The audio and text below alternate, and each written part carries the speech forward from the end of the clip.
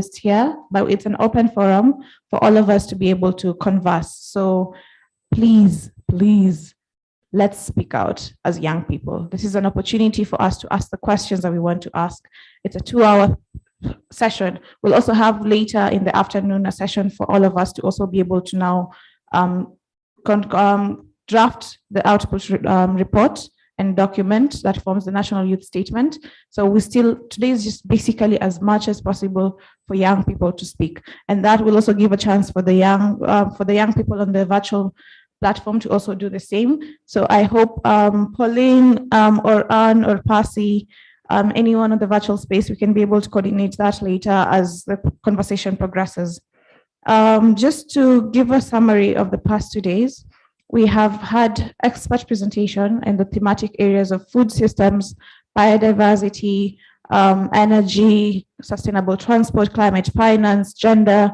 And I think all of us can agree that it has been a very enlightening conversation. We've had representation from the ministry, we've had from funding agencies, we have from the NGOs, CSOs as well, young people who have been working on the ground also. And I think that diversity of conversation has been very eye-opening for all of us. We've had about opportunities, and I think one of the areas that I saw a lot of the young people were very interested in, and I think one of the speakers even talked about it, was climate finance and the opportunities that were present. You know, we were being told about this funding opportunities we were talking about, and later today we'll also get to see some of the innovations that are present.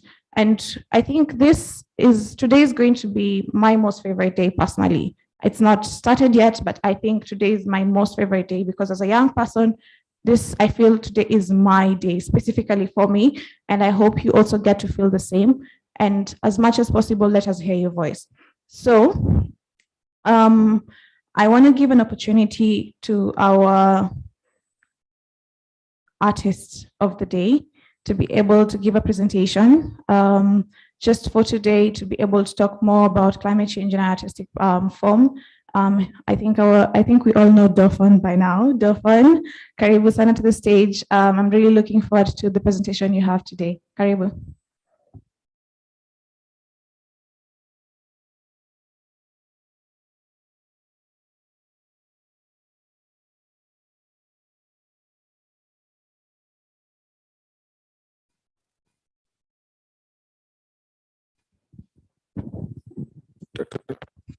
Good morning. Habari ya leo? Kabisa. Watu wamekula nini? Watu wamekula chicken wings pale. Mjisikia kama mtaka kufly kidesign. Yeah. It's been lovely. It's been amazing. And today, you know, I decided we have to cap it in a special way, right? We're saying it's about young people. Yeah, it's about young people. We're the majority of the population, and we deserve to be heard. We deserve to be represented, and not represented by other people, but represent ourselves. We need to speak for ourselves. We're tired of being spoken for. There's a friend of mine, you know, who says that my people never needed a saving, you know. All they needed is an awakening. And this coming piece is really about that. It's about sparking that awakening in you. You're like, as a young person, as a climate justice warrior, as a human being, as a father, as a mother, as a child, as a brother, as a sister, as an uncle, as an aunt. You know, this is for all the black birds in the house. You know, I'm sure we've all been in places where we felt like we don't belong. Even having this conversation to start with is in so many ways it feels like you don't belong because the majority of people can't relate or they're too busy surviving to engage. So I know there's so many places where we find ourselves at when you're trying to talk to people, you're very passionate about what you're saying, but you know, they don't seem to have the same passion as you. They don't seem to relate with that passion. And you know, but this is to remind you that what you're doing is important and that you shouldn't stop despite all that. So this is Blackbirds and this is Rasamor. Good morning, everyone.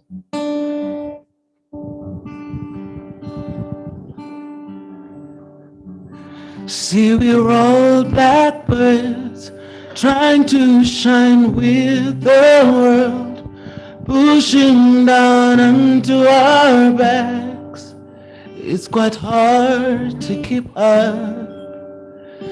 See, we're all blackbirds with white smiles trying to make the world slide into our pool of equality. Here they call us dumb, they call us stupid, trying to stop us saying we can still. We got kicked off the normal train, but that don't mean nothing. See, that don't mean nothing. That don't mean nothing. That don't mean nothing.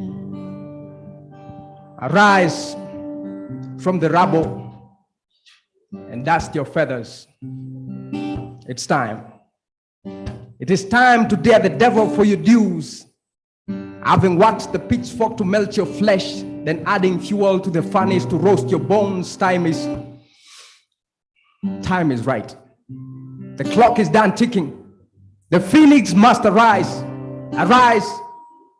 Grab your shield on your left hand and your spear on your right. You descend from warriors, Morans who take on lions without guns. Shaka has to deliver the Zulu. Arise and lead this flock of birds. Birds away from home. Birds that can't find their way home. Birds that don't know their way home. Birds that don't know that they do not know their way home. Misconceived, misinformed, miseducated, harassed, adulterated, alienated. Open your eyes and see. Put your optimized glasses on if you have to. Take a closer look and see beyond the smoke screens. How did you get so blinded by your politics that you lost sight of your economics, that you lost sight of your humanity, that you forgot how to take care of your environment? Realize your body has come of age. Stop playing these nestling games. Believe and spread your wings. Take a fast leap and fly. Just fly.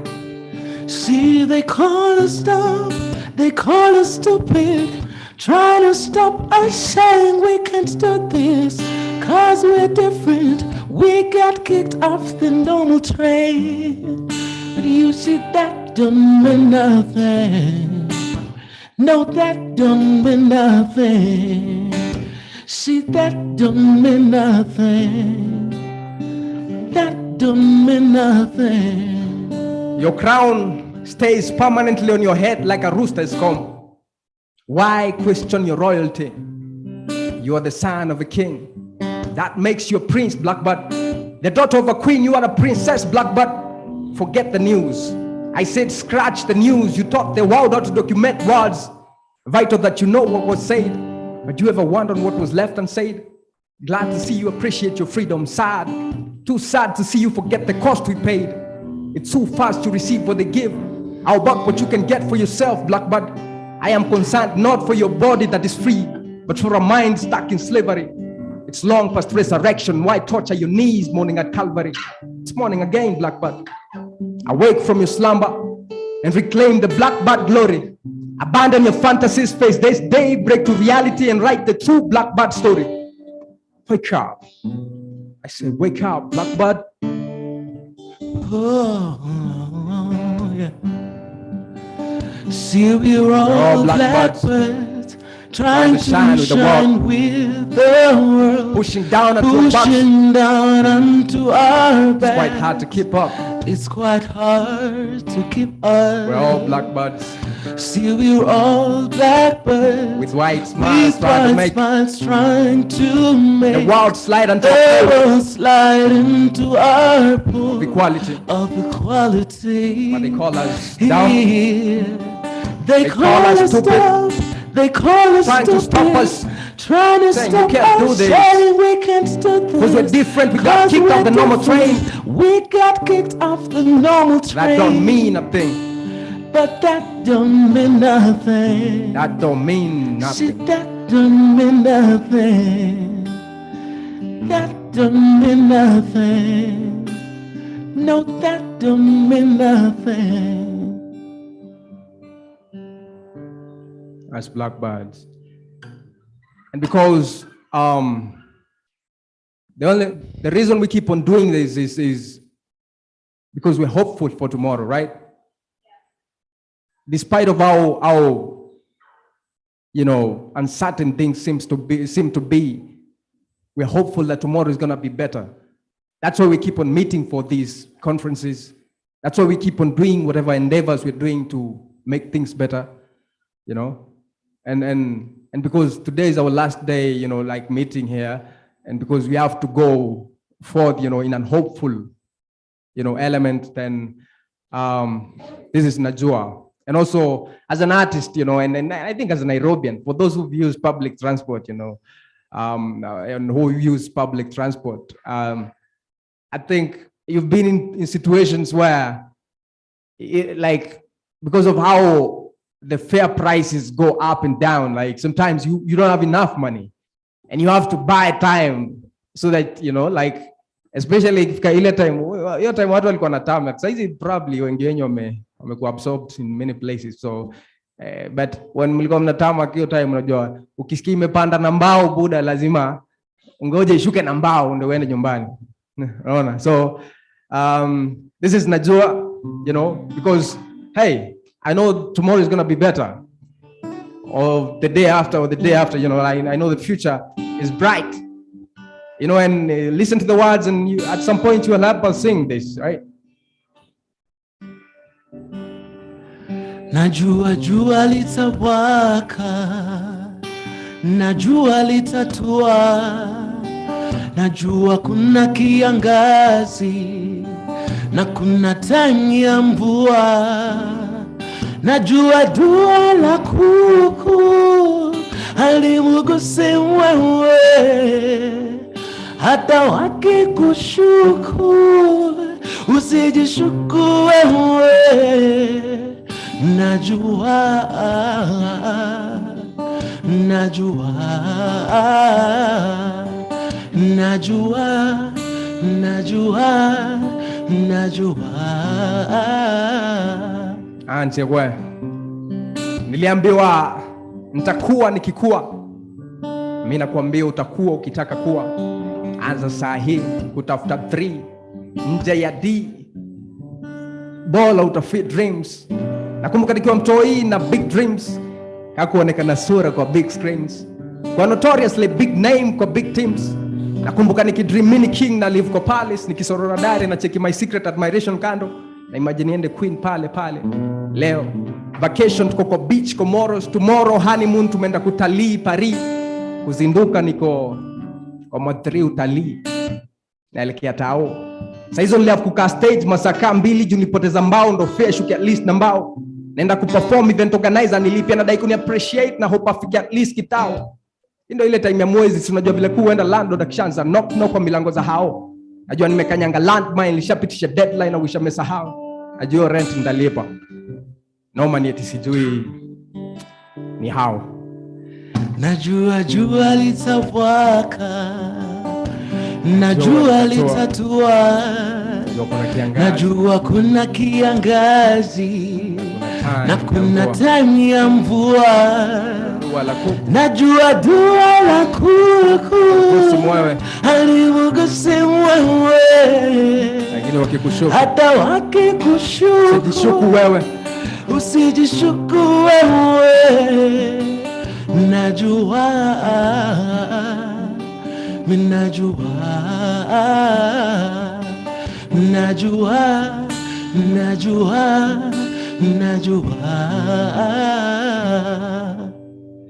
Rush hour TikTok, kwa city clock, bado TikTok, mkononi kwa mbota.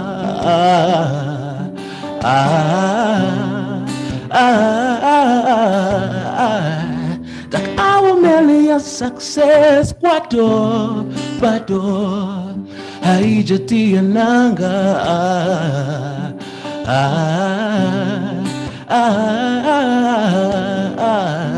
But bila darkness, misiwezi ona nyota. so bado minaota, bado tunaota, yes, bado minaota. Yeah, bado minaota. Atakaa jana kwa ndoto nimejiona mini star, only to wake up to the fact that jirani anijui jina. Kisirani naingia, nataka ni quit hii jani, but the star in me amelenga, hawezi zima. Ananikumbusha distance haizidi kina, so bado minaota. Ya bado minaota na sitachoka kuwait. Na utajua shibe time kila mtu atakuwa na reason ya kuingia gym kukata weight. Na utajua denda amka nikose news bila stories za ajali na vita.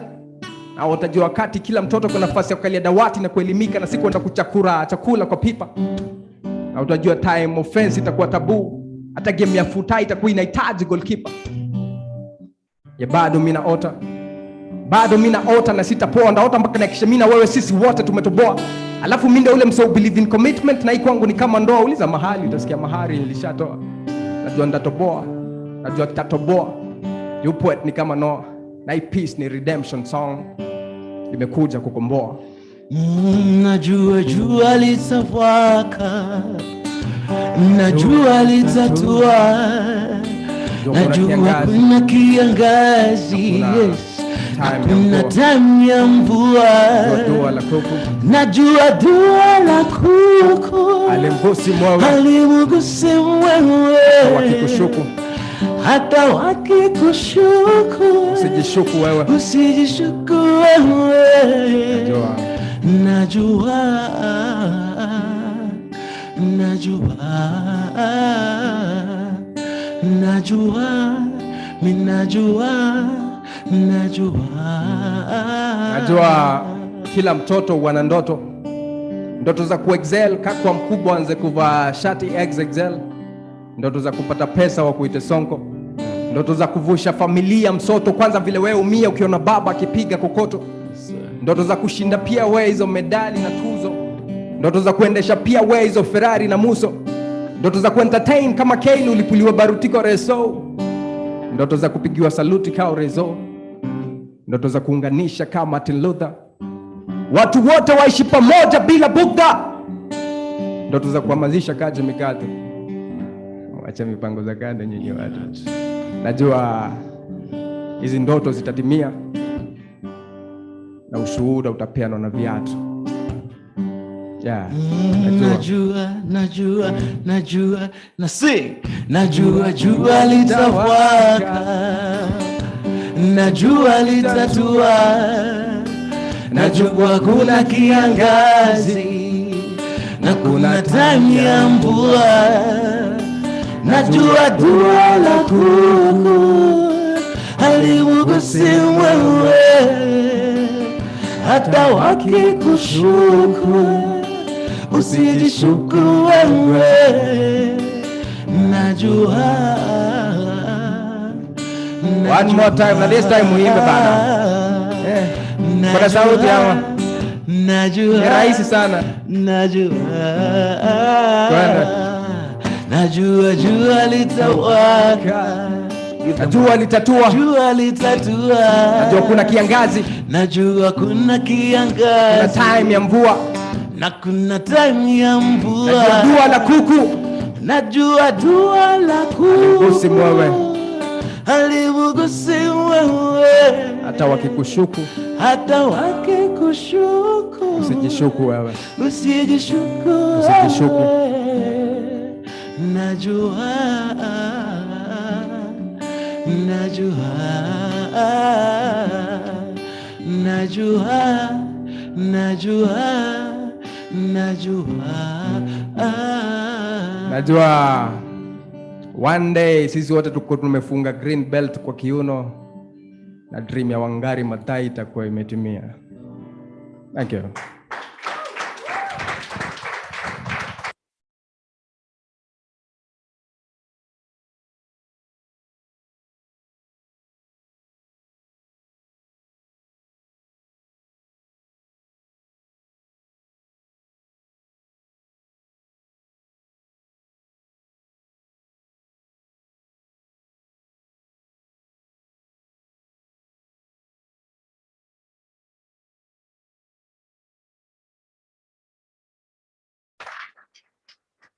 I was telling the lady I was seated next to that I almost cried during that performance because it was so touching. It was okay. You just, those kind of performances you just feel here. Like it's like everything just, I don't know how to explain it, but I think tunajua that we are here and tunajua tutapa, and we know that our voices will be heard, and we know that at the end of this, at the end of everything, we'll do better for climate, we'll do better for environment, and at the end of the day, tutapa. Thank you once again, Dauphin, for the amazing, amazing performance. I think I want to move on to the other part of our session. We are having a slight difference in session just to highlight on young voices. As I mentioned earlier, we have young people from different counties who are present in this forum to be able to highlight their voices, to be able to highlight climate issues that affect them from their personal experience in their counties. We didn't want a scenario whereby we are talking about Kisumu, and we have not, some of us have not been to Kisumu yet, some of us have, but we don't really live in Kisumu. We don't know how much climate change has affected Kisumu. We don't live in Mombasa as much. I mean, most of us go to Mombasa for holidays. We only enjoy the sandy beaches and the sun, and we come back, and after basking and a few photos for Instagram, we're back. But we wanted a community that has lived there, has experienced everything that affected them, from the pollution at the marine level to community level. I think we actually, with the new governance coming in from the former election, I think this is a very crucial conversation to have, and it's good to have the representatives from their various counties to be able to highlight some of the issues they feel so deeply about. So I want to give an opportunity, and we'll move to a panel session right after, just to begin with these young voices. As I mentioned, today is our day as young people. So I want to give a chance to County 001. That's how he introduced himself, County 001 representative. We'll have Abdallah just to highlight his personal experience. He's from Mombasa County, and we are very glad to have you here. And Karibu Sana, 5 minutes just to be able to highlight, and then we can have a discussion around also what we've experienced today. Thank you.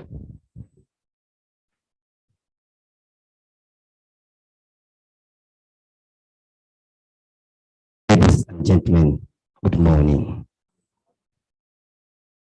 First and foremost, I want to take this golden opportunity to thank Almighty Allah for the great things He has done to us. My name is Faith. Love me.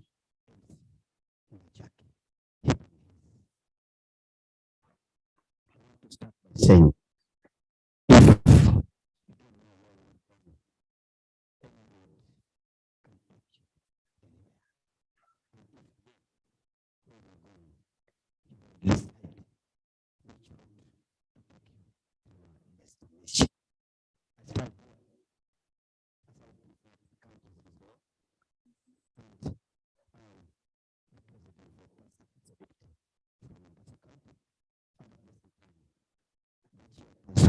global.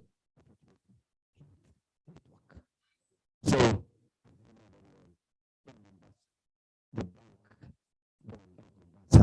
is tourism.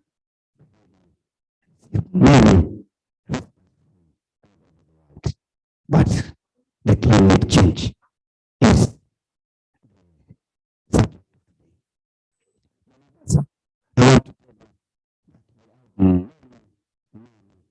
organizations.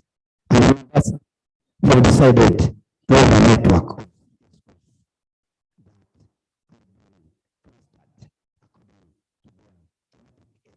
Where they are working of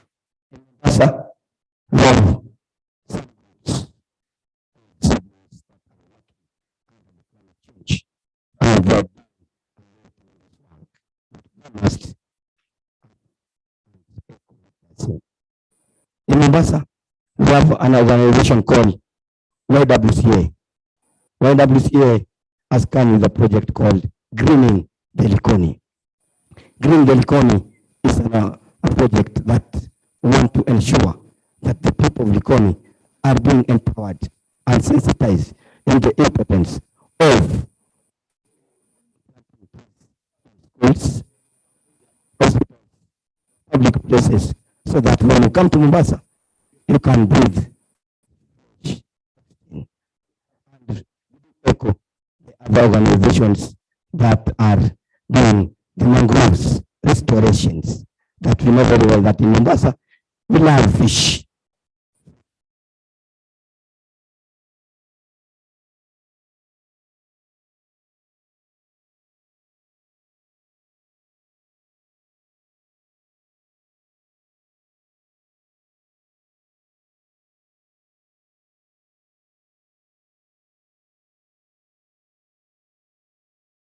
Many fish that can be sold to the people of Mombasa, and at the same time, the visitors who come for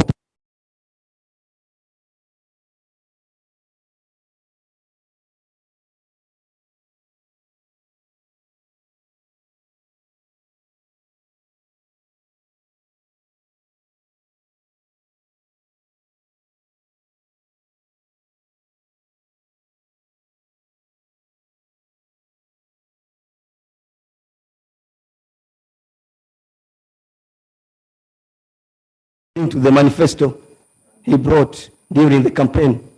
He said that within 100 days, Mombasa County will be a very clean county, because there are a lot of cabbages.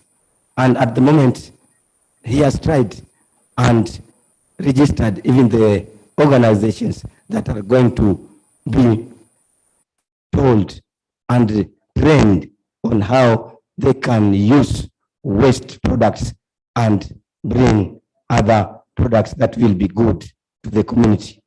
And I'm very happy that to report that even there are some people with disability within the Mombasa County which have been trained for briquette charcoal making from the wastes, because we want to make sure that all the wastes are being turned to money.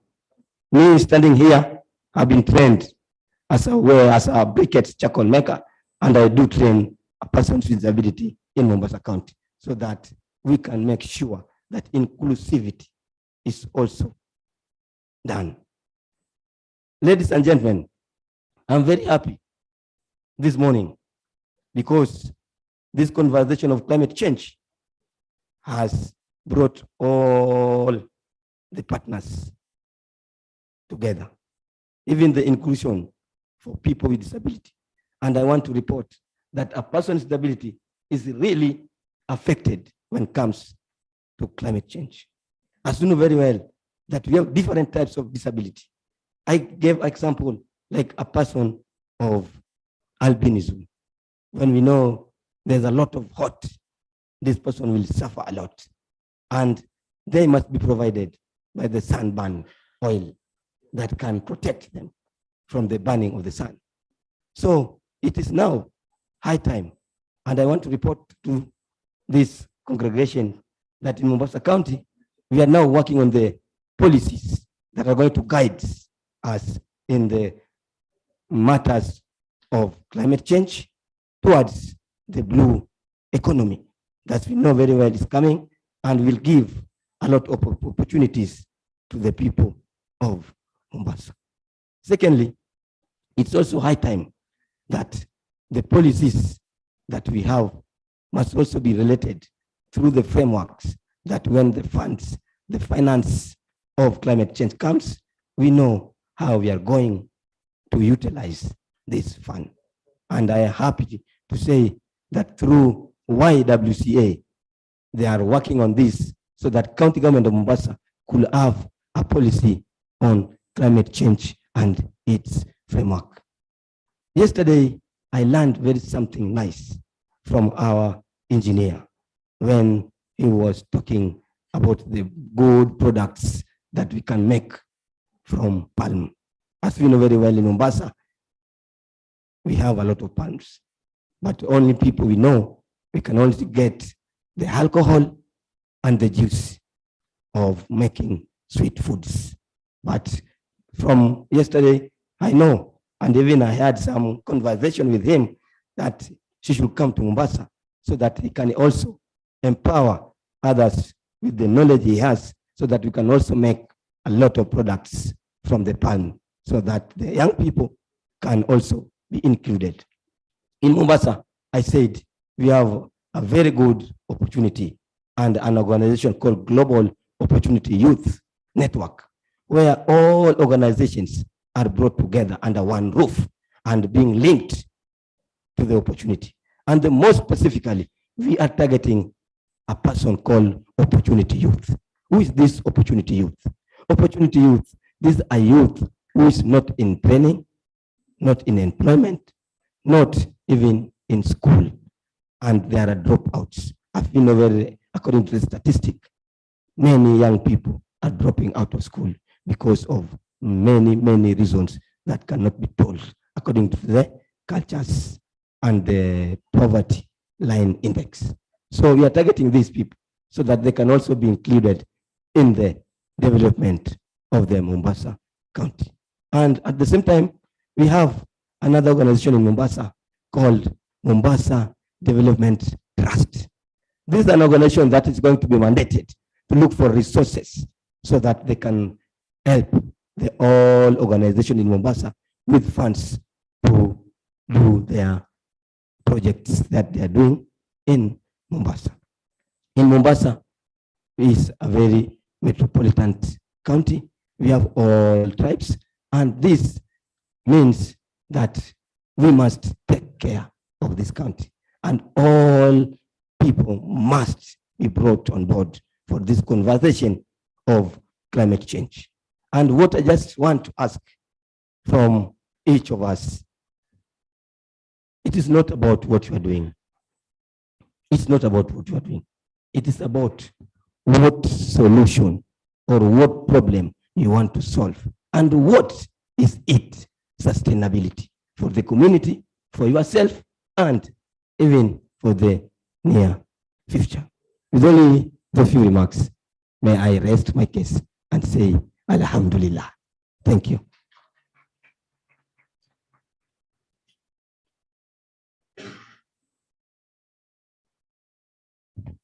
Thank you so much, 001.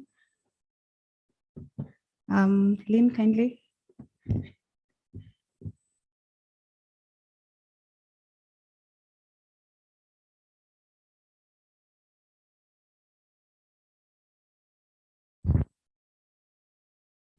As 001 has asked, what is sustainability? So we need to understand what we are talking about in terms of climate change and having our environment sustainable, and energy sustainability, transport sustainability. So having all those aspects understandable and communicated in the right way. So I want to introduce the second presentation from the county representative. But before I do that, I want to see how many counties we have represented in this room. I might not know, I might not be able, we may not have covered all the counties, but I'm going to go with the regions. So Central, that is Kiambu, Murang'a, Nyahururu. Central, how many do we have? One. Rift Valley. Oh, people don't remember the regions. We did this in primary school and high school. Rift Valley, Nandi County, Nakuru. One. Okay. Nairobi. Wadong. Nairobi, we have a few. We can't have one. We have so many representatives from Nairobi. Please, can I see your hands up? Mukuru, kindly. Thank you. Western. Thank you, Nyanza. Which other county? Northeastern. Which other region have I left out? Okay, so Machakos. Machakos is Eastern. Oh, sawa. Eastern, Machakos. The river is there. Okay, Mlolongo. Okay, so let's move on to the next presenter, Miriam from Kisumu.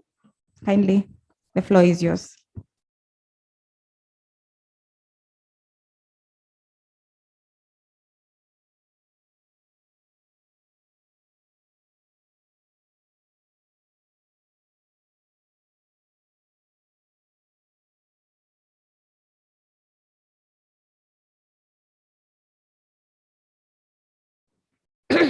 Good morning.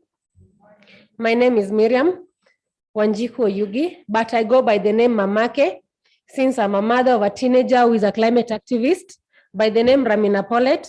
I'm super proud of her and I'm here to represent her. I'm from Kisumu County. Now, Kisumu County is one of the counties in Kenya where the residents are feeling the pinch of climate change, that is floods and droughts. The natural resources of this county are overstretched. Lake Victoria, as its main natural resource, faces different social economic problems. For example, overfishing of the lake, plastic pollution of the lake, sewerage directed to the lake, that is the sewage, alcoholic glass waste pollution on the lake, and grabbing and building structures on wetlands and riparian lands. As Kisumu environmental champions, we carry out both online and offline campaigns and public awareness on these bad practices. Our campaign is dubbed Let Lake Victoria Breathe Again. You can check. Yeah. A clap for me again. Let me repeat it. Our campaign is called Let Lake Victoria Breathe Again to restore the ecosystem of Lake Victoria. As Kisumu environmental champions, we carry, during the campaigns, as we do the public awareness, we do cleanups, climate education, tree planting, and growing. And for the growing, that means it is sustainable. You see, you don't just plant tree and then you leave. You have to make sure it grows to a certain age. And our sustainability plans for our organization, that is Kisumu Environmental Champions, we venture into water hyacinth products. Kindly visit our exhibition area and you can buy some so that we don't pollute more. We don't buy too much plastic, but we buy the biodegradable things.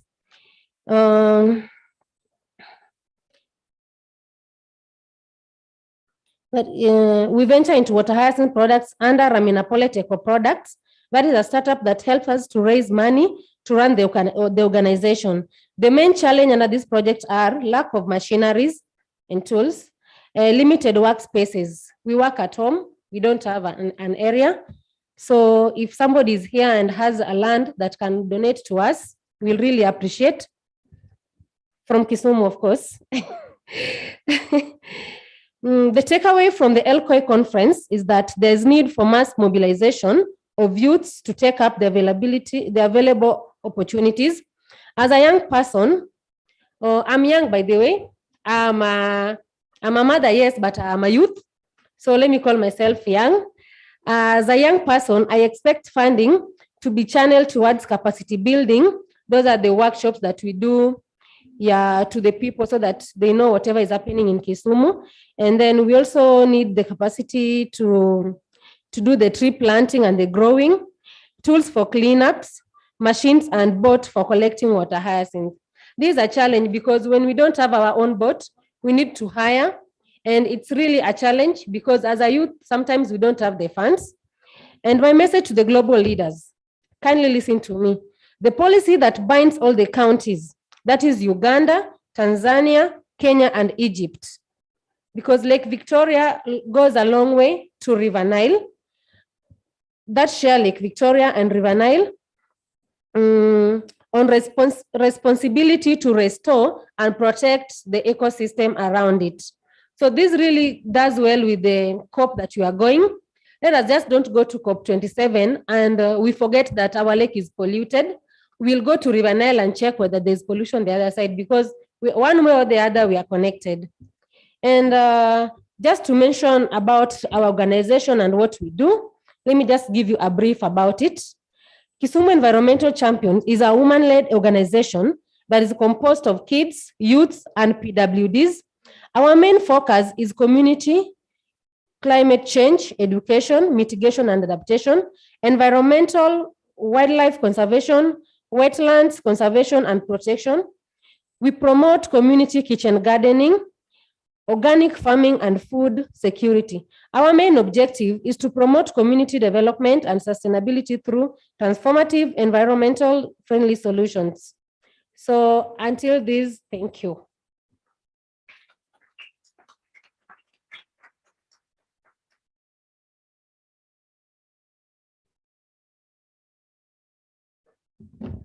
Thank you, Miriam, and thank you for the remarks you've made, and also for raising an environmentalist among us who is coming up. So I want to introduce the next speaker, Lynn. She's going to introduce the next panel that is going to be happening. This is a high-level intergenerational dialogue. So, sorry.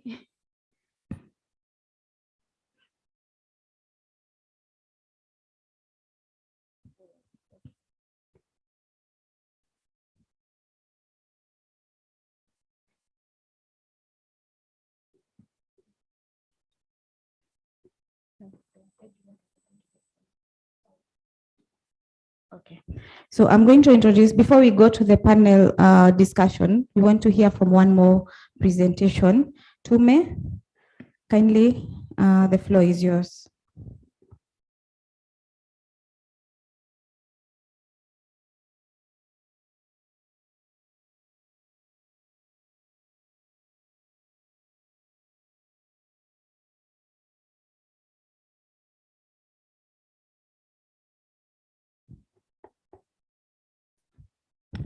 Thank you. Good morning, everyone. My name is Tume Roba. I come from Marsabit County. I'm a nutritionist by profession, and I work with the county government at a hospital within the county government. So I'll go about my personal experience with climate change. First of all, in my line of work, we are the far receiving end of this climate change issues. One being, I get children who are malnourished as a result of climate change. Mine is a treatment, but now we need to step up. I feel we need to step up so that we now go to the root cause of this problem. In my line of duty, I have seen someone come all the way to my place of work to knock on the door to ask me like for food. Mtu anakuuliza, why you think this is a client who needs maybe your services, but she'll come and tell you, today my child have not eaten anything. Can you please help me, because you deal with malnourished children, and I fear my child will definitely become worse or will come to this to be malnourished as well. So just to give you a background of Marsabit County, Marsabit County has three main livelihood. One being pastoral. 80% of the population are pastoral, and then agro-pastoral is about 16%, and others 3%. Others meaning the formal education. So people like me who is working and earning maybe from somewhere, we are very few. So the main source of income therefore is sales of livestock and then wage laborers. Effect of drought has felt all over, and it's a topic of discussion even in the parliament right now, and all over around the world is severe drought that has been there for almost 4 years. It's actually more than 4 years. So what has this done? Inadequate pasture at the end of the day, and water shortages. So there is water shortages, inadequate pasture, which is the resources that is mainly for our livelihood, that is pastoralism, right? So that has led to conflict. You hear in the radios or in the television that someone has been killed in Marsabit. Why is that so? Because people are fighting of these scarce resources, which is brought about by the climate change as well. So, and then during drought, we tend to move from one place to another in search of pasture and of course water. And what does that mean? The learning is disrupted. Children will have to even go and help the families far away from the very important social amenities like hospital and school. That also tells you what will happen in the long run. And because of that, we've had very little enrollment in the schools in the northern Kenya as well, not only in Marsabit, but all the people who are like us. And then the global acute malnutrition has been at 19.8%. Some sub-counties going up to 30%. That's above emergency. If someone hears a global malnutrition of 30%, I think that person will be shocked. Anyone in nutrition who is a nutritionist can understand what that means. That was in July, and we recently did a mass screening for children under 5 years and pregnant women and women of reproductive age. And in my facility alone, we recorded the highest admission rate of malnourished children, 71 in a day. These are children who are malnourished, meaning they're becoming thin because of lack of food, of course. So that is this. And then we have recorded deaths previously because of the same thing, deaths of children, deaths of mothers, and we have highest number of mothers giving birth at home in the 21st century because of the movement, the nomadic pastoralism activities that I've told you before. So what is my take away to the counties, to my county specifically? In the recent past, we've been talking about multi-sectoral approach to addressing malnutrition. We need to step up and have the climate issues at the forefront as well. We need to have more actors, and I've heard about climate change fund that was we've been told yesterday that most counties have not tapped into it. I don't think as Marsabit County have the luxury of not using any resources that is possible to us. So I'll personally follow up with the responsible sectors to understand why are we not using the resources that has already been given to us. And then I'll share information about agroecology. The photo that transform the photo of a Tigray region that was shared by the person who was presenting on agroecology really touched me, because the before transformation looked exactly like where I come from, and then the after looked somewhere like in Kiambu County. So it gave me some hope that if we use the right strategies, we can actually transform our community, our environment, and have something that will sustain us throughout. So we need to focus on sustainable solution. Joshua was talking about, Joshua of Gaio, I think, organization, was talking about transformative education, converting animal waste to fertilizers. We have a lot of that, unfortunately, and it's not been utilized. So what does that tell me? If there is a way we can package our waste product, why not? We need other sources of livelihood. So, and then we need to look at integration. As much as we have limited, water shortages, there are some places in Marsabit that has enough water. So we need to tap also into irrigation schemes that will now have more people doing irrigation and feeding our population. We don't have to die of hunger in future. So what is my call for action for the youth? We've come up with an organization called PAL, my friend, we are 4 of us, Pastoralist Action for Resilience Livelihood. This organization is meant to now to focus on sustainable solutions, the climate actions. I've not seen climate activists from my community. We need to join hands and have youth networks so that from all the maybe ward to be able to be heard at the county levels, to be at the table of planning for the county resources, because we are in dire need of sustainable solutions. And then I thought now, because of the agroecology thing I talked about, I felt like we need to adopt a tree planting initiative every youth in maybe my county, because you don't need a lot of water for a tree to thrive. Like the water that you use to wash your hands, you can wash it on top of that tree for it to thrive and grow. So you can imagine now if every youth is nurturing just one tree throughout. So that's what also that organization is trying to do. And then we need to, as youths, create awareness on climate issues. Definitely all the problems might start from the climate changes and issues that is happening. And then to venture, of course, encourage more youths to venture in irrigation farming where it can be done. And then what supports do we need? As youths, youths need capacity building on climate change. You've seen there's different aspects of climate change. There's biodiversity, there are different things that can be done.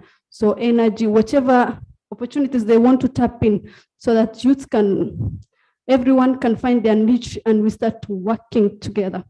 And then we need, of course, support with the seedlings, the tree seedlings. Not every tree can thrive in Marsabit County. The climate is harsh. We need like resources, knowledge and resources, the seedlings, so that we have the right trees to plant. And then the county government also, we need to advocate for county government to accommodate youths in county planning forums. That is the county technical forums that happens. I know it happens every other month. And what if we have a youth representative to air our issues that maybe they've forgotten, or maybe it's not of importance for them. So, and then to the national government, we need social justice. Like Marsabit, I told you, 80% of people keep livestock, and our livestock are dying today. We need to have leather, like leather industries in our area. Why? Because these animals are dying, and they have hides, we have hooves. What can we do with those ones? The government has to really step in to have such industries in our area so that at least we know. Like, for example, I know no one will want to eat an emaciated cow that's about to die. So what will government do? Off-take programs to take maybe and buy and nurture it elsewhere where they can be, they can thrive and everything. And also, like for making the chicken feeds, that meat is source of protein. What if it can be made chicken feeds that can also help somewhere? So we need to think, we really need support from the even national government and the county level. And then my message to the global before the COP27. Someone said there's no climate justice without social justice.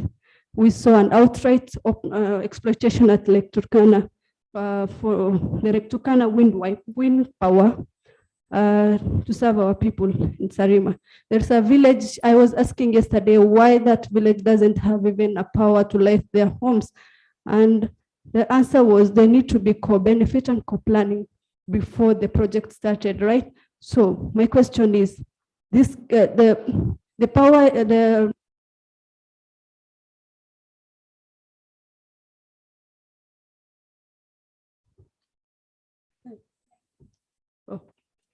so the power goes to the national grid. Why national grid? Do we feel there's social injustice done by our own government? And if the county government failed us, what about the national government? Are we not Kenyans? Why are we still struggling with malnutrition in that same village? By the way, one death last year because of malnutrition is from the same village. So my question is, if the county government is not protecting us, why is the national government not protecting us? The social justice need to be there for climate action. So what's my message now to the global COP27? That they should have, as we talk on sustainable energies, we should also focus on social justice and how innocent people can be protected from such a act or scenarios. So thank you very much. I think that's all. And also I have one last thing to say. Yesterday, I was sitting here, I lost my laptop, meaning, and I really felt heartbroken because as a young person, I came all the way from Marsabit to be able to learn and to help my community in whichever way I can. But now another youth will come over to take my tool of work. That really broke my heart. But I really hope people will learn and will also appreciate each other as we go along. Thank you. Thank you very much.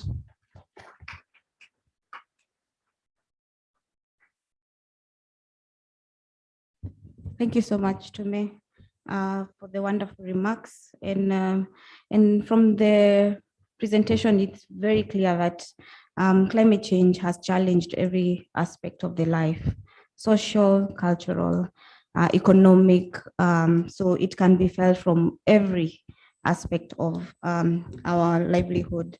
So, and also the unfortunate incident that happened that she has highlighted, of which we are following up on. So I want to call on the next presenter. Leanne from Isiolo has a presentation. And as Leanne is coming to the front, we have two speakers. We are trying to promote to speakers mode. If you're online, kindly, James Donjo and Alfayo Luta, kindly check on your screens as the prompt of speaker mode is coming.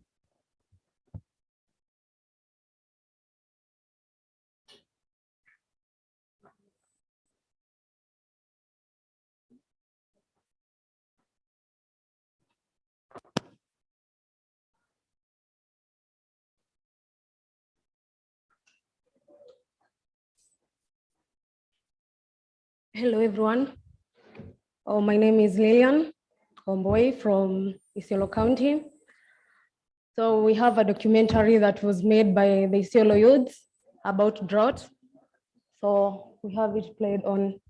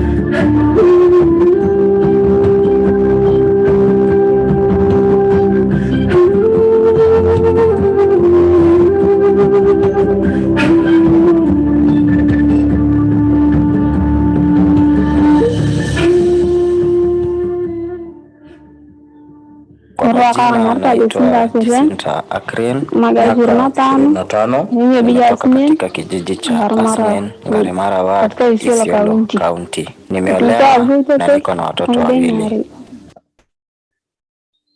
Zama watoto walilala bila maji, ikanibidi niamke leo asubuhi kwenda kutafuta maji umbali wa kilomita 7 kwenda 7 kurudi. Hii ukame imetuathiri sana, hasa sisi wamama wajawazito na watoto wadogo, na pia mifugo wetu, manake wanajifungua kabla ya wakati kwa sababu ya kutopata lishe bora. Tunaomba serikali na shirika zingine zisizo za kiserikali kuingilia kati ili kutusaidia. Tunashukuru sana shirika la Action Aid kwa kutupatia 5,000 mwezi wa 6, tukanunua unga, sukari na mafuta. Tungeomba shirika la Action Aid kutuongezea miezi zingine 2 ili kutupitisha wakati huu mgumu wa ukame.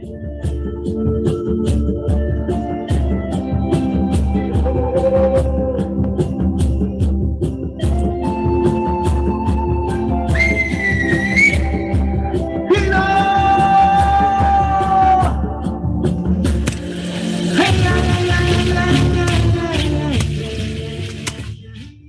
naitwa Elizabeth Karieti. Nakuja kutuelewa na Licheni kuchapa ya kutumia nyasi kupata ajali kama hii. Hiyo nyasi atusaidie. Hapa bali tunakatakata tunazuia na ndofu. Maana tunataka kuweka shamba yetu kidogo ya Licheni tunaweka nyasi. Baadaye wakati ajali ndio hiyo nyasi atusaidie sisi. People are faced with drought and lack of water that women and children will have to walk more than 10 kilometers to access the water source. And this affects many youth, many children drop out of school and many family issues. Since accessing that water still is a problem because the water sources, they are not available. Like in one community, kuna one water source James Itapar. Many communities still want to get from it. This documentary is made from our organization. I work with the Activist and Ecovista Isiolo. The Activist and Ecovista deals with climate, na art issues to show how climate is affecting the place. Here the documentary shows how people don't have water, others don't have food. Children are dying every day because of lack of water and food.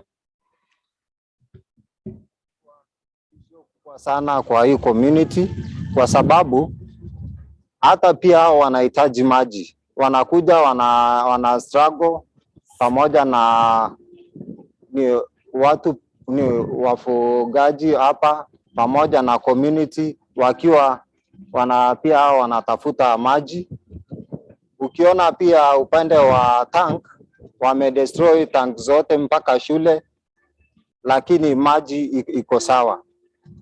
Kwa upande wa Asunyen ambayo kwa sasa inasaidiwa na ActionAid, hiyo community wale ambao wako pale wamepata shida kubwa sana ya maji kwa sababu ile hand pump ambayo ilikuwa inawasaidia wakiwa wanatumia kupata nayo maji ya matumizi ya nyumbani, kwa sababu haikuwa inatosheleza maji ya matumizi ya nyumbani na mifugo.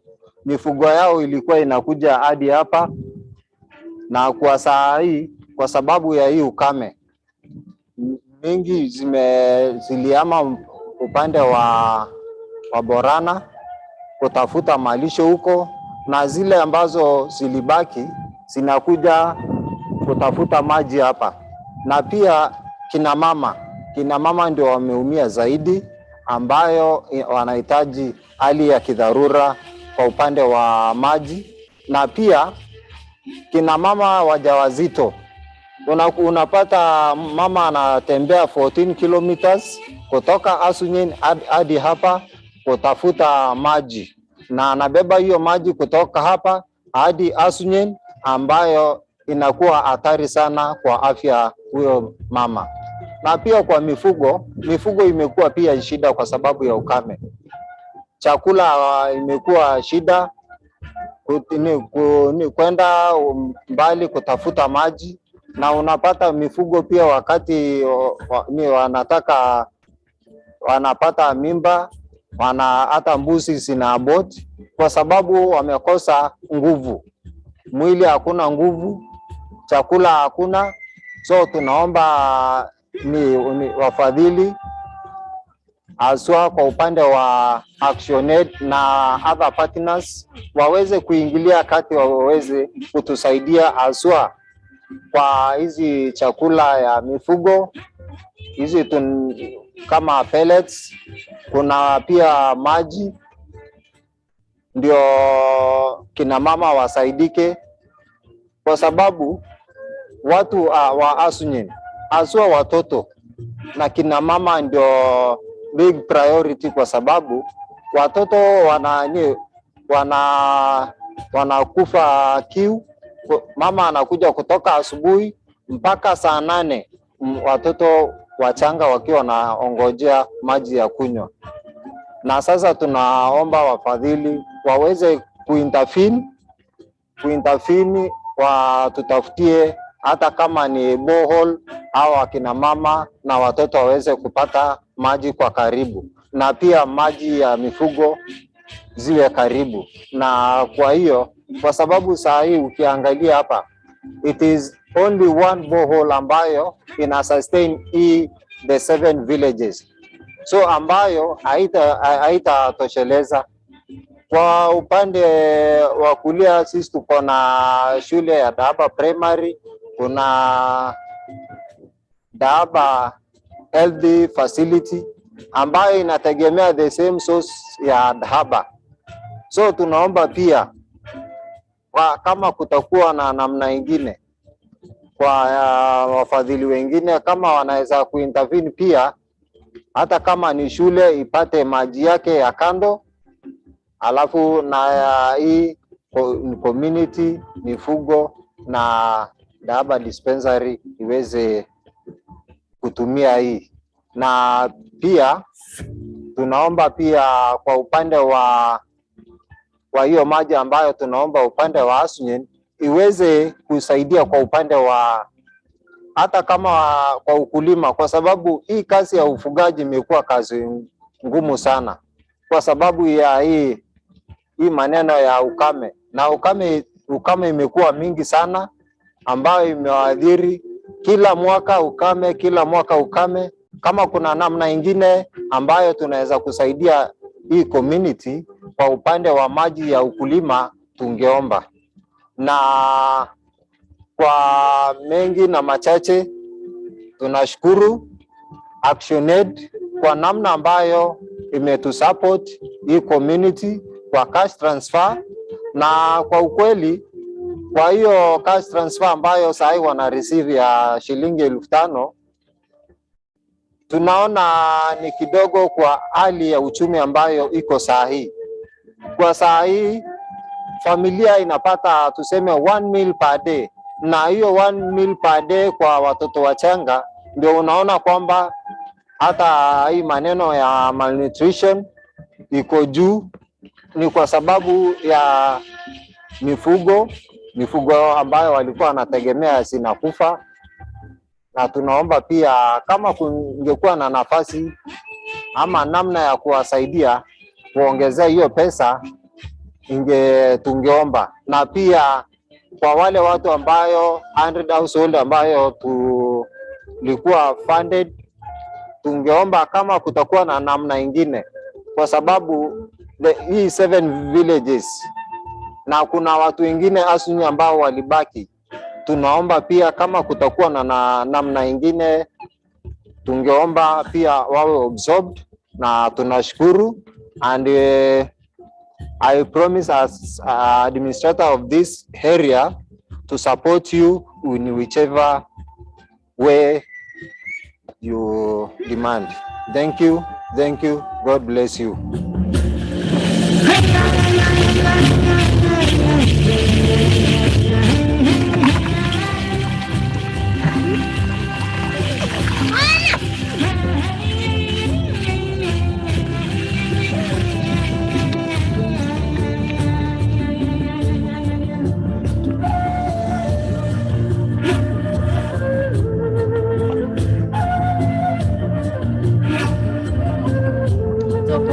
Expectation from the national leaders that we need the climate fund.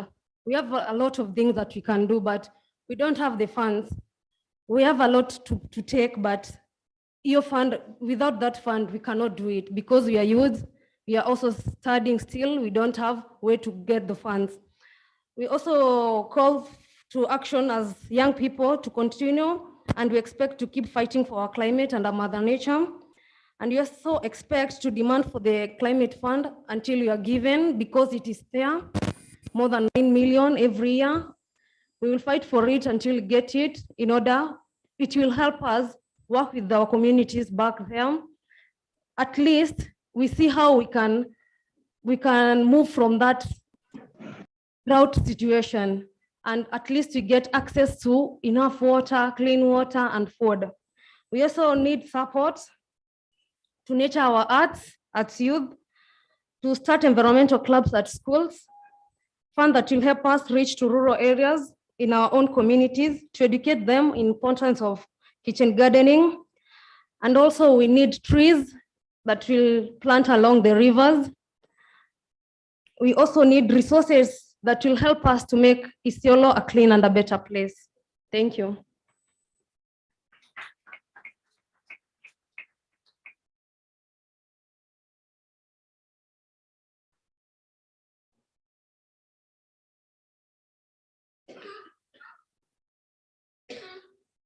The video is from Isiolo Activista team. That's our team that we work with to make sure in order we share what our communities are passing through.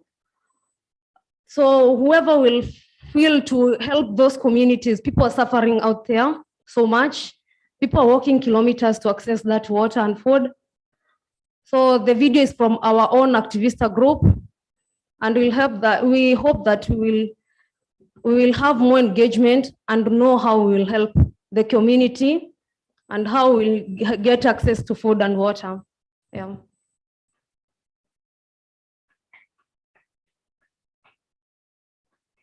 Don't be stingy. A round of applause. Come on. Thank you so much, Leanne, for that amazing, amazing presentation. I think just having a visual of what's happening in Isiolo is a good call to action for all of us. As you can see, different communities have different have experienced different climatic impacts, and having these voices of young people being able to represent and having going all the way to even having this representation in video form just sees the different avenues that we can be able to call to action, and we can be able to highlight our community stories. And thank you, Leanne. Thank you, Miriam. Thank you, Abdallah, so far, for everyone who's been able to present here. I know we were talking about this yesterday night, and I know most of you aren't really comfortable being on stage, but this builds confidence, and being able to call to action, to have every single person in the room know about what is happening on your ground is it's like the best thing that you guys are doing for your community, just the start of it. So I also want to invite Philip, who represents Busia County. Is he in the room? Oh, okay, I was looking for you. Karibu, Philip. Okay, thank you. I'm Philip Ukuit from Busia County. I work with an organization called Digital Opportunity Trust. I'm a Master of Business Administration student in Strategic Management at the Catholic University of Eastern Africa. So my experience on climate action in Busia is as follows. That the situation in Busia is of constant risk whenever Lake Victoria water levels rise. It does at all order to speak to a resident of Budalangi on anything without addressing how they will survive the floods. As we are aware, climate change brings about changes like rise in temperature and bird migration patterns. As a result, pathogens leave the wild and come close to humans, and the end result is transfer of viruses, bacteria, et al. To humanity. The situation yields a problem of human settlement and an issue of whether to remain silent or amplify the voice if at all help is to be realized. The takeaway in this conference for me would be that it's important to remain resilient if we are to realize Sustainable Development Goal number 13 on climate action. We should be able to react to situations we are faced with, respond appropriately, and transform to be able to effect necessary change for survival. My call to action as a young person would be that let's increase the capacity of youth to realize their potential in creating positive change through leadership. Let's amplify our voices in the online space and advocate for sustainable agricultural practices in Busia around the year, aided by irrigation to guarantee food security, responsible behavior by government to build dams and reservoirs to harvest the dead capital of floods, and ethical practice to save Budalangi people the trauma. The supports needed from fellow youth and national leaders would be as follows. That's to fellow youth, I'd need your support in designing and planning my local action. So I'd request that you help me understand how to engage community members in taking action in collaboration with the relevant stakeholders, like Grace Kimaru is doing in Nyeri County in taking climate action. To national leaders, put in place policies to turn around the dead capital of floods in Budalangi because education during emergencies is something we should pay attention to, since Budalangi residents get deprived of it, especially during emergencies. And we can thus borrow from US, where they have a Federal Emergency Management Authority. If we set up that one here, I think we'll respond to emergencies better. My message to global leaders is that climate change has caused devastating effects leading to loss and damage. Loss of biodiversity, items worth money and money. These are things that cannot be adapted to. For this reason, this COP should be a COP of action. Show us the real money and pay up for the loss and damages in the global south. How do we do that? Through solidarity in resolving challenges faced between developed and developing countries, by the former supporting the latter financially, and UN agencies to work with states to realize what's needed and effective. With this, I bet we'd be so close to realizing SDG 13 like never before. Let's make climate action an inclusive exercise. Thank you.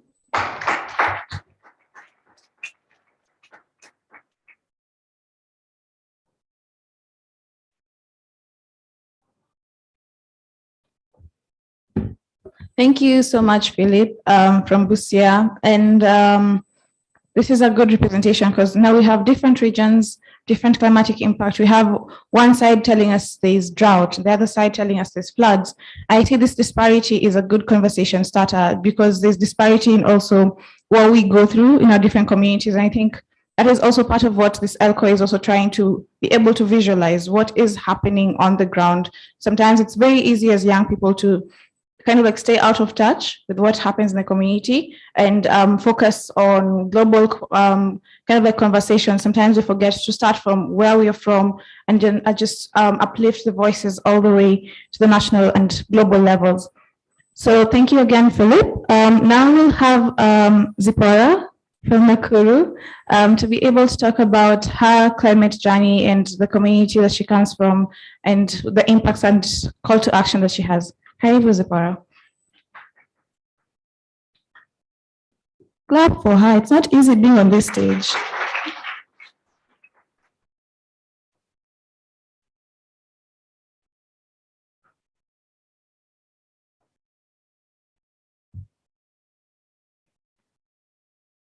Good morning, everybody. Good morning once again. My name is Zipporah Nyokabi Mreithi. I come from Nakuru County. I am currently pursuing a master's in natural resource management, and my focus area is natural resource management, transboundary conflicts, women, gender, and biodiversity conservation. I'm so happy to be here, and I'm grateful to be interacting with brilliant minds from across various counties. I'm happy to be sharing their I'm happy to be exchanging knowledge, skills, and even their experience with regards to climate change. My individual experience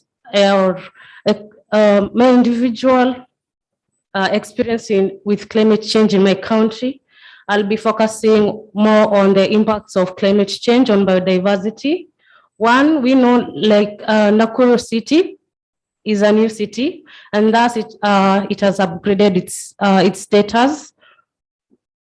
One of the main impacts of climate change is on biodiversity. We have been experiencing immense flooding. This is because of unpredictable weather patterns. There has also been increase in temperature changes, and this has led to a decline in our flamingos. The IUCN foresees that in the next 100 years, the flamingos will become nearly threatened, and this will be a major challenge for our city, as flamingos are a major tourist attraction. Also, communities that are highly dependent on tourism to earn a living are majorly affected. My call to action as a young person from this conference is, I commit to creating intergenerational exchange mentorship programs on matters climate change. I commit to mobilizing information and distributing within various platforms, such as social media. I also commit to organize campaigns and both online and physically to help increase awareness. As a young leader from Nakuru County, I request support so as to be able to diversify communication channels of climate change. We also request support in the collaboration processes between the government and stakeholders. We also request support for us as youth who are organizing arts and entertainments in the awareness. We would love to see public figures, models, influencers joining us on board in raising awareness on matters climate change. To our local leaders, there are so many grassroots environmentalists who are doing great work at their community levels. We need to identify them. We need to celebrate their actual work. I am of the opinion that we should stop, I'm not sorry to say this, that we should stop celebrating the celebrity environmentalists and focus more on those who are on the ground that are actually feeling the impacts of climate change. We should facilitate what they are doing. My message to the global leaders is that avoid backsliding on commitments and pledges, despite the multiple challenges and crises that we are facing. Climate crisis is an emergency. Take action now as there is no time left. Thank you.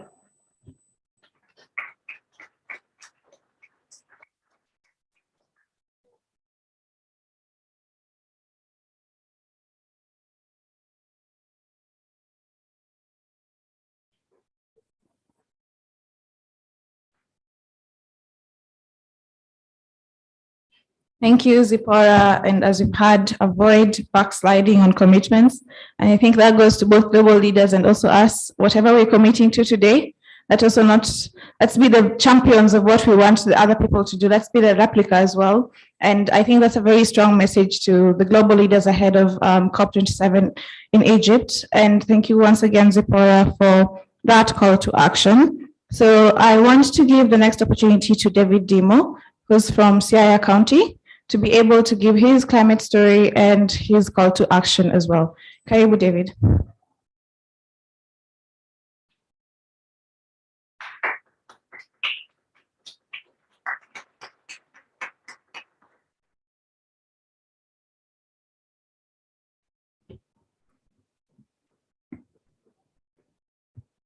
Hello, everyone. Yeah, my name is David Dimo, an affiliate of the Poly Foundation, a youth-led organization based in Siaya County.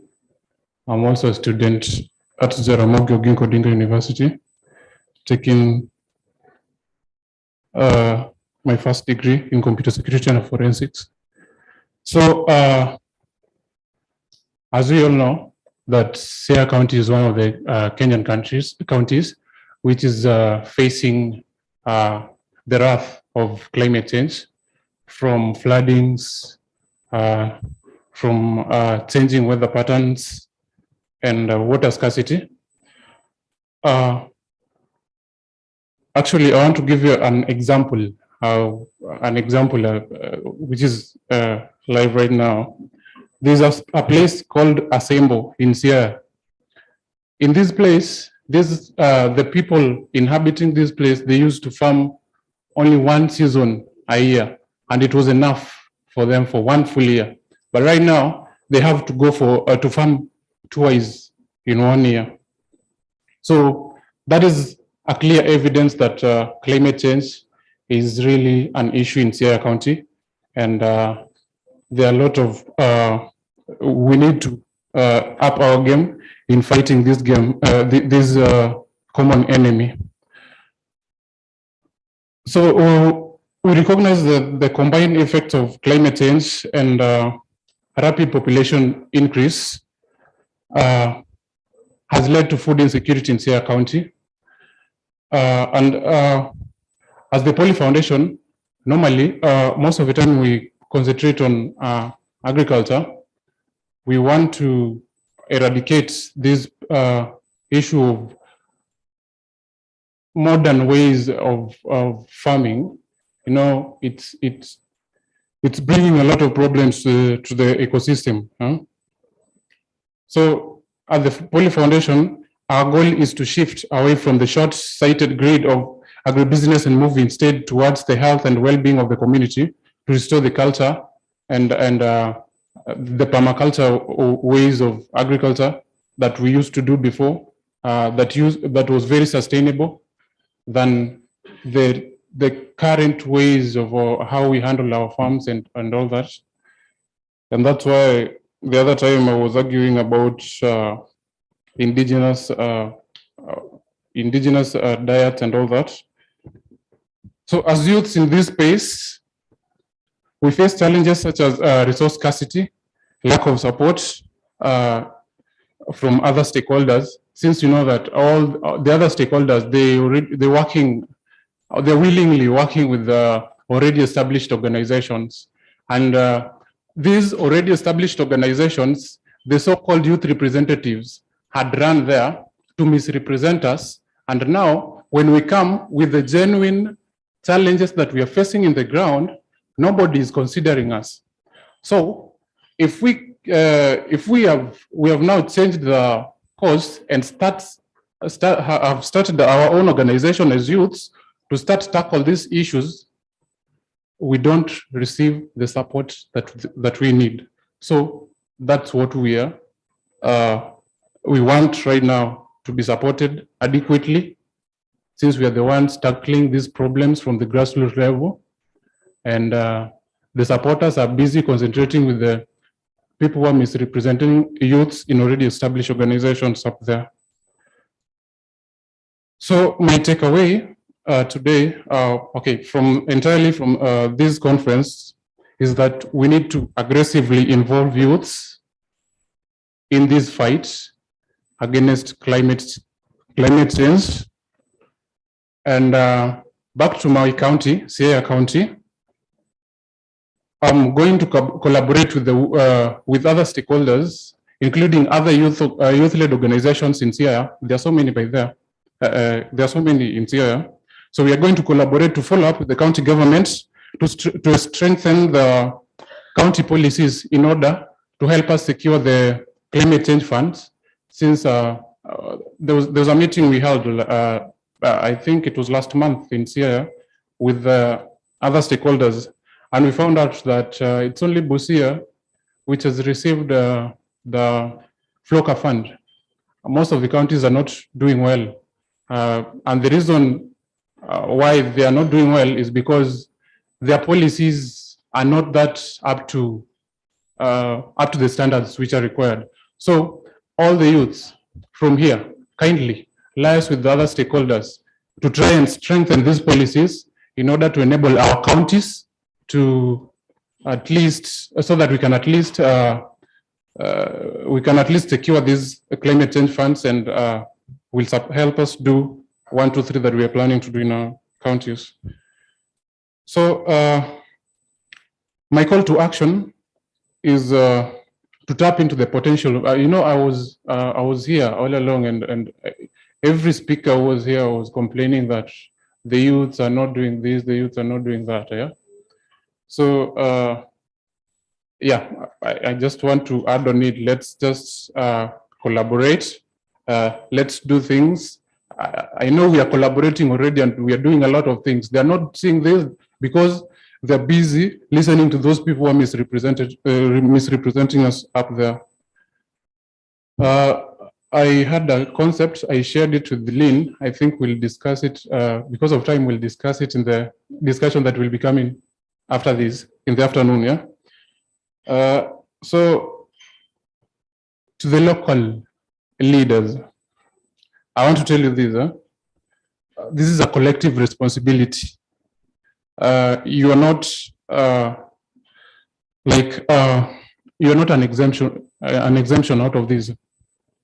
And we are not, we as youths or as people in this space, we are not asking for your favors. It is a collective responsibility, and we only need to collaborate and work together against this common enemy.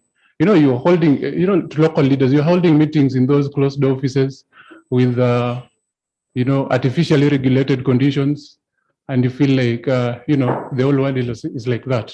No, we are feeling it outside there. So it's up to you. If you want us to go down together, it's okay. Anyway, to the global leaders, again, your commitment, be true to your words, and do what you needed to do. Yeah, whatever we are telling you is the truth. Nobody else will tell you something else. This is what we feel, and this is what we are telling you. And if you don't want to listen, we are human race. You're not any other. We are both human beings. Eh? If it is wiping out the human race, it's all of us, right? Yeah, thank you very much.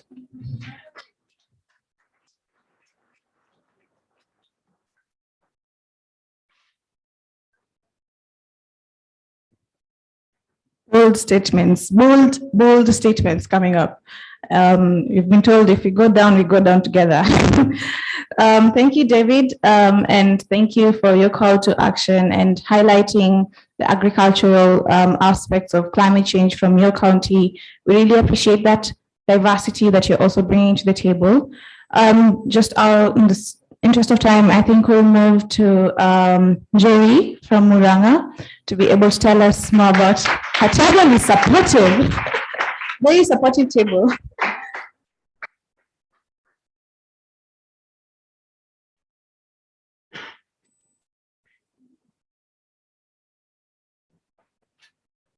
Good morning, everyone. Are you happy to be here? Yes. I hope you've enjoyed the conference, just I have enjoyed. So I am Jerry Gladys. I represent many entities, but I'm here representing Muranga County.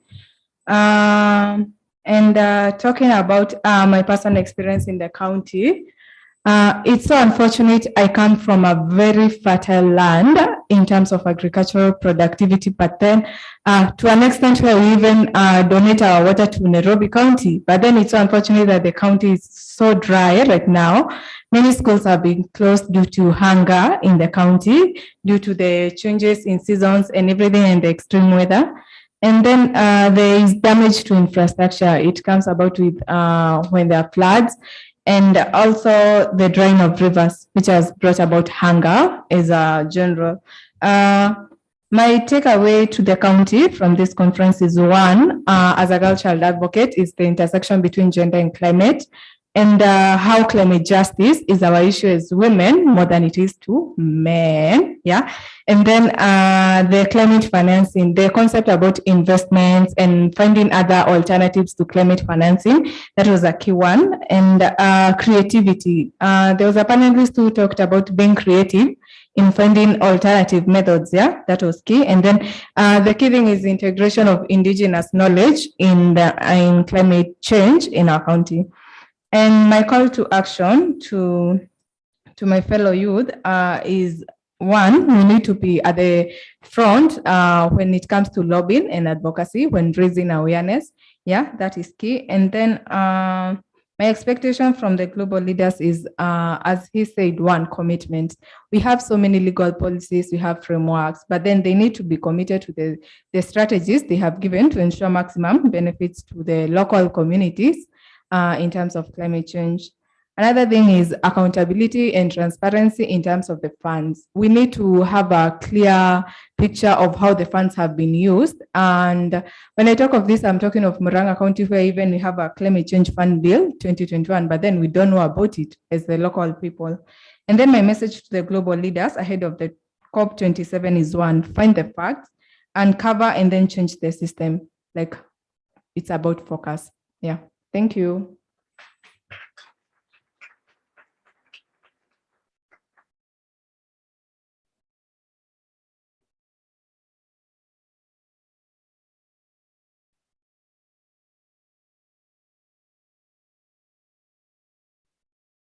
Thank you so much, Jerry, and thank you for representing Muranga County, and for your address to the youths as well as global and national leaders.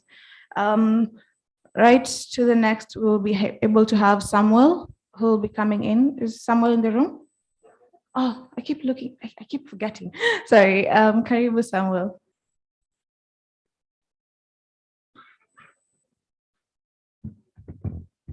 Hello everyone. Hi. Umenyamaza sana. Yeah?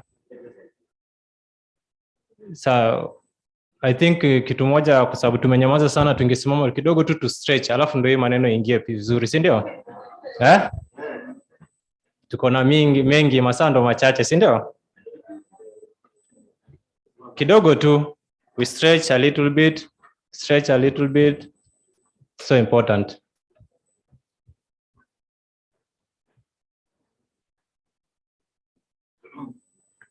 Okay, thank you. Asante. Okay, my name is Samuel Ekitui Iwa from Isiolo County. I come from I think from the video that you watched, that is my place where I live. The chief who was talking is my chief from the conservancy that I'm presenting. Okay, according to the organization, I'm a board member of a community conservancy in Ngaramara Ward and Northern Rangeland Trust. The conservancy was created as a peace link between the two tribes, that is the Turkana and the Borana community. Initially, there was a fight on the grazing grounds, but we formed that conservancy because of the peace link between the two communities.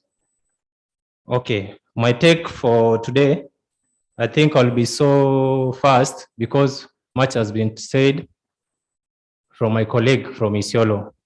We share the same problem from the same ground. So as a conservationist in Northern Kenya, allow me to recognize the growing coalition of more than 43 conservancies, organizations in northern and coastal regions of Kenya for their tremendous contribution on their behalf. We call on policymakers to commit to a science-driven, ambitious new deal for nature backed by sufficient financial resources and the full realization of indigenous leadership, knowledge, and local people's rights. I think that's so important. Also, on building resilience communities, we must advance global efforts to address and manage the impacts and risk of climate change, particularly in those communities and nations most vulnerable to enable and the affected communities to adapt the climate changes.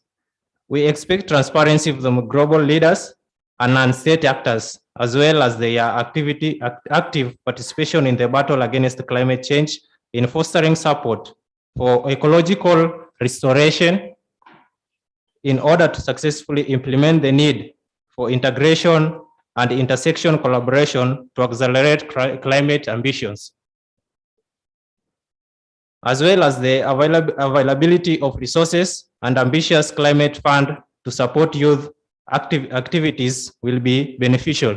I think this on climate fund, I think we are most affected because in our county, when we talk about climate fund, most of the things are done in town. So in the video you saw, the climate fund does not reach that place. It is just by mouth, but it doesn't reach the people, the immediate affected people on climate change. As a conservancy member, it's so unfortunate that today, species like wadok is dying because of climate change, which is so rare. But today, almost according to the numbers that we have been counting in our conservancy, I think 40% of the wadoks we have lost. As our conservancy, we are mainly targeting we are dealing with the Besa oryx. I think you know about Besa, the antelope called Besa oryx. So we mainly focus on that. But recently, because of the climate change, we have really lost a lot of them. and the gravy zebras, which are so rare. I think in the world there are just like 5,000. In our conservancy, I think 80% are in our conservancy of the gravy zebra.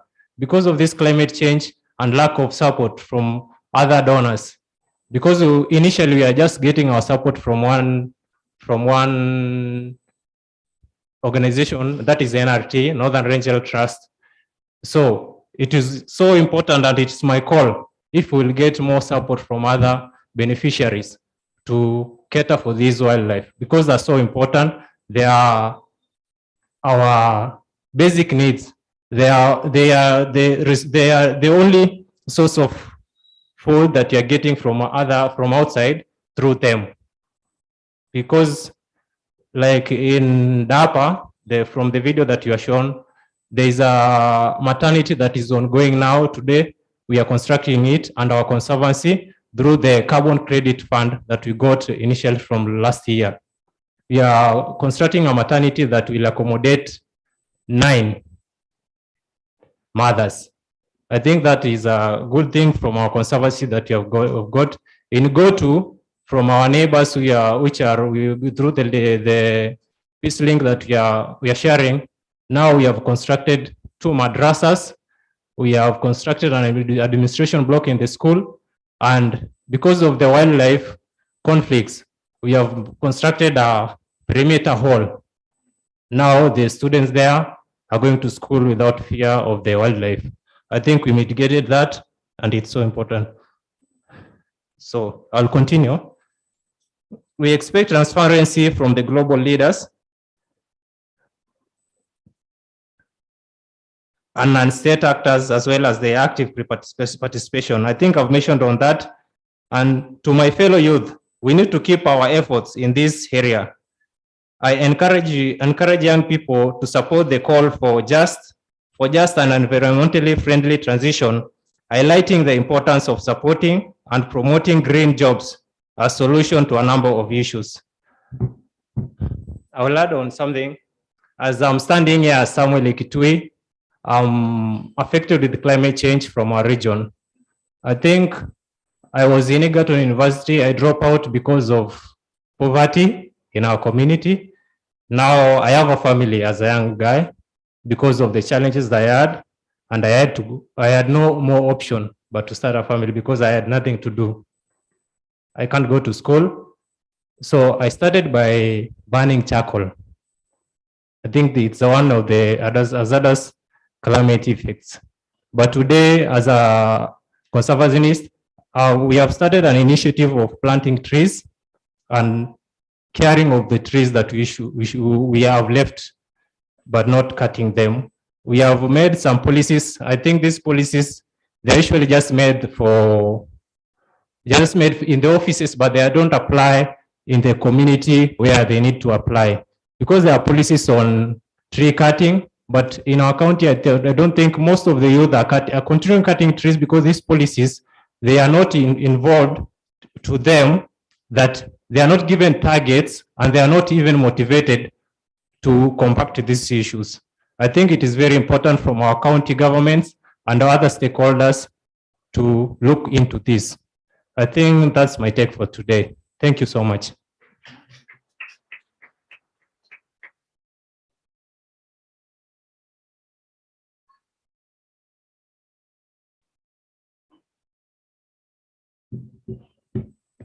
Thank you so much, Samuel. And thank you for bringing another aspect of climate change that deals with wildlife and animals as well. I think that was an aspect. We've had diverse ways of looking at climate change effects. We've had agriculture, we have wildlife, we had gender, and I think we still need to continue these conversations. I think we have 2 more presentations and then we can be able to go for break and then come back, and we'll get to sit down and talk more about what we've had and have a discussion, an open forum with some of our panelists who will also be here. So I want to call on to Thomas from Makueni, who also has a video that we'll be able to play, and then he can be able to talk more about his experience as a youth.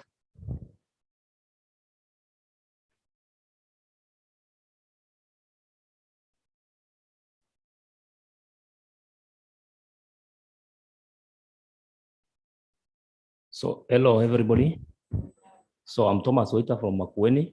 I have a presentation, but before then, I would like us to get the clip because it will give us the background of what I'm going to present.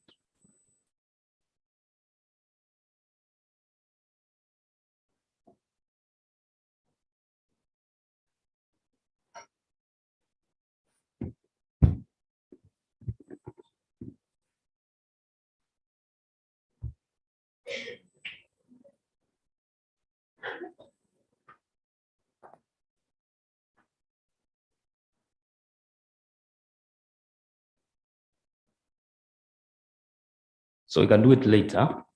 So once again, I said I'm Thomas Waiter from Makueni. I am a farmer and I'm also a teacher. So I'll be talking more about on the issue of farming. First and foremost, I would like to thank the Almighty God for giving us this chance where we're going to discuss on the issue of climate change, the effects and how we can mitigate these effects, taking into consideration that climate change is a threat to the food system of security, I mean. So I being a youth, I work with the fellow young farmers. We have a youth group known as the Kelele Youth Group in Makueni. We are 20 in number. The group comprised of 8 ladies and 12 men. We do farm fruits and vegetables, fruits like mangoes, the oranges and vegetables, almost all the varieties. So due to climate change, I'm saying that we started the group in the year 2017, but the days go by, we have started to realize the effects of climate change in our production. We do farm a farm which is a 2-acre acreage. That is for the vegetables, whereas for the fruits we do in the personal farms. There is this issue of drought. As you know, Makueni County is one of the counties which are dry and a county which is severely affected by the effects of climate change. There is drought, and this has given us a threat where we have no enough water for the irrigation. So that is rendering a decrease in the production of our, mainly the vegetables. For the fruits, they are a bit tolerant to drought, so they are not much affected. There is the unpredicted weather patterns. As you know, nowadays, we cannot predict and say that the onset of rains will be October or November. So that is, again, an effect which we are encountering as farmers in Makueni. Due to these challenges of droughts which are being brought about by the climate change, then we have thought of how we can mitigate these effects, and we have started the farming practices that are environmental friendly and also climate smart. So for the farming of fruits and vegetables, you know, we must use chemicals and what have you. But nowadays, we are trying to use the biological ways on controlling the pests and diseases. We use ash to control pests in our farms. We are using, instead of fertilizers now, we are embarking on the organic manures. And I'm telling you, this one is bringing a positive impact to our production because, one, the organic manures are cheap compared to fertilizers. Two, they have no chemicals, and our products are even attracting more markets, both locally and nationally. We are also embarking on agroforestry. In Makueni, our group is situated in the upper parts of Makueni, where there are hills. We have the Zawi Hills, the Boni Hills. So we are partnering with Makueni County government, and they are helping us in getting the tree seedlings. And as a group, we are volunteering to plant the trees in our hills because these hills are the sources of the two main rivers in Makueni.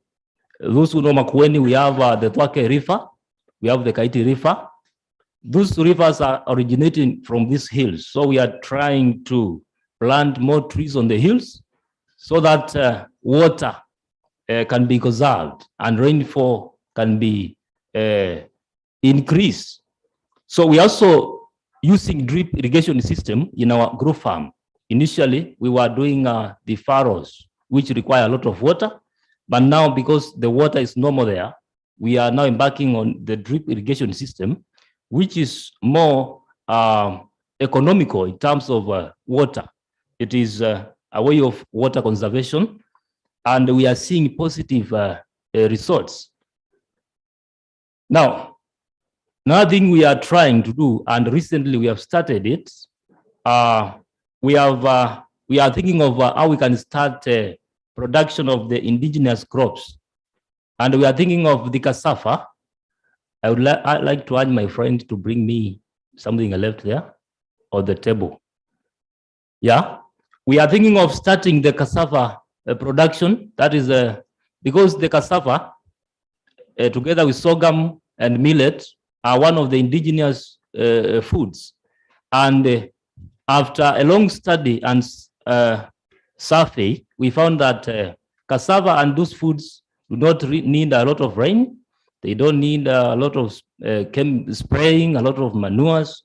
So now, recently as a group, we have discussed and we are almost starting the production of cassava because it is one, highly nutritious, and it is easy to produce.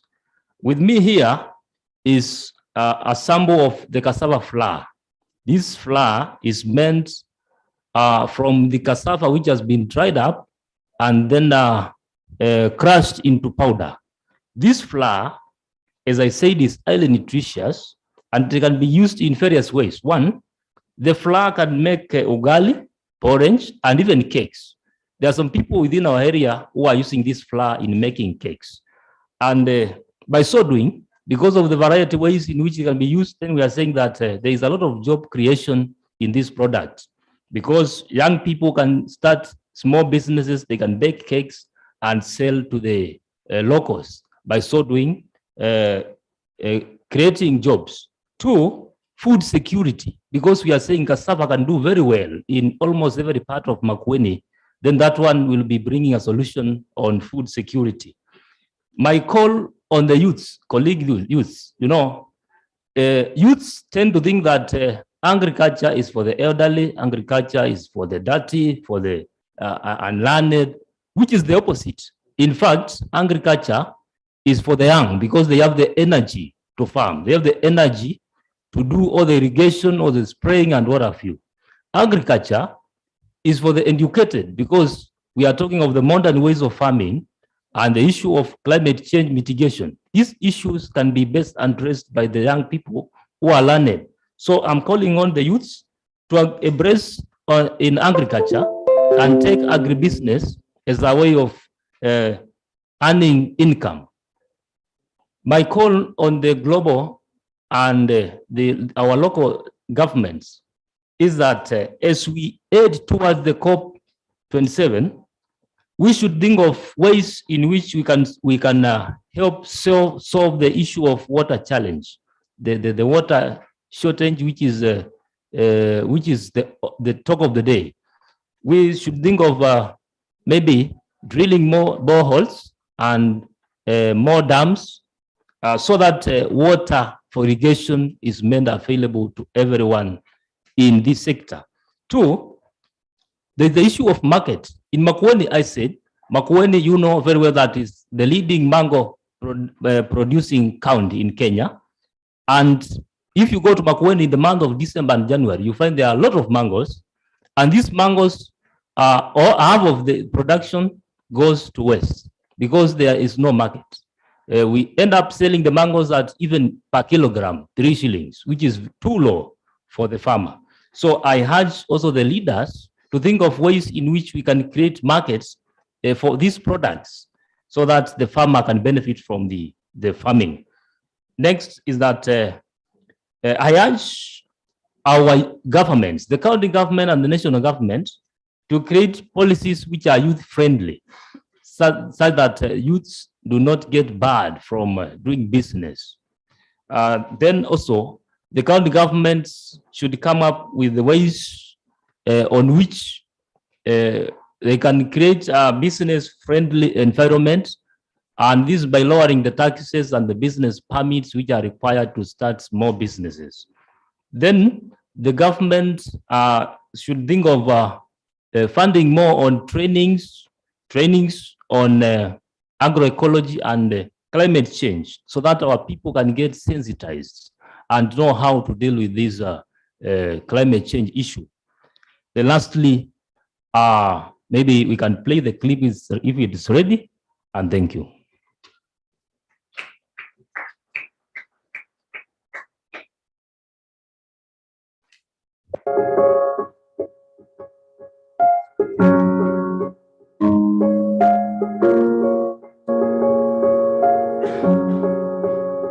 I'm Thomas Waiter from Makueni County. I really like farming. So back in the year 2017, I shared the idea of farming with the youths who had similar interests. So they agreed, and we formed a group which is known as the Kilele Youth Horticultural Group. We do farm vegetables and fruits.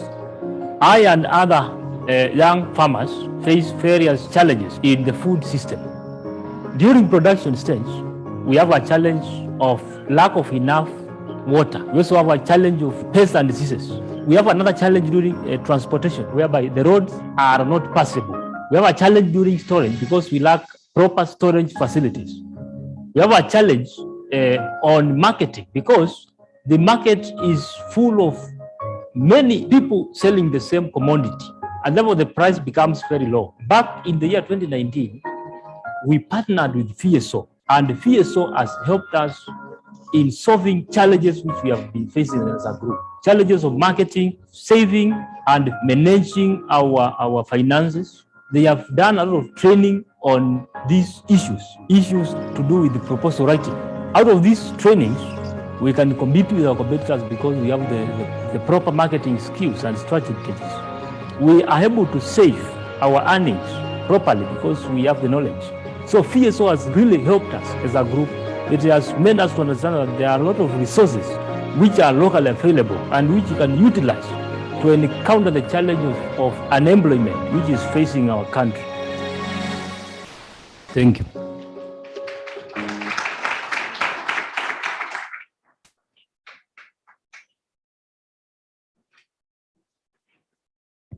Thank you so much, Thomas, and thank you for the wonderful video presentation and highlighting on concerns as a young farmer, and also the value addition to your products as well as your call to action. I want to take a break a little and go into a presentation on waste management in Kenya. And then we'll come back again with a panel, and then we can have an open forum just to discuss more of this, what we've been presented today, and have a back and forth as young people. So I want to recognize the presence of Dominic Wanjiha, and he'll be able to present more about biogas in Kenya and waste as well, implications in the same. So I think I'll do a brief introduction about him, and then he can be able to come on stage as he prepares for his presentation. So Dominic is the founder and CEO of Biogas International Limited. He's a tinkerer, a maker, and an innovator, focusing on energy, on developing gadgets and tools with poverty elevation of poorer communities, contemporary agro practices, and conservation and protection of planet Earth. He works in the areas of recycling, simplicity, affordability, ownership, and sustainability. And I think just being able to highlight all this and some of the key issues that were raised from different counties, it will be really good to also look at value addition, as the last speaker has also talked about. And karibu sana, Dominic, and we can be able to learn more from you. Thank you.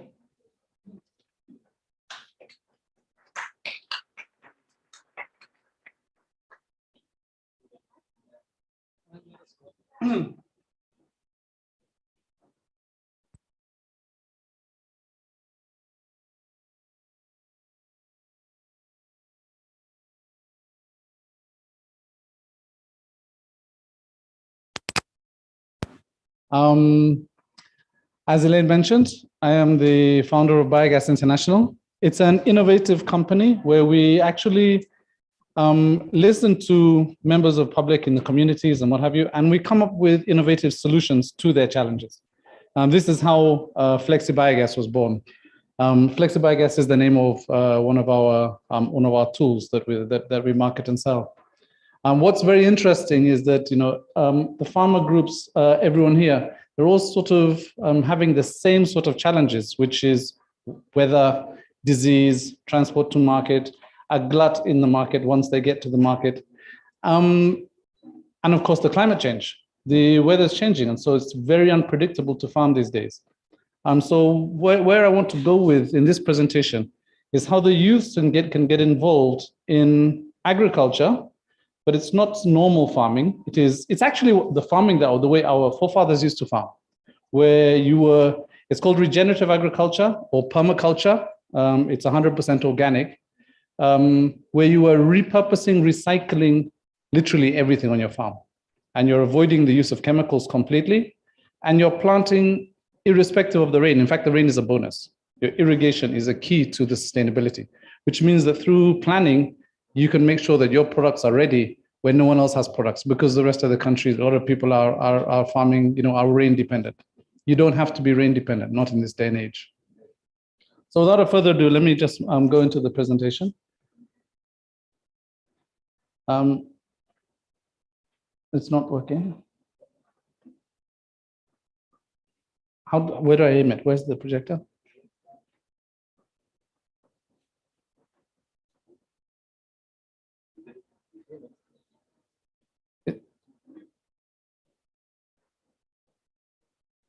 Which is the button?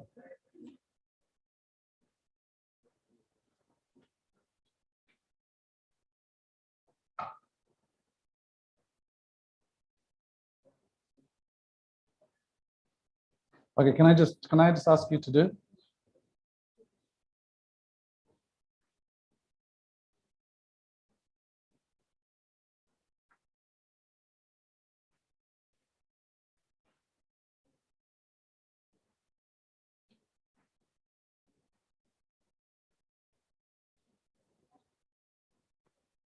While they figure that out, so one of the areas that is of essence is energy. When it comes to food production, we all know that because our food production is so much dependent on the weather at the moment, huge amounts of food moved from the rural areas into the urban areas. A lot of food gets left on the farms because the brokers, the middlemen, a lot of people don't like them, but you've got to understand that without them, no food will get to market. So they are very, very essential part of the supply chain to move the food from the farms to the market.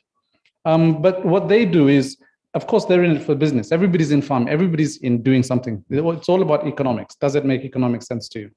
So when the brokers realize that there is too many avocados, of course, they're going to dump avocados on the roadside. They're not going to buy them. So a lot of avocados will stay on the farms. Same with oranges. Same with a lot of the seasonal fruits. So there's a huge amount of waste just being left on the farm. And when it gets to the towns, there are suppliers coming from all different directions. So the prices crash. And the commodities go for very, very cheap. And also the traders in the market, they just have so much. And so they end up throwing out a huge amount. I don't know if anyone has had any conversations here about landfills and dump sites. We don't actually have landfills in Kenya. They are 80% organic material in terms of biomass, bio weight. In terms of volume, of course, the plastics and the paper and what have you are much more voluminous, but they're ultra light. They're full of air, so they take up much more space. But the actual biomass that's ending up in the landfill is human food, because people don't move. There's no other waste, organic waste from the town. It's all human food. It's food that. Okay. Okay. So hold that thought. We'll come back to it. It's further in the presentation. So this presentation is about youth, waste, and the environment, and of course climate change. just to give you an example of what's happening, we all know this story, yeah? There's a huge amount of forest being lost to wood fuel. And primarily, it's actually not so much firewood, but it's actually charcoal. Women and children are the people who suffer the most from indoor pollution. Upwards of 7 million people around the world die from smoke-related illnesses. It doesn't have to be cancer. There's numerous illnesses that are brought about by indoor pollution. And the indoor pollution is primarily from open fires. 50% of that 7 million are in sub-Saharan Africa. The rest are in the Americas, the South Americas, the Asias, and what have you. But a huge percentage is in Africa. So we came up with this very simple innovation. It's a very, very simple domestic biogas system that zips up in your compound in a few hours, and you're within gas within a week or two. The challenge that a lot of people have with biogas is it's about economics again.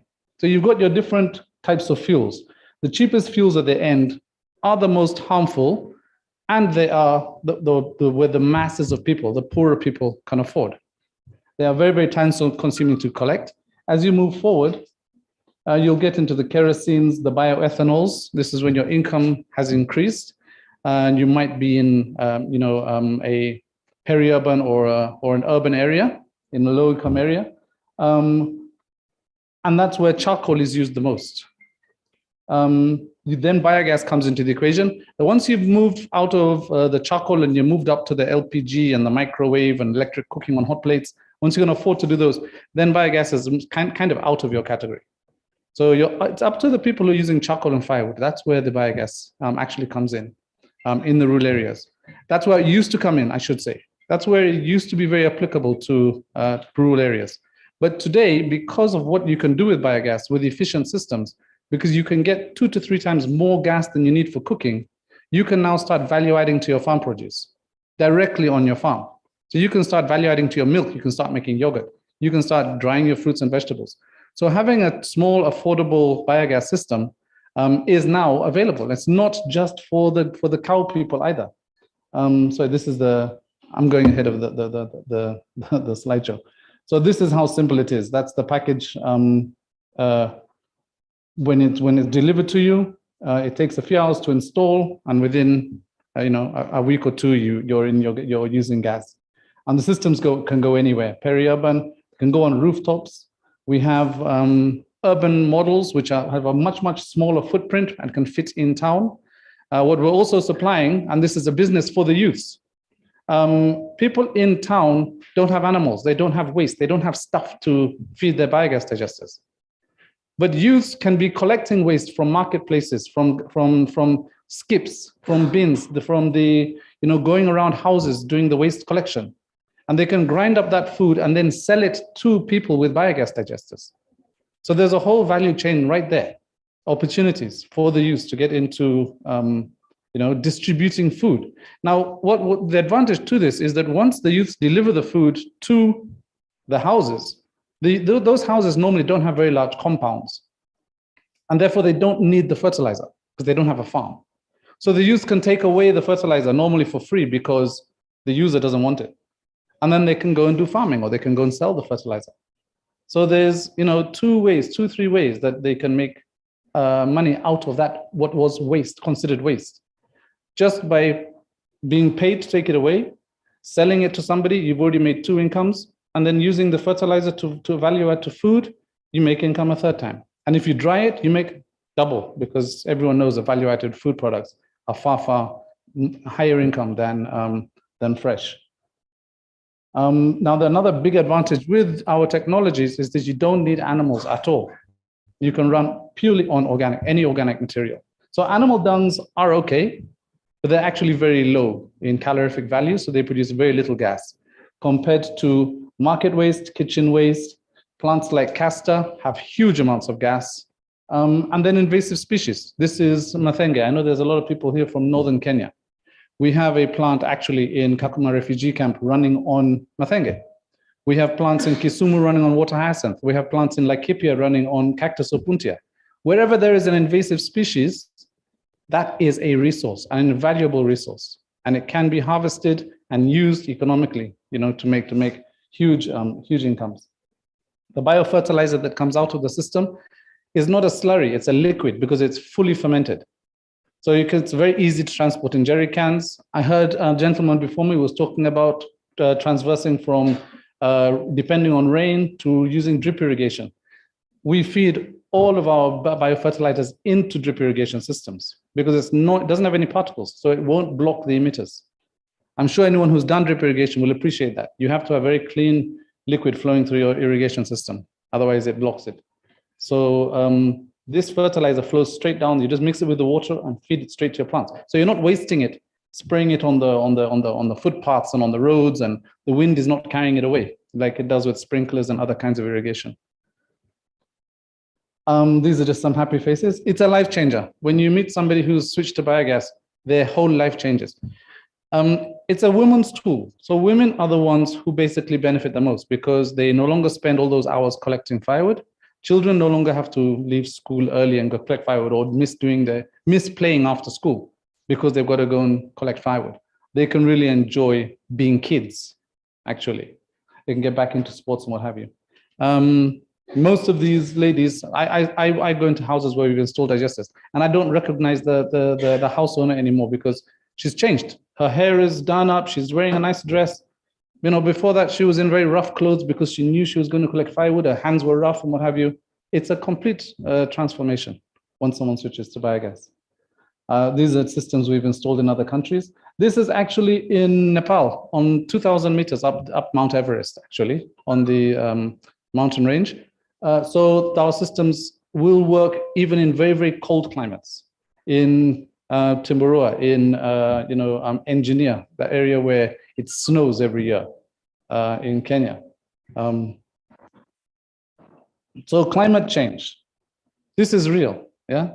There is no snow on Mount Kilimanjaro. Every now and again, someone will send a really stunning picture of Mount Kilimanjaro because it's covered in, looks like snow.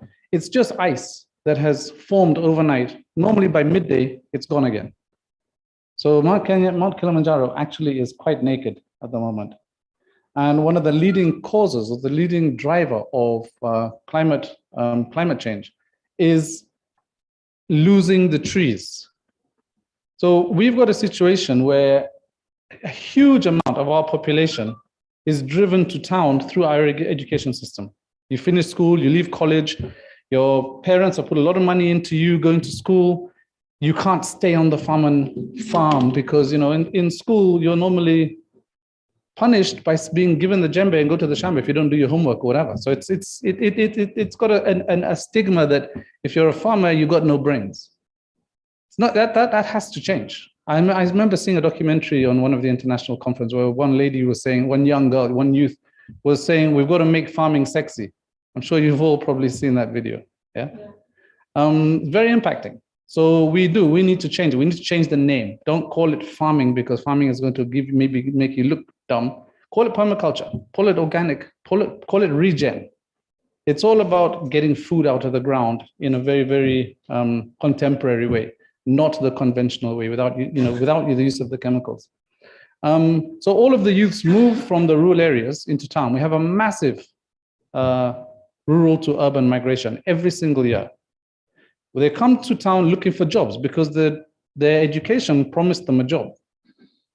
There are no jobs. There are very, very few jobs, not none at all, but nowhere near the number of students that are being turned out of our universities, our colleges, even just out of high school. There just are no jobs. Our education system, now the new system, is trying to train people into entrepreneurship, developing your skills and what have you. But we're not there yet. That's going to be in 10 years, 15 years. That will have an impact. But we are here right now. So we've got to encourage the youths to go back home and start doing agriculture, because farming, that's what they've got. They've got land. It's a tool, it's an asset. But when they're in town, because of their pockets, they are ending up in the low-income areas. They're ending up in the slums. And what's the key fuel they use? It's charcoal, right? When you cut down a tree anywhere on the equator, East Africa to West Africa, you have affected the equatorial green belt. When you cut down a tree and turn it into charcoal, the carbonizing process burns off 70% of the energy in that tree. By the time you've moved the charcoal, because it's now convenient and it's light, by the time you move it into town, you've only got 30% of the charcoal, of the tree, of the value of the tree. When you cook with it, you can't use the charcoal while it's warming up. So you're going to waste maybe 5 or 10% of it. When it does get hot enough and then you cook your food, then you leave the remainder part burns out. So you lose another maybe 10, 15%. So actually you're getting a very, very small amount of energy out of that tree. So it's actually, to a certain degree, it is actually literally criminal, but there's no one can stop it because there is no replacement for charcoal at the moment. But there is, if you look at how biogas can be injected into the system and can replace charcoal. So we need to get our youths, our government serious about providing alternatives. You can't switch off charcoal, you can't ban it because too many people depend on it. Without an alternative, it's just providing an extra kitu kidogo for the police and for the foresters who are allowing the charcoal out. Combined with the charcoal, what's also becoming a huge menace problem in the urban areas is the wastewater. Now, people settle on rivers because water is life.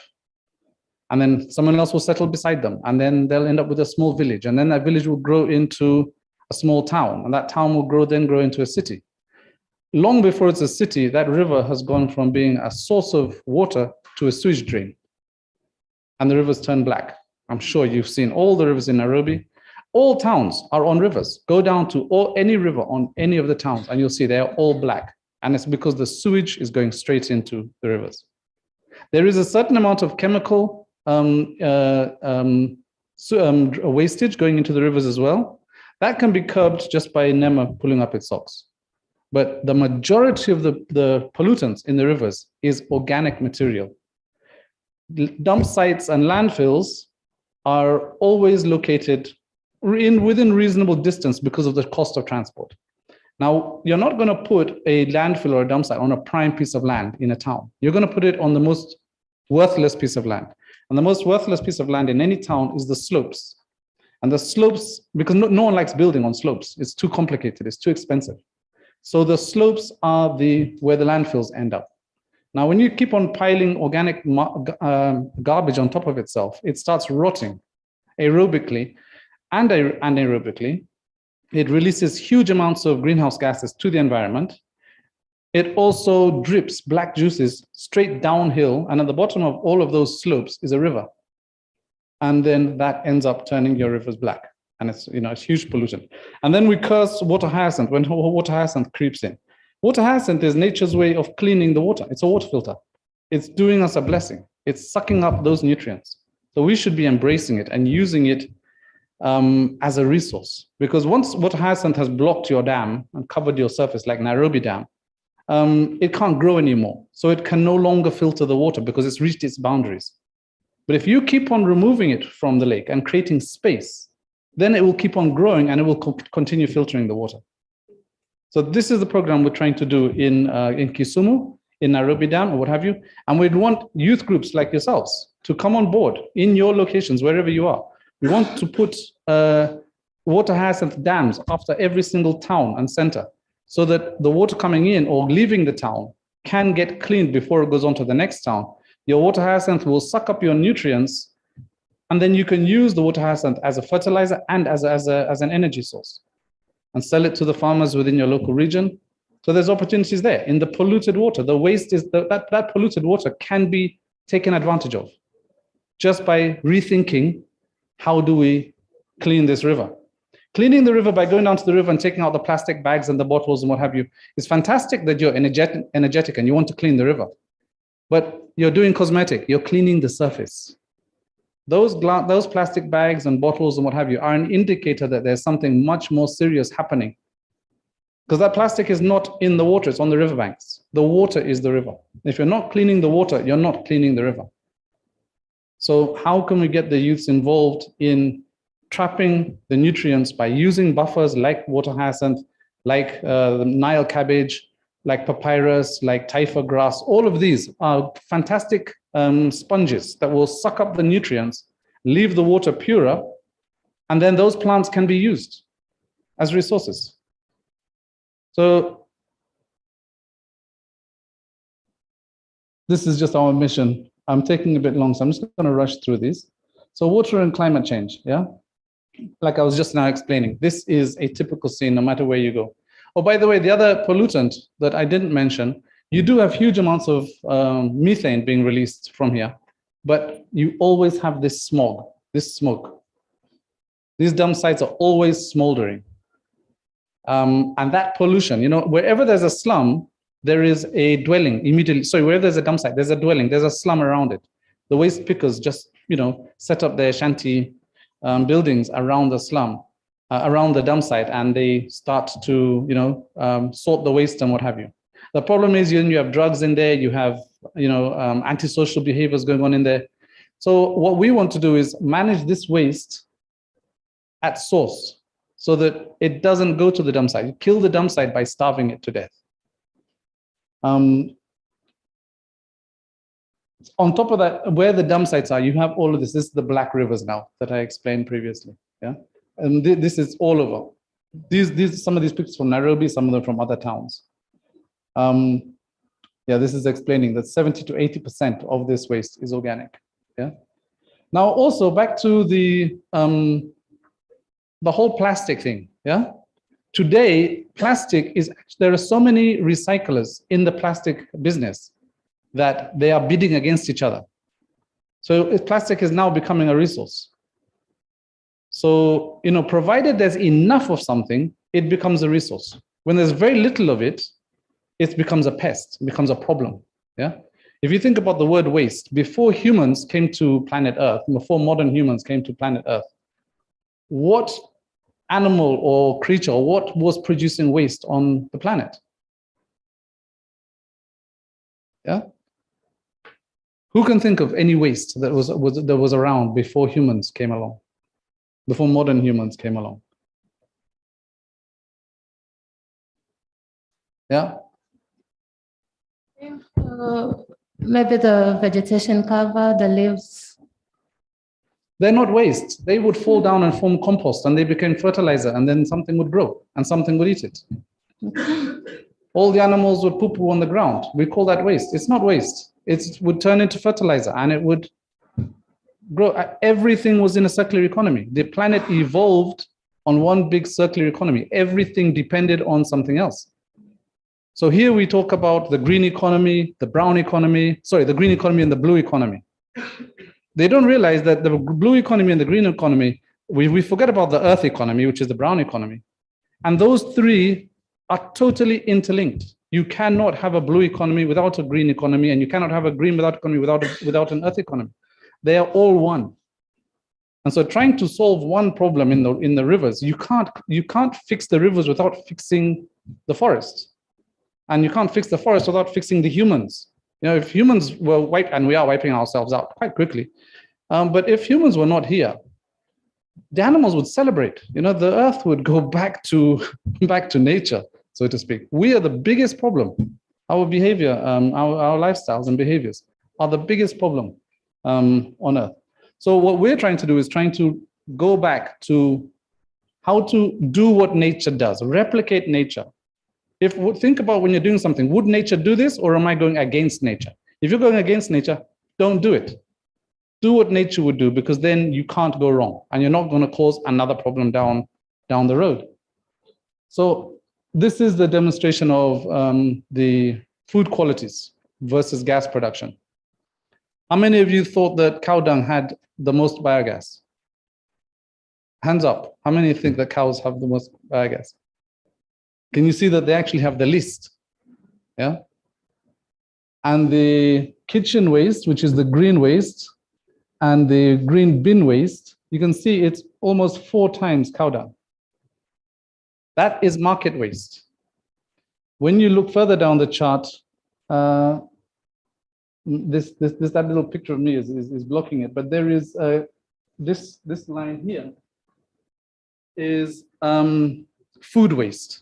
Food waste meaning restaurant waste, supermarket waste, is processed food waste. It has got a far, far higher calorific value. It's human food. We eat the top of the food chain. We eat the, and so our food has got the highest calorific value. And our food that we didn't eat, it's processed, it's cooked, it's got some oil in it, what have you, is very, very nutritious. It's got the highest biogas potential. And then, of course, you have the processed oils, the oils and fats. Floated fats are basically what you get in restaurants from the grease traps and what have you. Those are off the charts. The castor and what have you will be somewhere in this category. But I know that none of you, I don't think anyone here has ever attempted to drink a cup of oil ever in their lives. I think it would probably give you the runs and turn your stomach upside down. So you can't feed oil directly into a biogas digester, even though it's got the highest calorific value. You have to co-digest it. So you have to mix it with something else, and then it will digest. Same way we can eat chips, but we can't drink the oil. We put oil on our food salad, on our fruit salads, and on our salads and what have you. So just to give you an idea of, in your neighborhood, there is green material. You wouldn't be in your neighborhood if there wasn't water. Where there is water, things are growing. Those things that are growing are energy crops. They can be used for biogas. They can be converted into fertilizer much, much faster than composting and what have you, by feeding them through it by biogas digester. We're not saying don't do composting. Composting is an integrated part of agriculture. You need the compost in the soil, but you can always have the biofertilizer as well. So this is a concept of recycle, a circular economy around literally everything. So we have what we call in recycle centers, where everything comes into the recycle center. The recycle centers are decentralized. So it's like instead of the trucks moving waste all the way to the Dandoras, you have a recycle center set up within a certain region. And all the waste is moved there by waste pickers or by people bringing it themselves. It's all segregated, sorted. The organic goes into the biogas digesters. The glass, the plastics, and all of the recyclables are stockpiled and then sold on when they're in bulk to the recyclers. The really nasty stuff like the diapers, the face masks, the pads, wet cartoning, and what have you, all of that goes into an incinerator. But the incinerator doesn't just burn it, it recovers the heat. Then you can use that heat for drying, processing, laundry, heating the digesters, because the warmer the digester is, the faster the biogas production. So there are numerous applications. Showers. Dagoretti Donyo. There's a company there, a public toilet there. They charge 100 shillings for a hot shower. That's their biggest income stream. They charge 10 shillings to go and do a poo-poo, but 100 shillings for a hot shower, 20 shillings for cold shower. Yeah, but just to heat the water, because everyone prefers hot water for bathing. So there is income streams in just selling hot water, not even selling gas, selling the heat. So the opportunities available. So what we were thinking back then was, from the domestic, we said, how can we move the gas closer into town? We went through the whole compression, putting gas in bottles and what have you. I'll tell you right now, it doesn't work. You can do it, but it's just uneconomical. LPG is cheaper than compressed biogas. But moving the digester to where the users are is by far the easiest way. And then because your waste is very close, you just feed it into the digester. The gas is piped out at low pressure, so you don't need any compressors and high-tech equipment and movement and what have you, and licensing as well. You don't need all the licensing you need when you're compressing gas into cylinders. So these are our large capacity digesters, T-Rex, which we use to set up in the recycle centers. They're extremely efficient. For instance, this is a 25 cubic meter. This will produce a 12 kilo bottle of gas every single day, one bottle of gas. So you can feed 25, 30 houses directly on a grid or in communal kitchens. So this is a setup where we're using the gas commercially in cafeterias. This is actually Pwani University. And then in Kisumu, we're doing fish drying, the fish roasting using the gas. This is a communal kitchen where it's purely a booth, slightly bigger than this, with one cooking point. And the people process, they prepare their food at home and they just bring the pot to the kitchen, cook it and go away. There's no chopping, there's no storage of, you know, so you just come cook, pay a small fee and go home. So it saves you the convenience of having to light a fire, look for the charcoal, look for whatever. You just go and cook and then leave. So very sustainable type of cooking. With the gas, you can also now, you can do food drying, you can run laundry, hot showers, of course, milk processing, oil extraction from, you know, large scale avocados or peanuts or what have you. This is what dried fruit look like. They are really delicious because they are dried in a dark space, so they don't lose flavor. The sun doesn't bleach them. So you retain all of the flavor and the colors.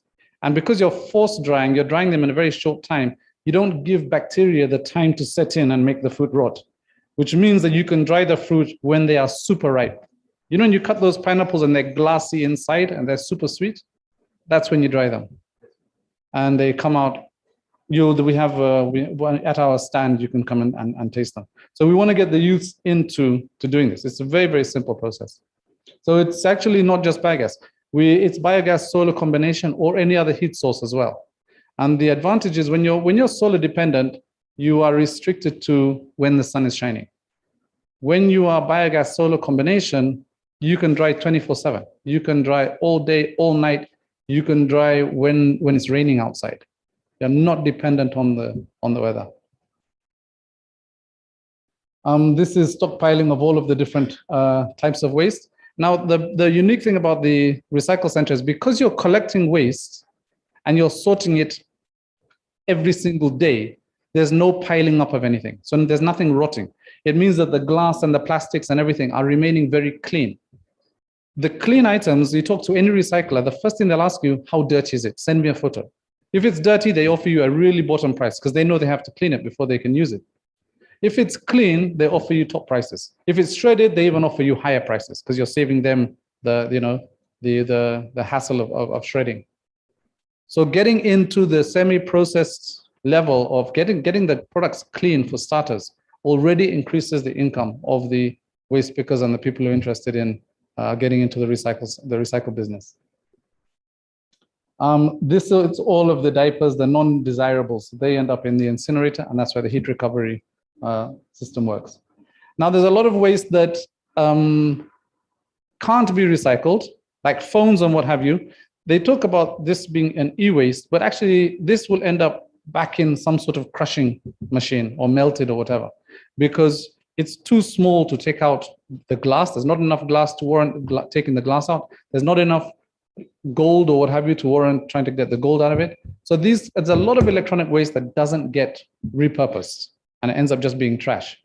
So what we do with those is we grind them all up using a designed machine. A machine specifically designed for grinding plastics and glass and these sort of things.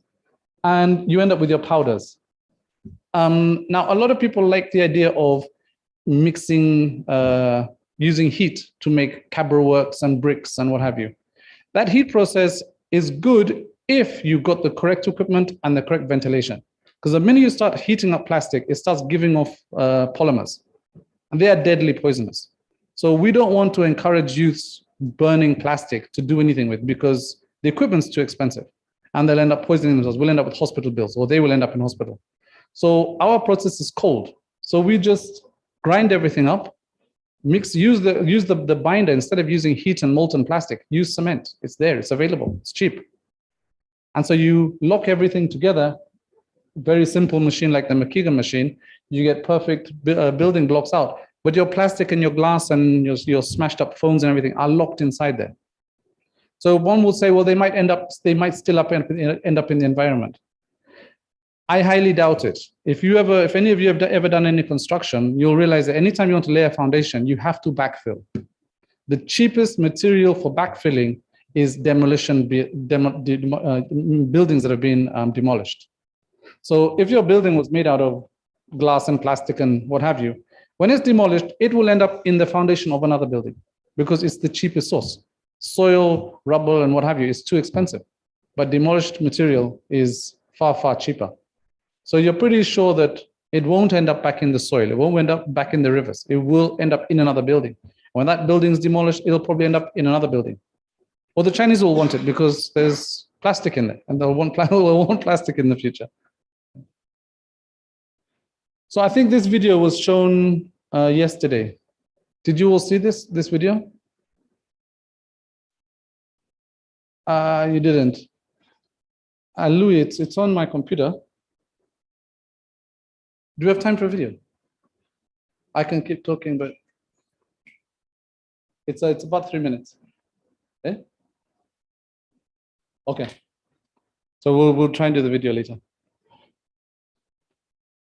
So yeah, so this is Dagoretti. This is slaughterhouse waste. This is a system running on Mathenge in Kakuma refugee camp. We also have domestic systems running on the same Mathenge. So it's very, very easy to harvest it. You just take off the small leaves. You don't even need to crush them because they're already very small. And you just feed them into the digester and you're away. You've got, Mathenge is a very interesting plant because what it does, it's got roots that go down 20, 30 meters underground, or 20, 30 feet, sorry, underground. So you can't get rid of that plant very easily once it's established. It sends a taproot straight down because what it's doing is not just looking for water, it's also looking for nutrients and minerals. So those nutrients and minerals are down there. It's pulling them to the surface. When you cut down the tree, you'll probably burn it and you'll probably lose those minerals. But if you harvest the foliage off the tree and harvest the seed pods and what have you, and put them in the digester, you're using the tree as a mineral miner. The tree's pulling up the minerals, you're harvesting them, putting the leaves in your digester, and you're getting the minerals back as a fertilizer. So you use the plants as your fertilizer resources. And the same goes for water hyacinth. It's cleaning the rivers. When you process it, you're getting back the minerals. The same with cactus. This is just some of the opportunities for entrepreneurs. We don't have a sector that is making biogas stoves in this country. We're importing all of our stoves. There's huge room to start venturing into, fabricating tools that run on biogas. You can convert LPG tools as well. So there's an industry there as well. What comes out of the digesters, like I said, is a liquid. It literally looks like this. This is biofertilizer from the water hyacinth. So it's clean, it's got a nice smell, it's very, very marketable. This is the compost making. This we're doing in Ngong. So if anyone's got any time, you can come to Ngong and see our operation there. But this is making compost out of the materials we don't want to put in the digester. So fibrous things like banana leaf, sugarcane, these kind of things. We avoid putting them in the digester. We make compost with them instead. They take too long to digest. We'd rather digest the fast digesting things, which are the fruits and the soft vegetables. These are just crop nut analysis showing you how rich in fertilizer the different fertilizers. So when it comes to agriculture now, what are you going to do with the fertilizer? We've been doing huge amounts of research on all of the different kinds of vertical gardening. And after about, I would say, 15 years of playing with gardens, from tubes with holes in the sides, to sacks with holes in the sides, to bottles, to gutters, wooden boxes, all these kind of things, this by far is the easiest and most sustainable and the cheapest to make. The cones are actually made up of, see the top picture? This is one farm we've set up in Emali. Emali is semi-arid, it's almost desert. Yeah. On this garden, we set up 109 gardens. We're using less than a cubic meter of water every 2 or 3 days. We don't even water it every day. And this is the production within two months of setting it up. That's how high the production was. The key to the success of anybody who's doing these vertical gardens, the key to the success is keeping the soil nutrient rich and alive. You got to keep the microorganisms alive in the soil. So that's where the regen comes in. So you got to keep on adding topsoil, and you got to keep on adding liquid fertilizers. You can make compost tea. If you don't have biogas, you don't really need a digester. You can make compost tea. You can use vermiculture. There are many ways of getting liquid nutrients into your vertical gardens. But you've got to keep the soil alive. If your soil starts dying, your productivity will go down. Adding DAP, CAN, iodine, and those sort of things into your soil, you're just going to kill the soil. Your productivity will go even further down. And then your vertical garden will look like, a white elephant.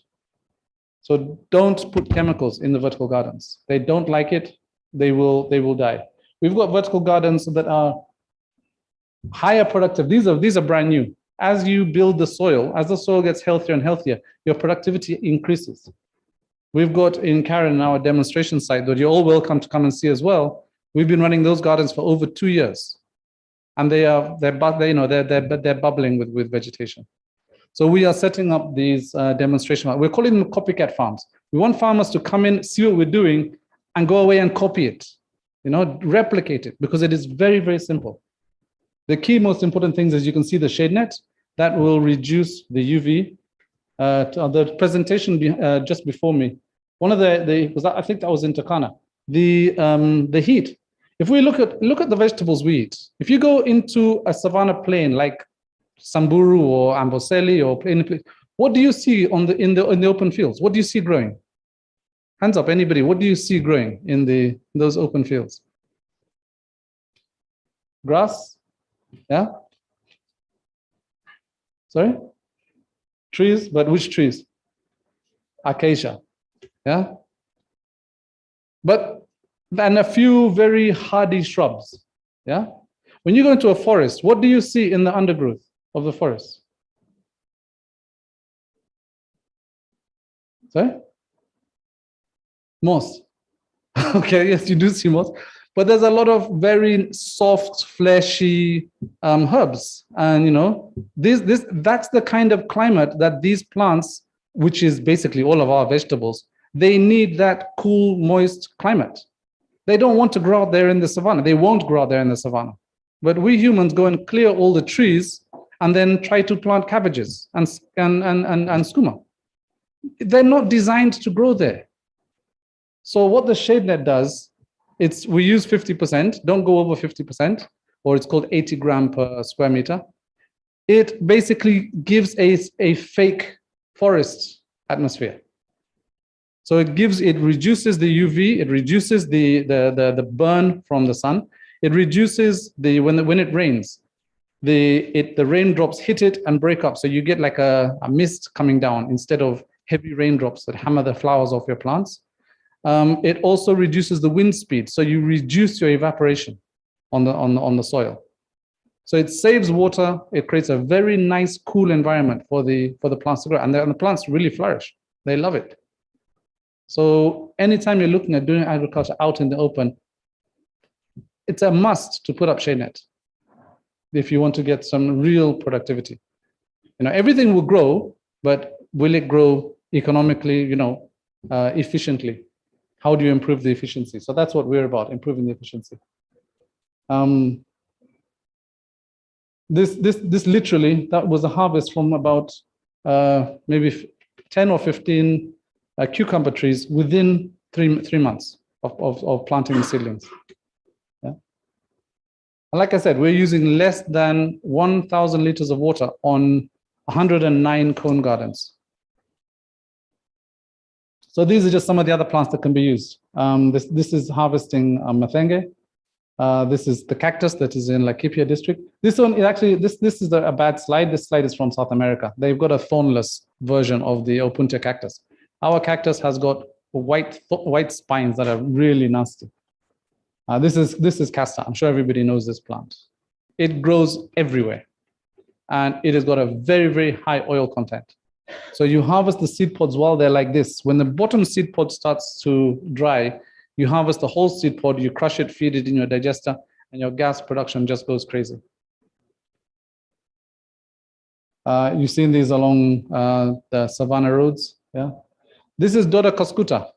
I'm sure a lot of you have seen this in certain areas. It's a real menace. It kills trees. It's nicknamed Al-Shabaab because it kills its host. So we did an experiment in Homa Bay where we harvested the Doda off the trees. Once you pull it off the trees recover. But then you can't take it off completely. You leave the suckers and what have you on the tree, and it will grow back. And so once it's grown back to a certain level, you pull it back again. So what it's doing is the tree is sucking the nutrients out of the ground. This is sucking the nutrients out of the tree. You are robbing it of the nutrients by putting it in the digester, and the tree recovers. And so you end up with a sweet spot where you harvest it, you let it do its thing, and you control it. And you end up with as much energy as you want, you end up with as much fertilizer as you want, just by allowing that. I'm not saying go and spread it and plant it, don't. It's a nasty plant. But if you have it, you can manage it very easily and take advantage of it. This is water hyacinth. You would not believe, but that's water on the other side of the boats, but the water hyacinth has covered it right up to those hills. This is Lake Victoria in Kisumu. So it also is an absolutely fantastic resource for energy and biogas. This is the Dunga Beach project where we have our digesters and then we supply these fishmongers with gas for cooking instead of firewood. We are training them how to grind the water hyacinth using a machine. Kids love technology. Bring kids in, you'll see some kids, they just spark when they see, especially when they see the fire from biogas. You know that kid's going to be an engineer, going to be an environmentalist almost immediately. Ovens, these ovens are designed, you've all seen these. These are designed for nyama choma. You can bake bread in them, but you can't do cakes and sweets because the charcoal will give it a funny flavor. So we convert these to biogas. And so you can now roast, you can value add to basically anything. Brooding chickens.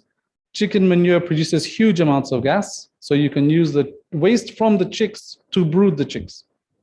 And it's a non-invasive. There's no fire anywhere near the birds. We've just heated the floor using a coiler pipe and running hot water through the pipe. And then they love the environment. This is a walk-in drying cabinet for solar combination biogas. This was where we went to the point of compressing gas. And it was a fun experiment that basically is now gathering cobwebs. So another part of what's polluting our rivers is the human waste. So here we've developed these human waste systems where you have a biogas digester. In this case, it's the stone one up there. And what comes out of that, if you can imagine, like I said, before humans came along, all animals do their poo-poo on the surface, right? And that turns into topsoil and something benefits from it. We came along and we dig holes in the ground and develop pipes and carry our poop away and then put it into a constructed wetland that then overflows back into a river somewhere. So there are 7.5 billion people on planet Earth. We are all pooping 200 to 300 grams of poop every single day. That's 2.5 billion kilos of fertilizer going to waste. Yet we cry, we don't have food, we don't have this, the trees, or you don't have trees, we can't grow the trees. If we were putting that back in the soil where we took the food from, we wouldn't have so many problems. I'm not saying use human waste for food production, but certainly use it. In these systems, we have what comes out of the digester is what's called a French drain, which is a lateral soak. So it's a pipe with holes in it, like a drip system, but it's 6 inches below the surface with the holes 2 or 3 meters apart, depending on what trees you're going to grow. And then you plant trees along it. So the trees take advantage of the everyday flush water that's coming down the system. So the solids have been dissolved and processed in the digester. And you're getting only a liquid fertilizer coming out of the system. And so you can use that along your fences, along your hedgerows. So you eliminate the need for a pit latrine completely. And your trees will grow. I've never heard of anyone who has issues eating mangoes and avocados from trees that are grown near septic tanks and things like this. People do have problems eating vegetables and cabbages and what have you from food grown on human waste. So we're not saying do that, no, but grow the trees. Yeah, irrigate your lawns with that water. Yeah, I mean, you're just putting the nutrients back in the surface where nature put them in the first place, where nature designed them to be, not 20 feet under, contaminating your neighbor's well, because that's what you're doing. You're just putting pathogens in the ground and contaminating groundwater and rivers. This is a micro model of we call it a Merilu. It's a toilet with a shower and a bathroom, but with the digester directly underneath it. So there's no digging. It's literally just plonk it on the ground and you've got a very, very comfortable bathroom with a toilet, shower, sink, all the amenities of a modern home. This can be attached to a house now. It doesn't have to be outside. It can be attached to the house because there's no smell, absolutely no smell coming from these systems. This is a larger model in a pay-as-you-go in a marketplace. So these are the constructed wetlands. That is Kiwasco, that's Kisumu. Moasco is, where is Moasco? It's in Nyeri, and then Nawasco is in Nakuru. So all of these systems have got the overflow going into a river. Now, the wastewater treatment system, what it does is it ferments the water aerobically, so dissolves the solids and everything, but it doesn't remove the nutrients. So what's coming out of it is nutrient-rich water, which is just ending up back in the mainstream waters and then causing the problems of the water hyacinth. So even in these, we're talking to these organizations about setting up a water hyacinth trap or sponge immediately where the water comes out, and then the community in the neighborhood can benefit from it because you've got all the energy and all of the fertilizer you need. These are just some recommendations from different people.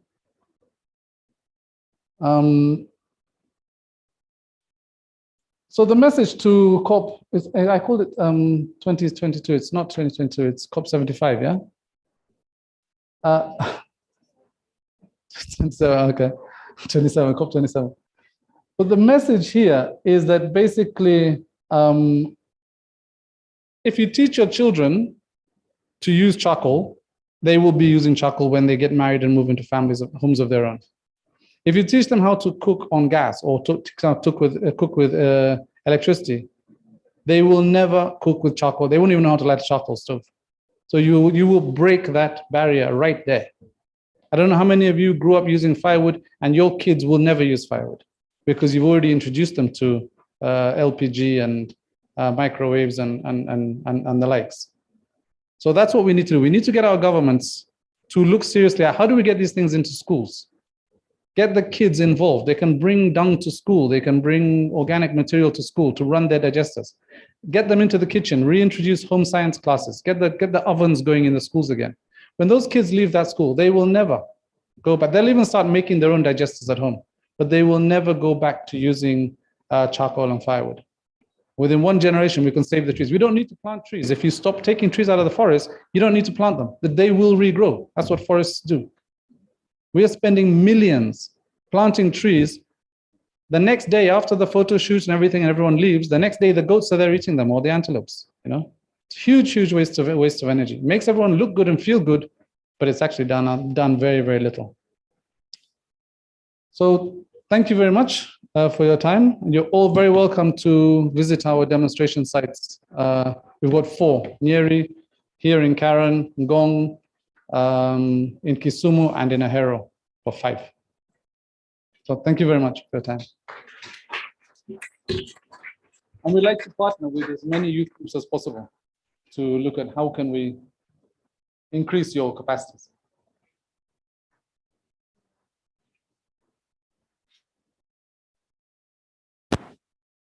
Sorry, Dominic, I'm being asked if you can maybe highlight your contact as well.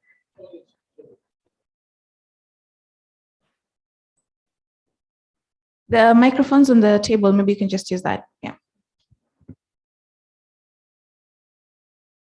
No. Yeah, so our company is called Biogas International. Our website is www.biogas.co.ke. Our office line is 0722 700 530. And my direct line is 0724 316 992. All of the numbers are on WhatsApp. If you all have a flyer, I think there were some flyers handed out.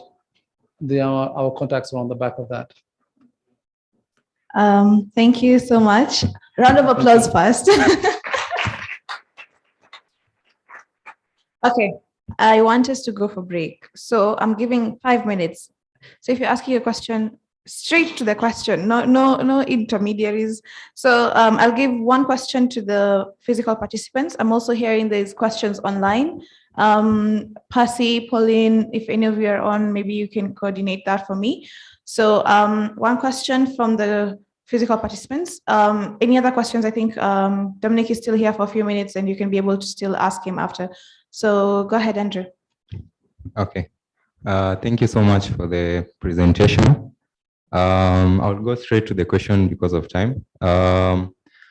Due to the nature of the kind of course, county governments we are, I would like to ask, how can, maybe from your experience doing that in Ngong market, how can we try to establish the relationship between the county governments in terms of the municipal county collecting the waste in the markets, and maybe the youths who will want to venture into such, maybe so that it doesn't seem to be a wrangle who is fighting for which kind of waste, if maybe any kind of youth wants to venture into that. The other bit, maybe just to ask if we can try to, maybe can the biogas from the digester be able to feed a school, perhaps, with enough quantities of gas in it? And that is, of course, to save the trees from being cut down, because many schools use firewood. So thank you. Thank you, Andrew. Dominic, maybe we can just take one last question from the virtual space, and then you can answer all of them together. Pauline or Pasi, I don't know if any of you can hear me.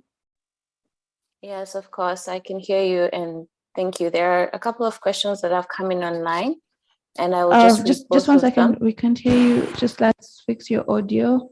Try again. Can you hear me now? Yes. Perfect. So there are two questions that have come in online. Unfortunately, they're both anonymous. The first one is, how do you ensure that hyacinth does not spread and become a menace after it cleans the water? So that is one question. The second question is, urban informal settlements tend to have a few sanitation facilities, leading to high rates of open defecation. How do you venture into these settlements with the biogas projects? So those are two questions, and then two just came in, but they're very short ones. I believe they can be answered directly. How much does it cost to set up the urban biogas plant? So someone is questioning the cost. And Fatima says, where exactly in Nyeri can we get to see the demonstration site? Some interesting questions, and we're looking forward to the responses. Thank you, Lynn. Samuel, one last question, and then we can pass it over to Dominic. Okay, thank you. Because I've learned much about the Madenge thing, in our place, the Madenge is a disaster for us. Yeah, I'm asking. Yeah, it's okay. So my question is, how long does a biogas digestion take to work? And like, how big do you require to work that can work in your house? That's my take. Thank you, Samuel. I think he's asking about how large the capacity for the biogas that he needs at a homestead level. Maybe I could give you a chance to come up, and then we can be able to answer it.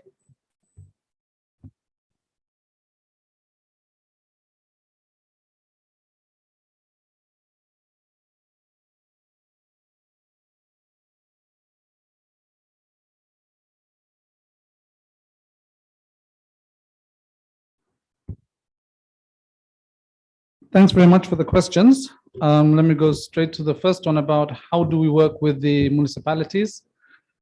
The municipalities are spending huge amounts of money moving the waste from within their boundaries to a dump site somewhere. Like Ngong has actually closed its dump site.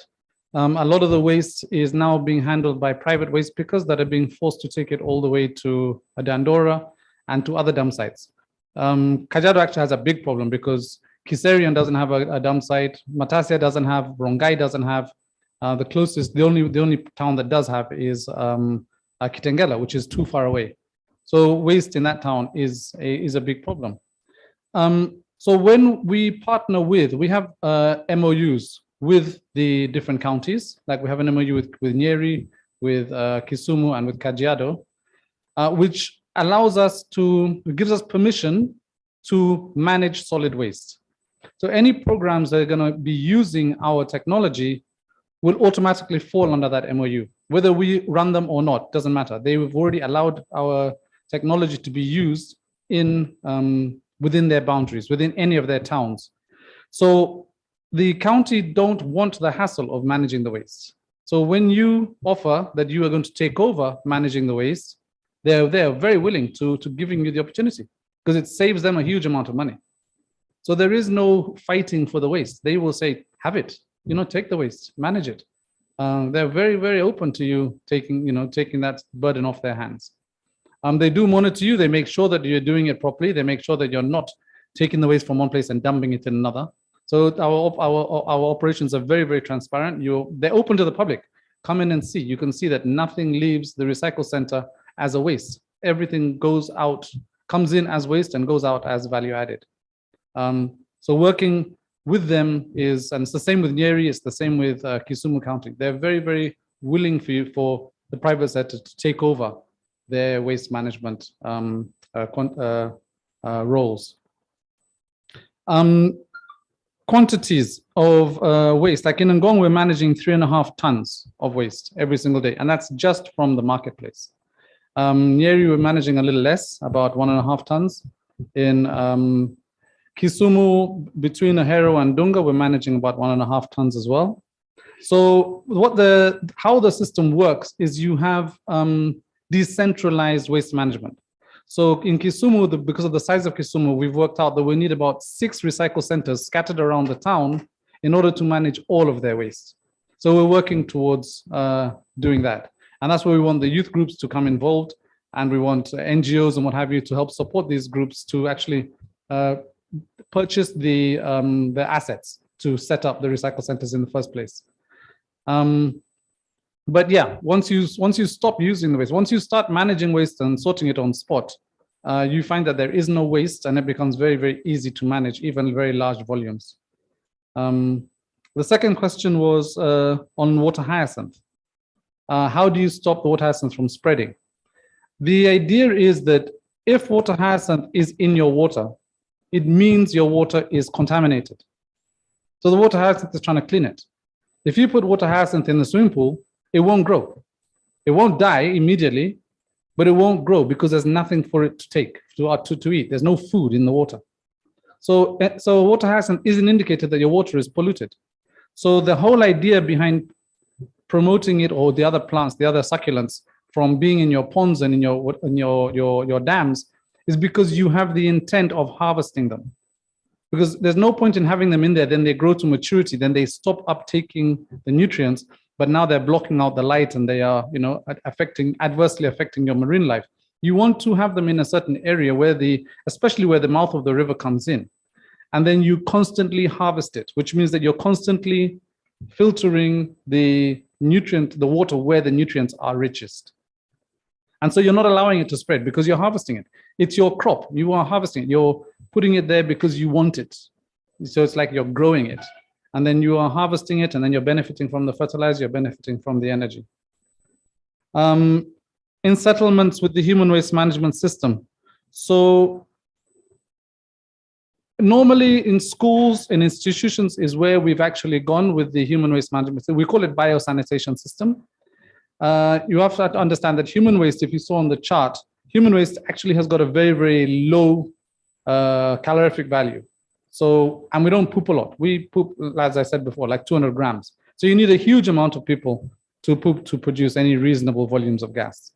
So as a waste, we designed our systems to be more of a waste management tool than as a biogas tool. So you can trap the gas or force it to go into methane production and then trap the gas and use it in schools, institutions, universities, and places like this. On a community level, I'm not sure if communities, I'm not convinced. I haven't seen communities wanting to cook with biogas from human waste, not even in the Kiberas. They've got they had the digesters there. They use them for boiling water, for bathing. No one actually ever cooked on them. So it's a cultural thing. We're not trying to change people's behavior. We're trying to get them to adapt a new technology to suit their behavior. But when it comes to cultural issues like that, no, we're not. If you I was in India, and a very interesting proposal was put to me. There was a place called the India Museum, India Toilet Museum in New Delhi. Very interesting place. And in there they have on the roadside toilet facility with biogas. And in there they were showing the street lights running on the biogas and the whole history of toilets. And then they had a restaurant. And I said, oh, why isn't there anyone at the restaurant? And the guy says, if you look over there, there's a restaurant that's cooking with firewood and LPG. And there's this restaurant cooking with biogas. Which one would you go to? And that was, that ended the question. There's just, people just won't go to a restaurant that's cooking with biogas. So it's from human waste. So like, as I said, we don't try to impose it on people. At a domestic level, 5, 6 people, even 20 people in the house won't cook breakfast. So there's no point of even going there. And they'll probably lose all their guests and their friends if they did. So you don't want to, impose that on people. So yeah, when it comes to settlements and what have you, yes, we're looking for programs and projects that are interested in deploying this into those areas, and give us a call, and we'll come and do a survey and look at how we can best set up systems to manage the solid waste, the human solid waste in those areas as well. And the grey water. It's not just black water, it's also grey water management. The cost of a system for urban usage. They will be in the region between 80 and 100,000 shillings. That's we have 2 models for peri-urban, urban and rural areas. We are working on another smaller model for the bachelor type person who has a very small breakfast, dashes to work, doesn't come home for lunch and might have a small dinner. So we are working on a smaller model for that. Those models will be too small for the peri-urban and the rural size family. But you can call us and we can give you more details on those. So in Nyeri, Karendondo dump site, the county, back to the question of how do we work with the county? The deal we have with the county is that they give us space to set up the recycle centers. So we don't have rent. It's vital to have that agreement with the county so that you have your location very close to the source of waste. And that they're willing to do. So it's not really a problem of getting the land to set up. It's more the equipment that costs money to set up. So in Nyeri, the Ministry of Environment, the only piece of land they had that we could use was Karendondo dump site. So in that dump site, we've said we'll manage, we've partitioned an area off where we're managing Karatina waste. Karendondo dump site receives waste from many other towns, from about 4 or 5 other towns.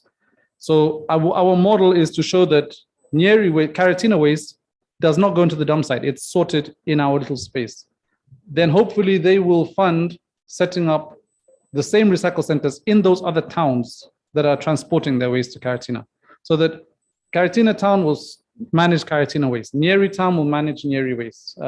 Chaka will manage Chaka waste. Ngong will manage Ngong waste. There'll be no moving waste around, because that's where waste becomes expensive, is the moving around. Mathenge, the last gentleman was talking about Mathenge. The cost of the system will be about the same, between 80 and 100,000 shillings. It's very easy just to pull off the green leafy material from the lower branches. What would be interesting, we started a research, but unfortunately we didn't manage to conclude it because the student we were using went back to school before we could get any concrete results. But what we were doing was we developed a tool for stripping the branches of the leaves. And the Mathenge plant has got everywhere there's a leaf, there are 2 very sharp little thorns. And so what that tool did was it snapped the thorns, so it broke the thorns. But we left the branch on the tree. So we wanted to see whether the leaves would grow back, and if the thorns would grow back. Because if the thorns didn't grow back, it would mean that all the lower foliage of the Mathenge trees can become foliage for the goats, because the thorns are what is damaging the gums of the goats. So if you could remove all the little thorns, then you would have food for the goats, just growing on your hedgerows. So yeah, so in answer to that, you just need to pull off the green foliage from the tree. Don't cut down the tree. And then when you start using the fertilizer, these plants, we call them invasive because they are invading our space. They're invading human space. The lakes and the rivers, they love water hyacinth because water hyacinth is cleaning them. It's cleaning up our mess. We don't like it because it blocks our fishing boats. The water hyacinth, the Mathenge, is blocking the herdsmen from getting to the water, to the rivers. But guess who's planting it? It's the camels and the goats that are eating the seed pods. They don't digest the seeds. And when they go to the water holes, they poop along the way and the Mathenge just takes. And so by the time they've done their pastoral round and they come back next season, they don't have access to the water because the seeds have taken root. So a bit of culture changing. If you're harvesting, if you've got a digester and you're harvesting the Mathenge and you're getting back the fertilizer and you start farming, then as soon as you see a Mathenge coming up in your farm, you're going to pull it out. So you stop it being invasive because you are now using the land. So you need to get the people to start using the land more productively and stopping the plant from being invasive. It's easy to control when it's small. It becomes a nuisance once it gets beyond a certain size. So it's just a matter of look at your boundaries. You don't want it to be here. Put in your shade net, do your agricultural farming, and you will stop the Mathenge from invading that space. And you can have a very, very productive piece of land from the fertilizer. Yeah. I think that was all the questions that came. Is there anything else? Okay.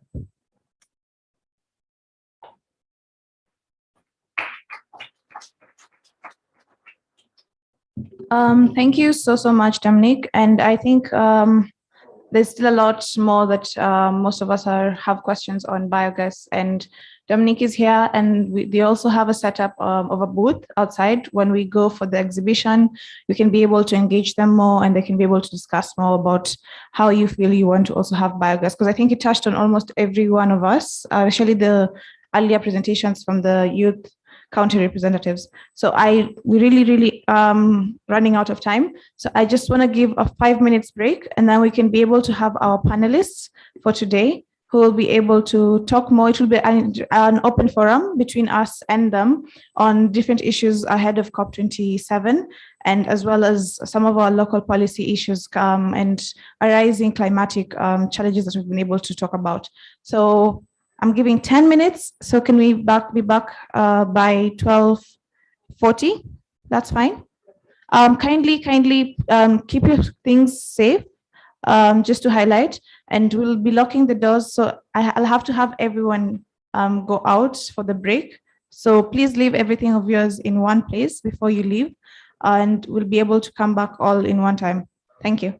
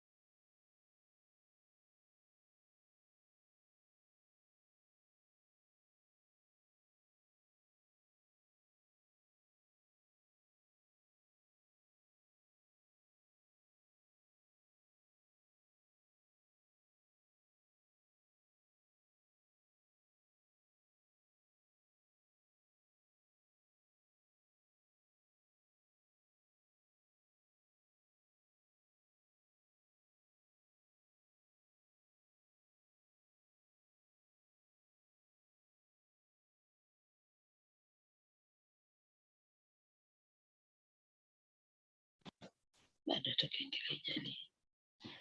Kwani utaisikia? Mbona kengele ya sekunde lesi natujaisikia? Tutaona tu. Alianza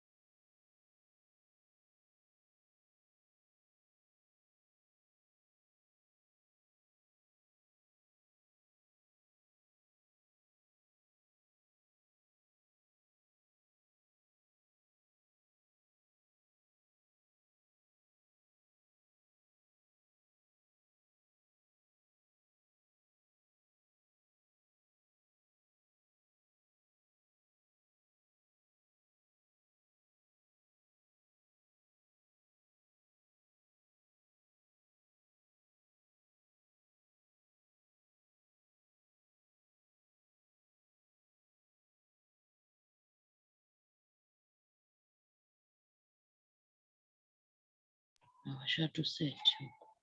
You cannot start your video because the host has disabled it. Okay. Mpaka hao waje waweke on.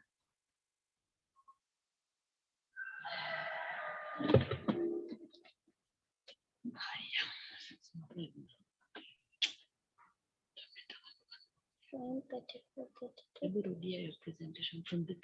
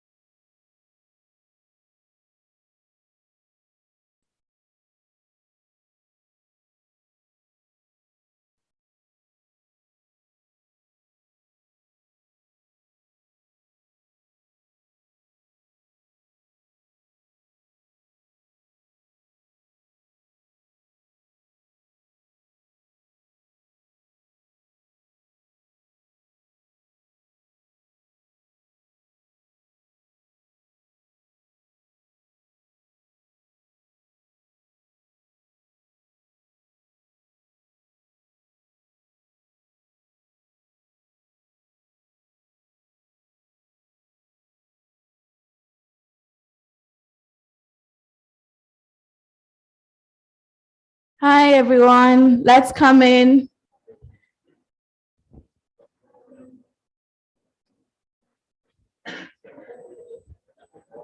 You can carry your tea inside. It's okay.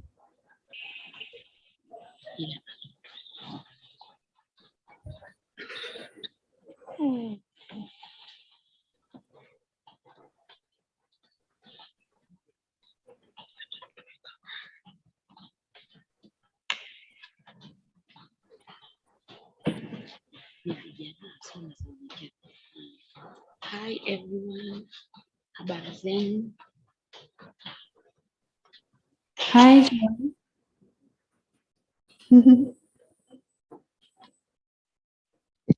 Hi, Lynn. We just have the preteen Miss Environment saying hi to everybody. John Musumba. That was the sweet little voice you heard. I just had her saying hi, so I was like, hi. Yeah. How's the online audience going? How's the conversation online? Do we need to highlight something from our ground?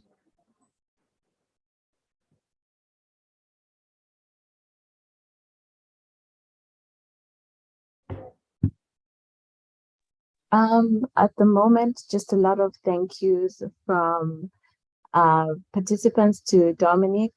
His questions were very, the answers to the questions were very enlightening, and lots of people just appreciating. Obviously, there's still a lot of questions on waste management that have come up, but I guess the contacts were shared and there could be follow-up conversations with Dominic. So that is what it's looking like online. Pauline, also feel free to jump in. And yes, we have the pre-teen Miss Environment also with us, just gracing us with her presence. Thanks, Pasi. Pauline, maybe you want to say something, then we can be able to discuss this as we introduce the panelists. Nothing really from my end. I'm just collecting questions that have not been answered. Then we will send through to the speakers and also see how we can get them back to the delegates. Thank you, Pauline. Just a reminder, everybody, to keep tweeting and tagging us, and then use the hashtag Elkoi Kenya that is in the chat. Great reminder, very great reminder. Thank you, Pauline. So follow us on Twitter at Elkoi Kenya, and don't forget to tweet. The hashtag is ElkoiKE on all platforms, and feel free to tag us and tag the panelists as well, and feel free to ask questions. I think we want to start.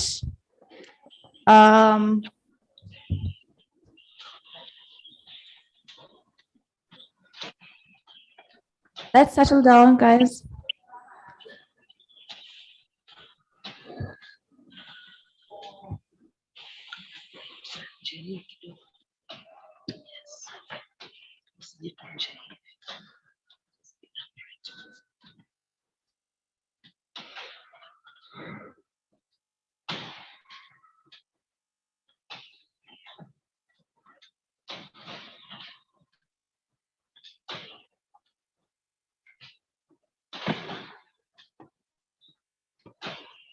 So we are about to start, and I want to start by introducing our panelists for the next session.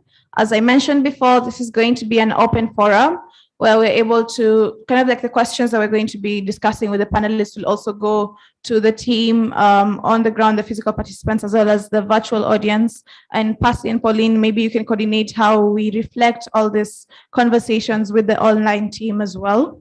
So I want to introduce our panelists for today. Some are on the virtual space and some are here physically with us. I'd like to introduce Ms. Irene Mauro, who's the Policy and Advocacy Officer at African Wildlife Foundation. Just give her a round of applause as she comes to the stage. Thank you. We also have Miss Sarah, who's a research fellow at the Dutch Embassy. Yes, who will be also joining us on the panel. Thank you very much. A round of applause. Thank you. We also have Mr. Alfayo Luta, who's a research fellow at the Stockholm Environmental Institute, who will be joining us on the virtual space. Kindly confirm to me, comes team, if we are able to hear him. We can see him. Hi, everyone. Hi, Alfayo. Great. We can hear you. Perfect. So this session is on the theme of the entire conference for the past 3 days, that is leveraging youth in creating sectoral impact. And this conversation is going to be as interactive as possible. But first, right before we start, we want to start this on a very high note. We want to bring a presentation to you by young ladies who have been working in the climate sector. And this will also guide some of our conversation on intergenerational dialogue. I think that's the first part of the conversation. So I'd like to invite one of our very own young ladies who's in our presence today, and one who's also joining us on the virtual space. And they can be able to just give us how it has been for them in the climate space as we guide into the conversation with the panelists. Karibu.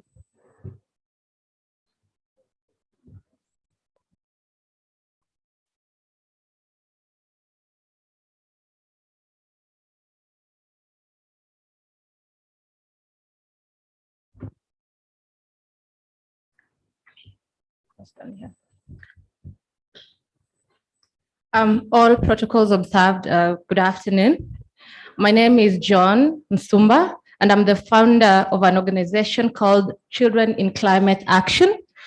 And our main objective is to get the young children from the age of 3 to 17 into climate change, mitigation, adaptation, and resilience. And why did we think children? Because our children are our future. And if we give them necessary skills to the children, then we are also conserving not only now, but also the future. With me today, I have, maybe just to start in Children in Climate Action, we have different activities. And one of the events that we do is called Little Mr. and Miss Environment Kenya. And is a pageant that brings these little children into climate action. All the children either are required to have either environmental conservation or wildlife conservation projects. And today I have one of our representatives with me here physically. She's called Amelia Tichy, and one online. Thank you so much, Lynn, for this opportunity. Really feels good to be in the midst of people of the same mind. And as the Bible says, raise a child in the way that you want them, and when they grow up, they won't depart from it. And that's what we are doing. Thank you.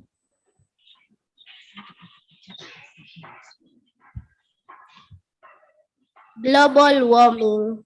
Global warming affects a lot of people, everyone, but mostly children, the future generation. That is why our voices need to be heard. Hello, my name is Amelia Tichy, the Little Miss Environment Kenya. My project is about recycling sunscreen lotion bottles. I made this idea because I usually see a lot of sunscreen lotion bottles in my room, and I don't really like it. You see, I have a skin condition called vitiligo, and it requires me to use a lot of sunscreen to protect me from the sun. And you can imagine how many people living with albinism and living with vitiligo, how much sunscreen they use. So I made this solution. I thought of this solution to develop a mobile application which helps you to collect sunscreen lotion bottles and recycle it. I would like to urge the government to buy sunscreen in biodegradable bottles instead of bottles that cannot decompose. Reuse the past, recycle the present, and save the future. Thank you.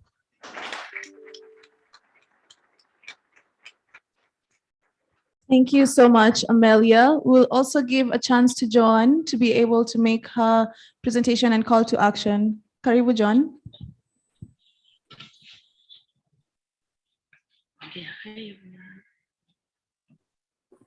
John, can you hear us? Hi, everyone. Hi. Hamjambo nyote. Kwa majina naitwa Meristela Nankani Ndago. Nimetoka katika kaunti ya Kwale. Mimi ni Preteen Miss Environment. Ninasoma katika shule ya msingi ya Maria Makulata. Niko katika gredi ya 5. Niko hapa mbele yenu kuwajulisha watu wote ulimwenguni na hasa watoto umuhimu wa kuhifadhi mazingira ya baharini ambayo inachangia katika mambo ya climate change. Siku hizi watu wameanza kutupa takataka hasa za plastiki kama chupa na mifuko ambayo inaleta madhara kama vile samaki akikula mfuko wa plastiki, akiumeza mfuko huo anaweza kufa. Pia takataka hizo zinaharibu hewa kwa kuwa mwishowe hutoa harufu mbaya. So, nawaomba tushikane na kusaidiana bila kuacha watoto nyuma. Tuweze kuhifadhi mazingira yote hasa katika fuo zetu za bahari. Sisi ndiyo kizazi cha kesho. Ningependa kumalizia maongezi yangu na hii nyimbo ambayo inahusiana sana na mambo ya kuhifadhi mazingira. Tuyatunze mazingira, faida zake nyingi, kwetu si wanadamu na wanyama porini. Yatunze mazingira, faida zake nyingi, kwetu si wanadamu na wanyama porini. Tukipanda miti kwa wingi, twapata hewa safi. Tukipanda miti kwa wingi, twapata mvua nyingi. Tukipanda miti kwa wingi, twapata hifadhi ya wanyama, hewa safi, mvua nyingi, na hifadhi ya wanyama porini, hewa safi, mvua nyingi, na hifadhi ya wanyama porini. It is that time for all of us to conserve our environment. It is that time for all of us to conserve our environment. Tutapata faida zake nyingi. Tutapata faida zake nyingi. Tabia hii mbaya, kukatakata miti, jamani tuiwache, madhara yake mengi. Tabia hii mbaya, kukatakata miti, jamani tuiwache, madhara yake mengi. Tukipanda miti kwa wingi, twapata hewa safi.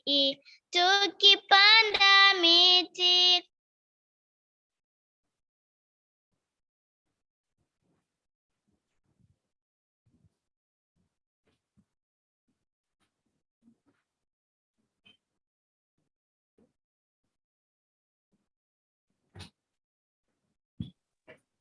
mvua nyingi na hifadhi ya wanyama porini. Asanteni. Round of applause. I think this is the most adorable bit about the conference today. And I've seen everyone take out their phones, and having young children who are being part of the climate action and climate conversation is really very interesting conversation to see. And it's very enlightening for me, because this shows that all generations are part of this conversation, and all generations are affected by climate change, and all generations want to be part of the solutions as well. I mean, Mary Stella has mentioned that Amelia has mentioned that she's recycling sunscreen bottles. You know, that's something that she's experiencing at a personal level, and she's doing her bit as a young child. And I think I want to go to our panelists just to ask, how is intergenerational dialogue? Because we're seeing young people, we're seeing the older generations, and we're seeing children as well who are trying so hard to be able to be part of the solutions. How is intergenerational dialogue helping to be able to tackle climate change, especially in Kenya on a national level? And from your experience on the different platforms that you are taking up, how do you see this happening? Maybe I could start with you, Sarah, and then we can go to Irene, and then we can hear from you, Alfayo. Let's see, can you hear me? Hi, thanks for having me here. And looking at the audience and then looking at myself, I feel a little bit the stranger, you could say, for multiple reasons. I was wondering, who of you is above 35? So yeah, I was hoping, wondering, guessing. Yeah, so talking about intergenerational dialogue, you look at this vibrant room. I'm so impressed by everything what you're doing and your dedication, your commitment, your fight, your struggle, your frustration, your anger in contributing to climate action. And then I think intergenerational dialogue is key. It is fundamental. It is a precondition in order to achieve the great challenges we're looking ahead as a global society. And at the same time, again, look around, you can see how challenging it is. You can see how big the gap is between different generations and how obvious it sounds we have to bridge the gap and talk to one another. We can see also here in this room how difficult it is for various reasons. And that truly concerns me, considering how conditional, how important it is. So look at SDG 17, Partnership for the Goals. It is, we have to cooperate, companies, civil society, government, knowledge institute, but we also have to cooperate among different generations. So I think I heard many of you making a plea for that. I heard your concerns when talking, for example, about access to funds that are maintained and in the hands of power holders that are of different age most of the time. So also there I see the issues and the challenges you have to deal with. So I don't have the solution on how to bridge the gap. I'm here for a reason, being of a different generation. Unfortunately, I'm not one of your Kenyan power holders. But here to support you by being among you. And I know that's not a big fundamental change to you, but maybe more like a mental one. Yeah. Thank you. Maybe we can have you, Irene, tell us more about how this looks like for you. Thank you very much and good afternoon all. I think for me, with a particular focus, especially in Kenya on the issue of intergenerational dialogue, I think there's a big gap. There is a disconnect between the youth and the elderly who are actually holding the power in terms of decision making. And I would say all is not lost. I think with the current crop of elected leaders, especially in government, we've got some fairly young representation. And I think that's the right way to go, or we've started the process, but there's still a long way to go. And you're talking about intergenerational dialogue. It not only touches on issues of climate change, but also all the other sectors. I know yesterday and the day before there was focus on agriculture, biodiversity, energy, transport, all those sectors. You'll find that in terms of the representation of youth voices, it's actually missing. And where there is youth representation, those are the youth that are fought to actually be in that decision-making table. So my challenge to you, I'm also a youth, but my challenge to you as my fellow youth is, what are you doing to actually ensure that you are on that table? It may be demanding for a space on that table or creating your own table. And then those older generations then come to your table. So there is an opportunity, there is a gap, yes, but that gap presents an opportunity. Now, going beyond the borders of and even within the borders of Kenya, we've got the National Youth Council. That is, I'm not sure where it's hosted right now with the new reorganization of the ministries, but it does present a platform to start engaging in some of these discussions. I looked it up and I realized that in terms of climate change, I think there's only a focus on 30% forest cover by 2050. And I'm not sure about the extent to which they are working on addressing that and bringing on board youth. But now going beyond the Kenyan borders, we've got the Africa Youth Commission. They have got an office here in Nairobi along Kabarnet Road. As youth, are you engaging with that platform? One of their focus areas is on climate change. And they do engage at the Africa Union level. Are you engaging on that? Globally, we've got Yango, and I think ELCOI is one such platform that is enabling the youth voices to be heard at such a level. But you find that there are also other opportunities that you can explore, not only internationally, because sometimes we tend to focus on what can I do there internationally, but there are opportunities to engage at county or even subnational level. And it means that if you engage at such levels, you are going to be bringing together different age groups. So the very young, like Emilia, who was here presenting on the work that she's doing, the youth who are within the youth bracket, like below that 5 years, and those who are above that 5 years, so that you can have a common discussion on issues that are impacting you, to share your concerns, and also to actually be the solution providers. And I think one of the challenges usually we have as youth is sometimes we do not present the solutions, rather we present the challenges. But I'm glad most of the youths here also have the solutions. So how can you bring that to the table as your input into the process? So you are seen as a critical stakeholder rather than somebody who is just coming there to complain. Because I think sometimes for some of these older generations, they do value when you come on board with the potential solutions or interventions that can actually benefit the wider community. And I think in conclusion, as AWF, African Wildlife Foundation, there is a fellowship that we have running, which is called the Charles R. Wall Young Fellowship. It's a policy fellowship in collaboration with UNEP.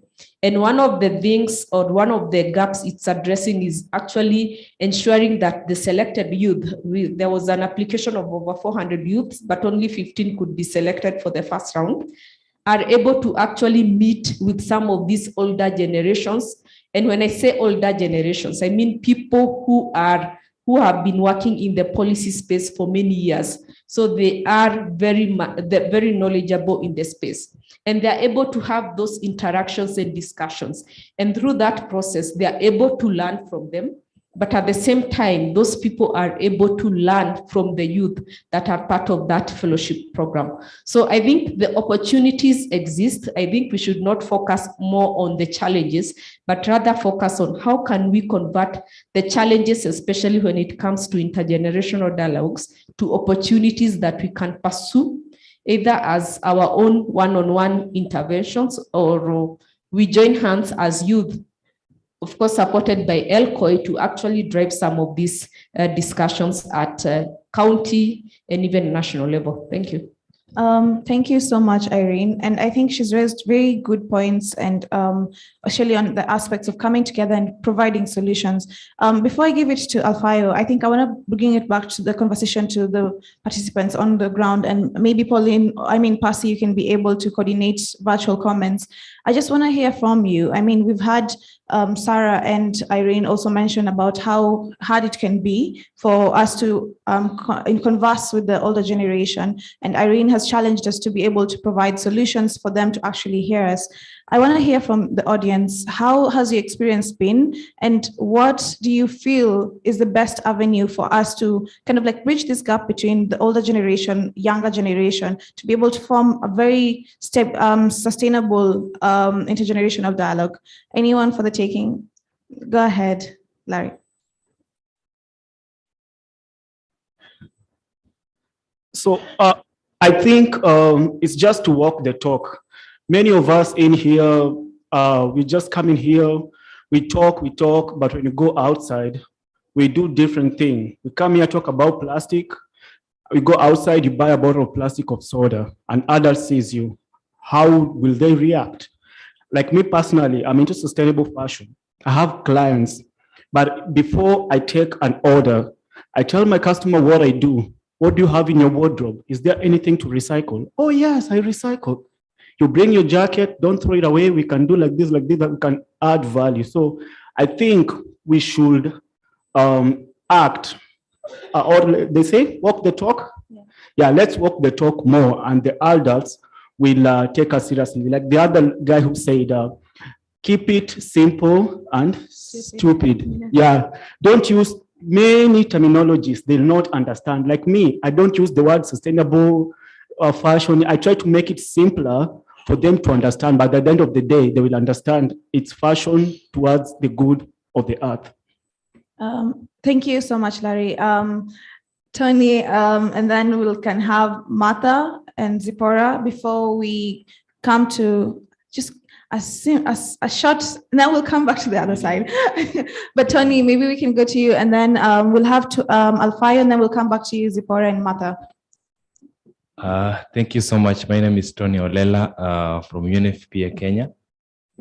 What I can say is what we need basically to do is to focus on movement building, which is very key, so that we can ensure that every person is part and parcel of this conversation. We also need to delocalize this engagement to ensure that we take these engagements in the grassroots, because most of the people who are active on ground, maybe some of them are not here, but they really need to hear from them. And also we need to capacity build more of the people, just as my colleague said, by using their own language to make them understand. And then also we need to be accountable, and commit to our statements, such that we can really, assess our impact and see how best we can move together, and avoid this analogy of competition, which is very common in this space. Yeah, what if we just form a coalition within 3 or 2 CSOs or other organizations, and then we drive towards sustainable water, maybe in Marsabit or somewhere? I believe it will be very possible for us to achieve something. But if we keep on competing, even if grants come, it becomes a bit chaotic. Yeah, so movement building is very key, more so as young people. Thank you.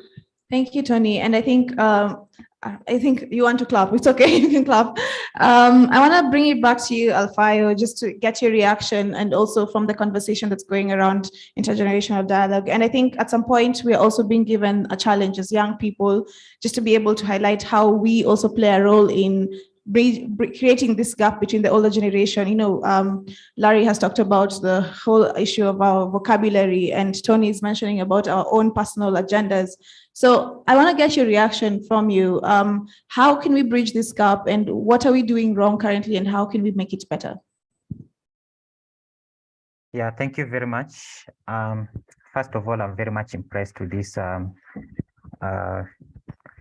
meeting. I'm happy to see Larry. Larry was my classmate in Butere Boys. So intergenerational gap. Youth and resources go hand in hand, because youth are the key to sustainability. So the role of the youth is to bridge the gap to maybe strategically ensure this intergenerational equity. because the youth will always bear the biggest burden of climate change. And from what we have seen, and I was so happy when I saw the young girl talking about issues of climate change, it means that young people are increasingly aware of the challenges and risks that are presented by climate crisis. And of course, the opportunity to achieve sustainable development brought by a solution to climate change. So the young people's unprecedented mobilization around the counties shows the massive power that we possess as the young people to hold decision makers accountable. Now, the first thing we need to know is, first of all, I heard the presentations that were made, of course, how can we get these funds? And also, how do we ensure that we don't really face the same challenges every year in and out, like what is happening in Isiolo and Marsabit? But I think for us as the young people, we need to know exactly how decisions are made at the counties. Because when you talk about climate change and the implementation of the climate change activities, it's all devolved and it's all at the counties. So like what Irene said, are you a critical stakeholder? And being a stakeholder, it's not just being on the table for the sake of being a young man. For like the guy who's in the conservancies, it's not just the fact of you being on the board, for example. That's not enough. But what is important is, are you able to deliver democratic, equitable, and context-specific solutions which can address these multiple risks and help to achieve these multiple benefits? So first of all, we need to know money will always follow plans. How the county governments are implementing the activities. If you go to Isiolo, they have a very nice plan on how they can be able to implement their climate activities. But then are the young people involved in preparation of these plans? Money was allocated in Isiolo County, for example, for climate change, but that money was reallocated again. So the young people are not involved in developing these particular plans. So if we don't mainstream this and to ensure that our voices are heard as the young people, then all this money will just be the old generations and we'll keep complaining about getting the money. But so my take is that as the young people, we have to be included and our voices have to be heard. We have to provide solutions, and these solutions should be context-specific solutions. So we should be on the table and ensure that our voices are actually heard. We should participate in development of these plans and not just being not just being involved as stakeholders where they develop the plans and then they come and present the plans to us, and then we are there to just rubber stamp these particular plans.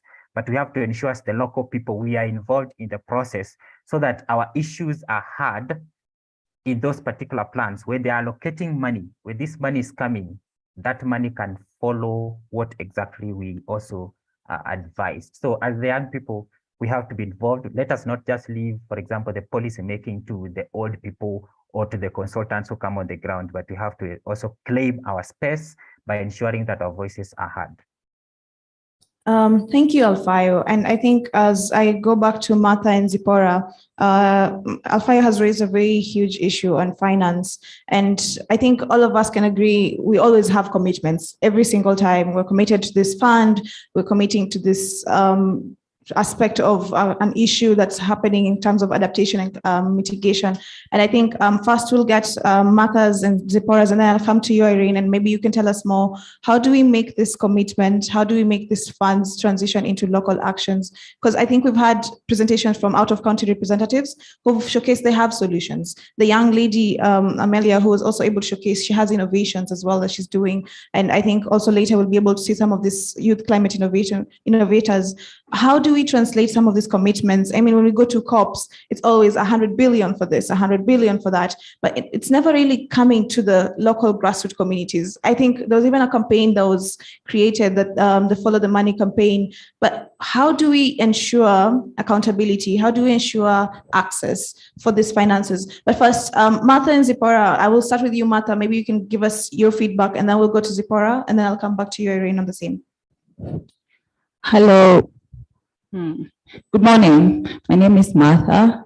So personally, I wanted to say that one of the reasons why we face the challenges that we face in the intergenerational gap is because of the standoff like that has been there between age groups, right?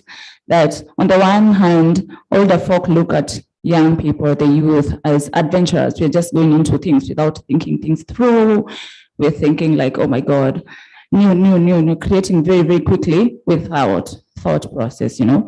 And on the other hand, the younger generation look at old people as, there's a lot of ageism. Like, these people are dated, whatever they're talking about is, we can't listen to them, they're slow, they're ABCD. So I think one of the things that we need to really work on is extending each other grace and being intentional in the way we even engage.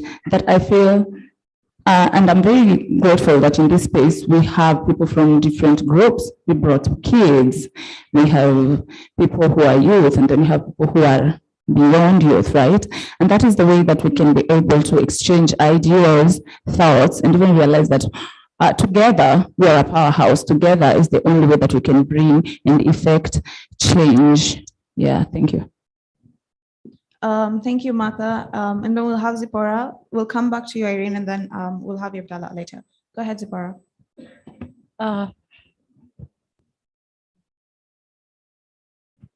Thank you. I'd like to echo what Alfayo had said on bridging the gap, the intergenerational gap. One way I think that we should do this is us having a seat or having a say in the decision-making process on from the word go, not only in the decision-making process, from the onset of a given project to the end of the project, we should be involved all along those projects, not only at the decision-making table. Thank you.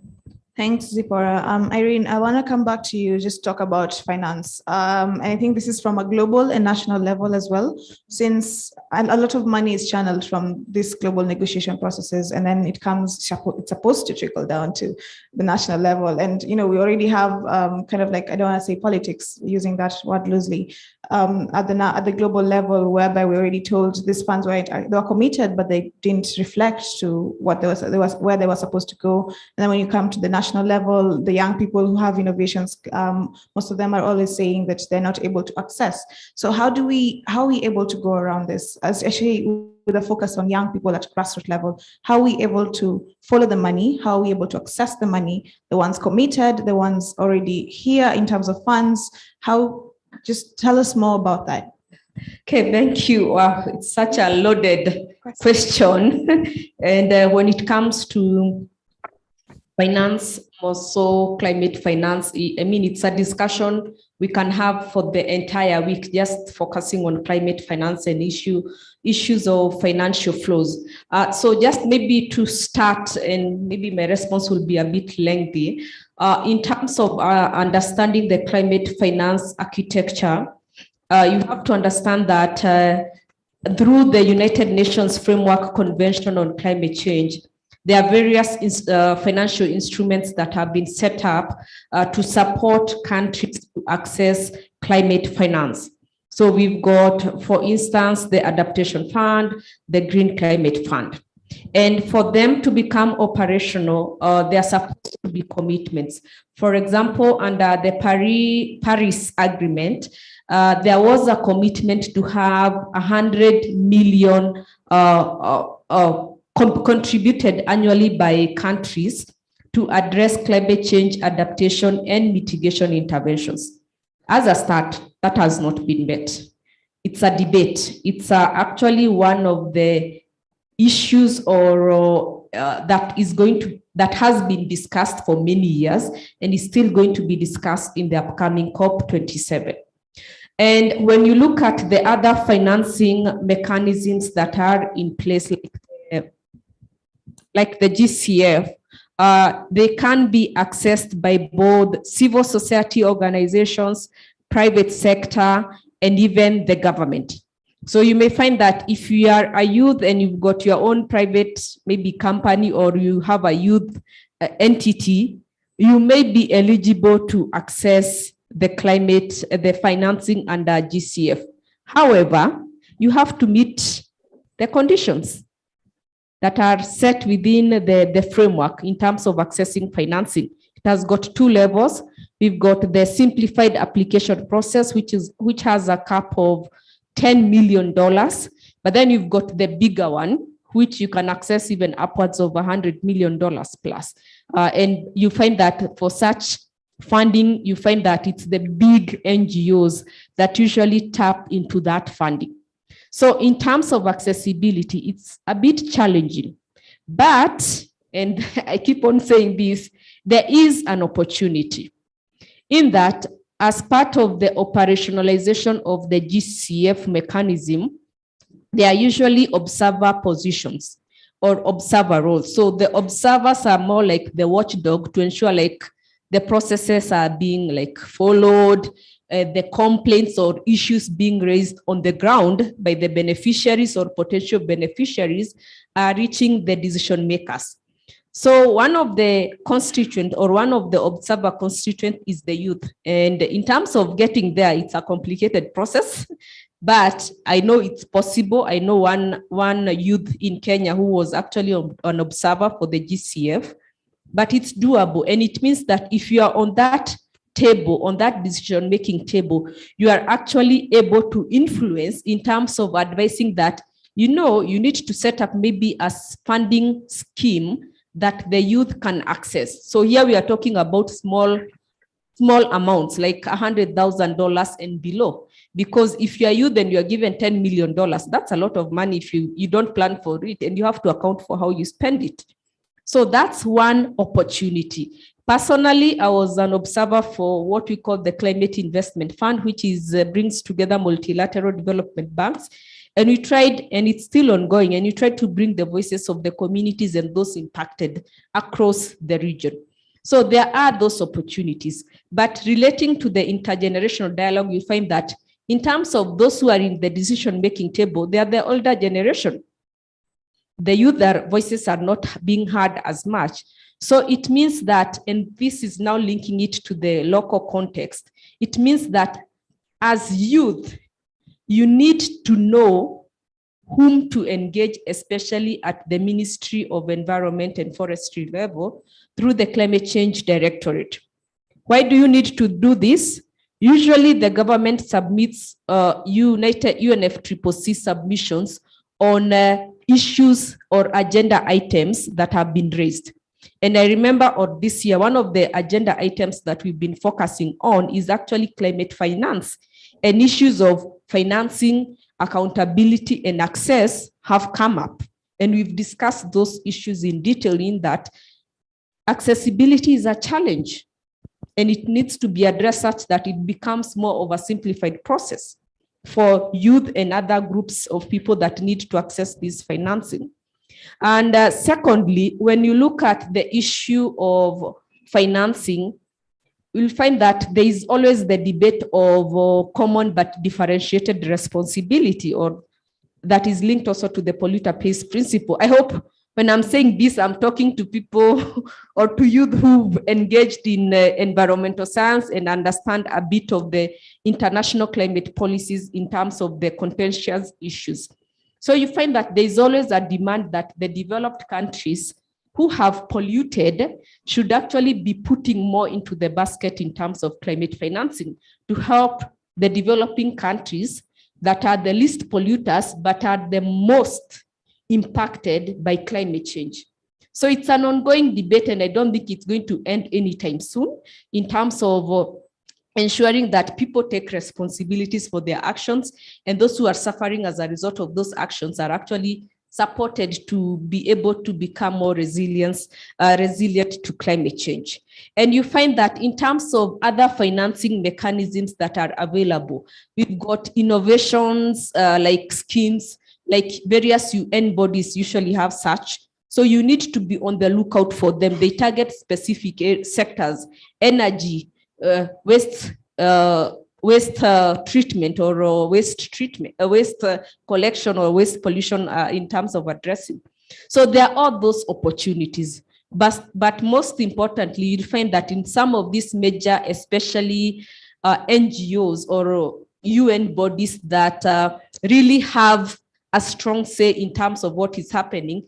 They usually have equivalent of youth councils. And it means that the youth are able to influence some of those decision-making processes. But coming down to Kenya, I'll not talk about Africa because in Africa, there's the climate finance architecture, especially through the AFDB, and it usually also has some innovation awards that youth can tap into. But coming into Kenya, and I've had this mentioned, at county level and even at national level, the issue of climate finance. But maybe to pose a question to all of you, and maybe most of you are familiar with this. How many of you know that in Kenya at the moment, and I think somebody mentioned this, we've got the Financing Locally Led Climate Action Program. How many of you are familiar with it? I can see it's very few people. And that is one opportunity for you as youth, especially at the county level, to actually influence climate financial flows. Why? In terms of, just to explain the process of the climate, the FLOCA project in short, it's funded by the World Bank. And one of the conditions for counties to access the financing is that they need to develop county climate change policies and funding mechanisms. And when they do that, it means it's a participatory process as a start. So it means as a youth, you need to fight to get into that space. I've been involved in some of the counties, and you find that it's always the older people. There are no youth in those processes. So you ask yourself, is it that the youth are not interested, or they do not know, or they want somebody to go there and, sorry if I'm being offensive, to spoon feed you that these are the processes you need to engage in. So you need to go out of your way to actually look at these opportunities. Now, going back to the process, once the counties set up the climate change funding, climate change policy and funding mechanism and are gazetted, the next step is they are supposed to set up county climate change ward committees. So the ward committees are composed of various constituents. We've got women, we've got youth, we've got people living with disabilities, among other representation in terms of the community setup. And how the financing is supposed to operate is that the ward committee actually identifies the climate change challenge that is within their locality, develops a concept note or a proposal, and submits it for funding. There's a lady from Isiolo who said they're having very many challenges in terms of climate change. Have you engaged in such a process? I think Isiolo is one county that has their climate change policy in place. Are you part of the climate change ward committees, or have you heard about them? Because you would, if you know somebody who is in that committee, you can actually go and talk to them and tell them, this is what is happening in our community. These are the challenges we've identified as youth. So when you're designing the proposal, I need to be part of that process so that I can ensure that those challenges are actually funded. So it means that at the end of the day, climate finance is actually going to the grassroots to address the issues that are affecting the community and that have been prioritized by the community. But if you're not familiar with the process, then whom do you blame? It's you. Thank you. Thank you, Irene. I think that gives us something to think about our own due diligence as young people. As we want to engage in these processes, we have to also learn what's going on around us. And I think I want to give you, Sarah, an opportunity to just comment. We'll go to you, Abdallah, and also Pasi, Pauline, if you guys can coordinate comments that are coming in virtually. And as we continue the conversation, and also Alfaya can be able to comment. Sarah, go ahead. I will keep it very briefly. Martha, I couldn't see you when you were speaking. Where are you hiding? Oh, it's you, Martha. I really love what you were saying about the standoff. I think it's a very important comment you were making. Listening to what is being said here, and Irene, I think you have great information for everyone here.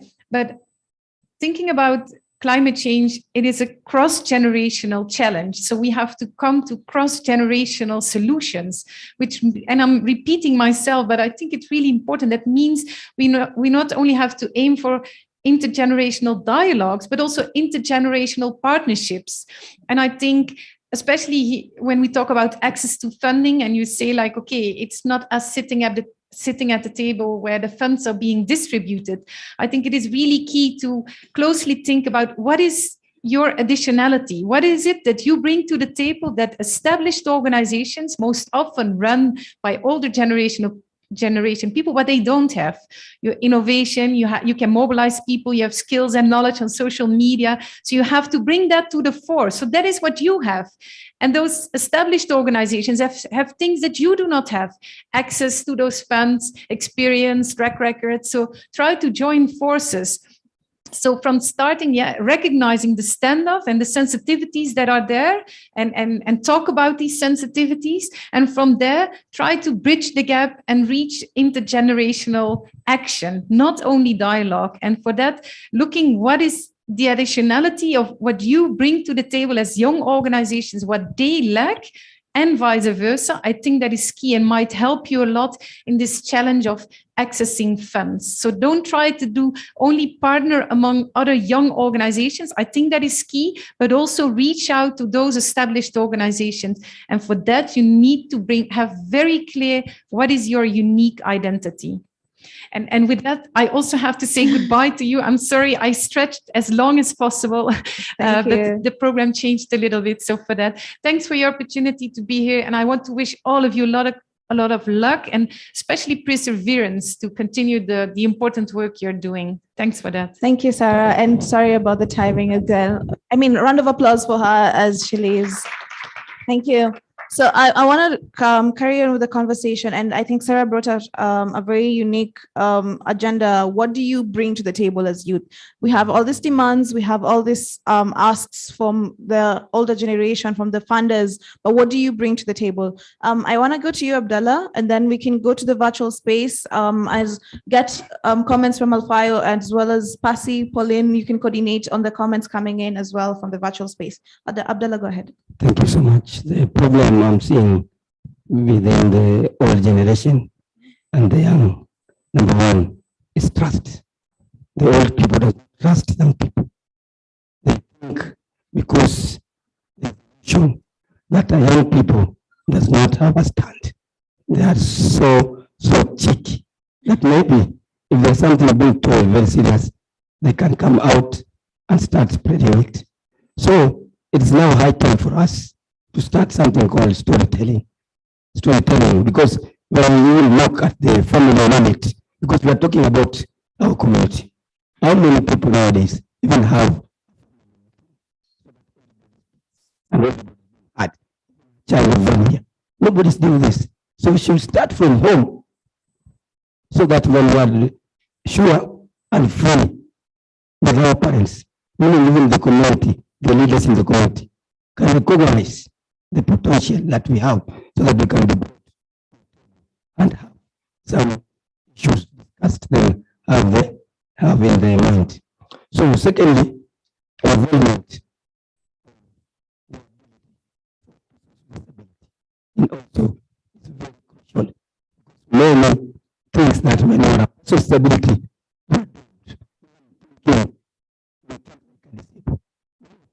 and also I want just to say to this congregation, we have not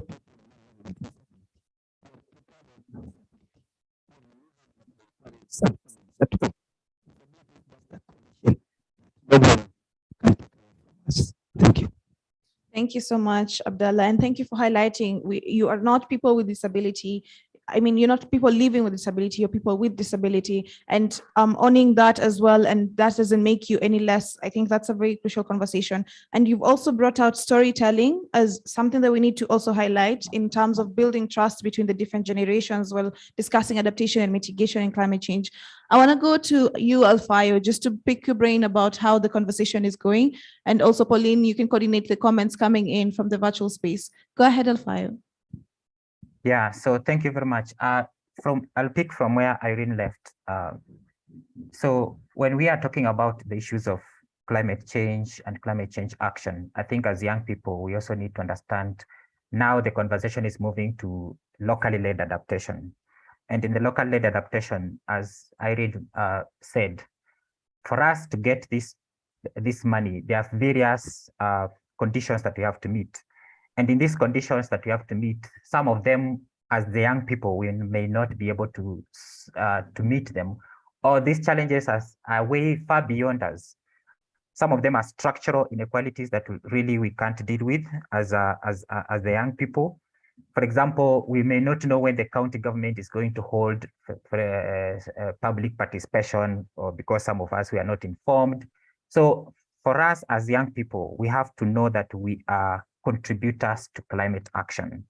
And I liked the presentation that was made by the young teacher from Makueni. He showed that young people are agents of change, entrepreneurs, we are innovators. Whether through education, science, or technology, young people are scaling up their efforts and ensuring their skills to accelerate climate action. And climate change presents both opportunities and threats for us as young people. So what we need to do as the young people is, how do we maximize these opportunities?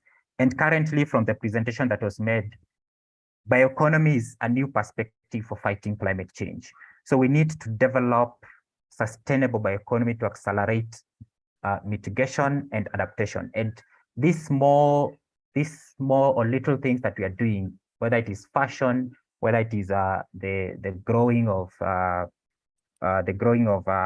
crops in the dry areas, all these simple things, like what is happening in Isiolo. We have very young people who are now involved in pasture production, and as we speak right now, so many people have lost their livestock.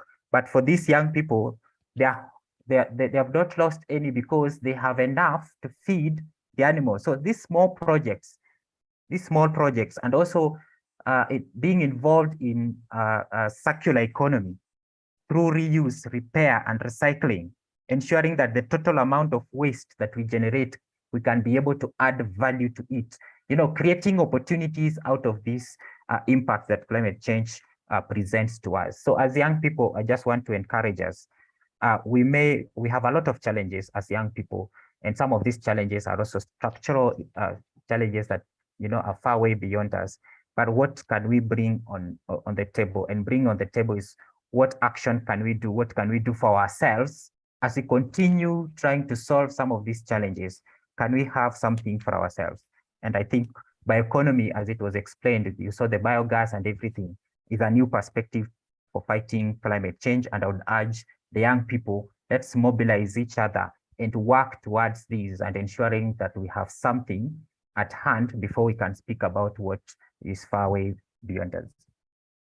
Thank you so much, Alfayo. And I think that's a very crucial conversation to have. The fact that now we are mostly focusing on locally led adaptation actions. I think I want to give you Pauline before I shift the conversation a little bit. I'll come back to you, Tony. But Pauline, maybe you can guide us through the comments that are coming up on the virtual space. Thank you very much. So probably we have a question from the participants. Is saying that loss and damage has been a key issue from yesterday's conversation, touching on the global south. We've asked for compensation, and I am not sure whether we have a concrete plan that the money reaches the most affected people.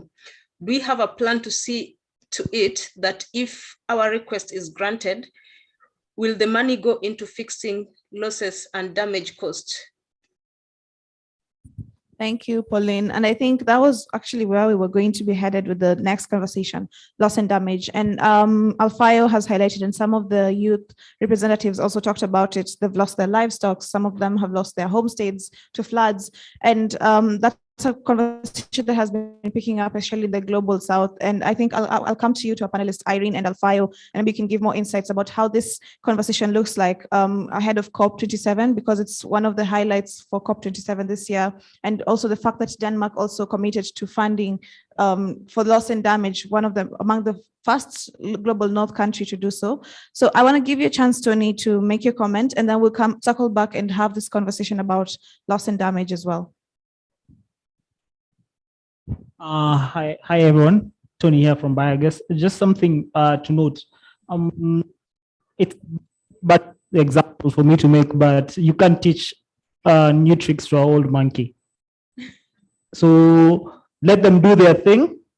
They are the funders, so let them do their thing. Start from where you are. The small projects you're having, make them successful, then invite them over for them to see.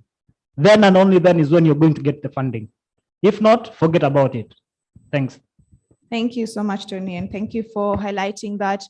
We have to know how to converse. We have to know how to actually reach out to the older generation and how to actually seek for this financing for some of the things that we need. So let's talk about loss and damage, Irene. Just how is the conversation looking like? I mean, young people have been having strikes on the same and demands on social media ahead of COP27. So how does this conversation look like ahead of COP? And also, do we actually have a chance of having loss and damage being at the priority of COP27? Yes, thank you. Loss and damage is, of course, close to all our hearts. And I think, especially for the speakers from the respective counties that have talked earlier on, they actually talked about loss and damage, how climate change is actually impacting them, drought, people dying, unfortunately, livestock dying, crops failing.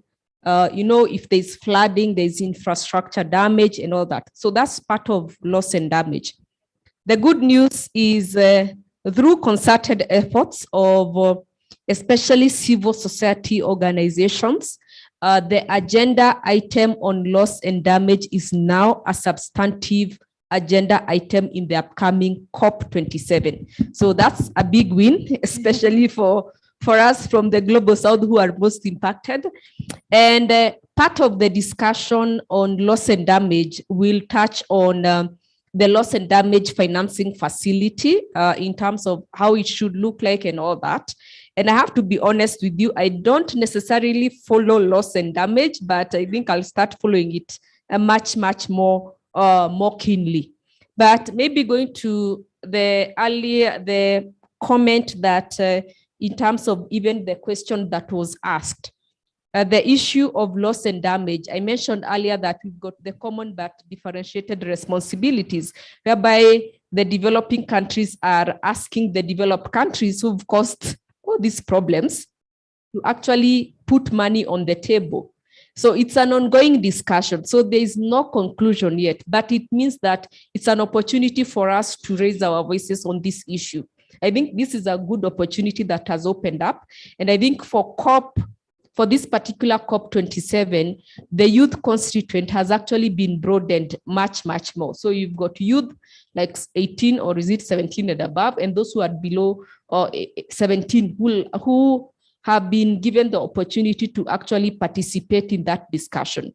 And looking at LCOE, I think you've got also the opportunity to present the views of the youth here in Kenya to the regional COE, and also to the wider meeting. Usually there's a youth meeting a week before the main COP, where the youth present their position as youth.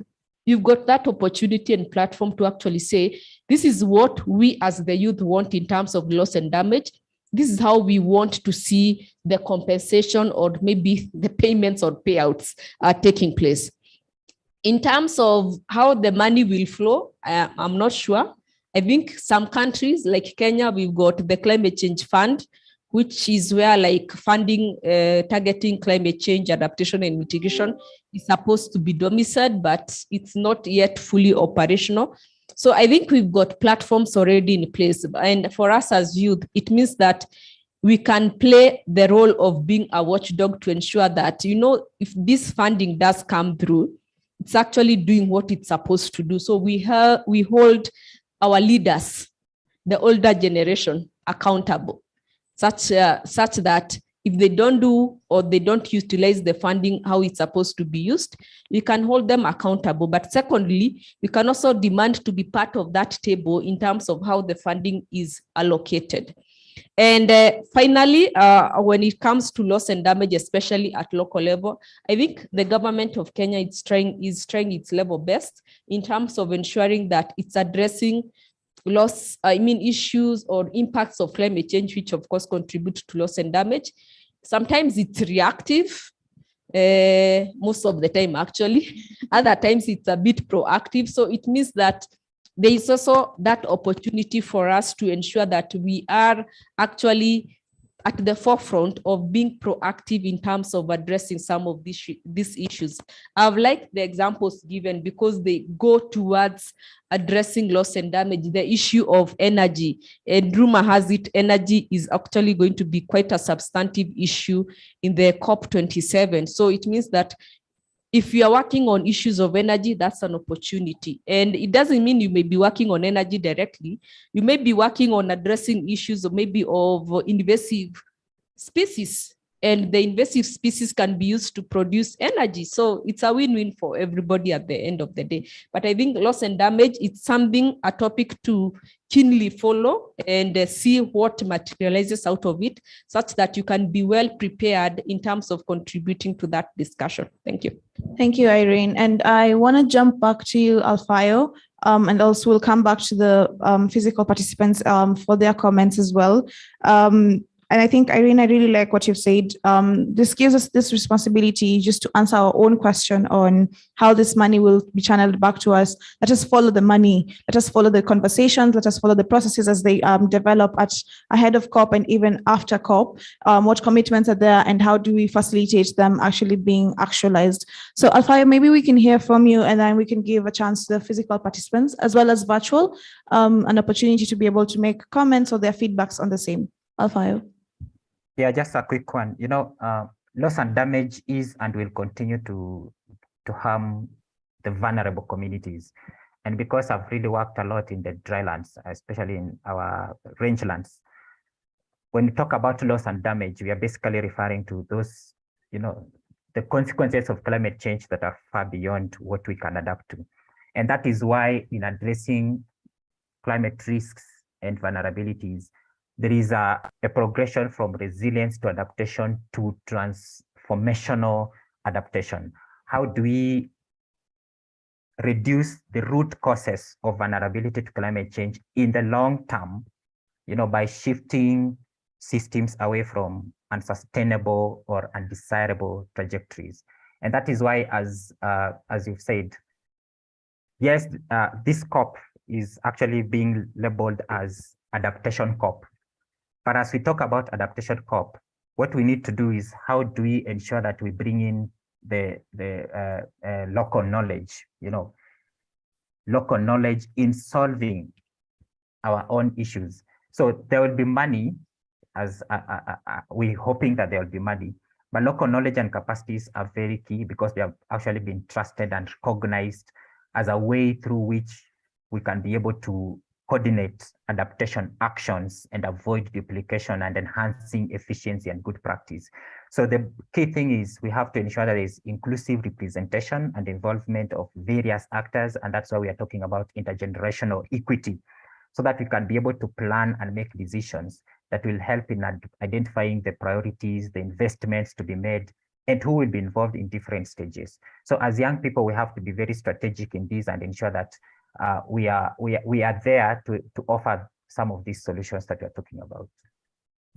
Thank you, Alfayo. And I think this is a great highlight to have. Just as we push for the loss and damage commitment, we are also having our own solutions that are actually on the ground at a local level, and highlighting on the indigenous knowledge just to be able to facilitate this is a very crucial conversation to have. I think sometimes as young people or as older generations who are kind of like fronted for the conversations and negotiations, sometimes forget there's the local community, indigenous community knowledge that we can be able to tap into as part of the solutions as we push for commitments to funding some of the items that we have. I want to give a chance to the physical audience, just on your comments on loss and damage, financing, as well as now indigenous knowledge community and community knowledge as well that we've had from our panel. Anyone for the takers? Okay, great. Zipporah, go ahead.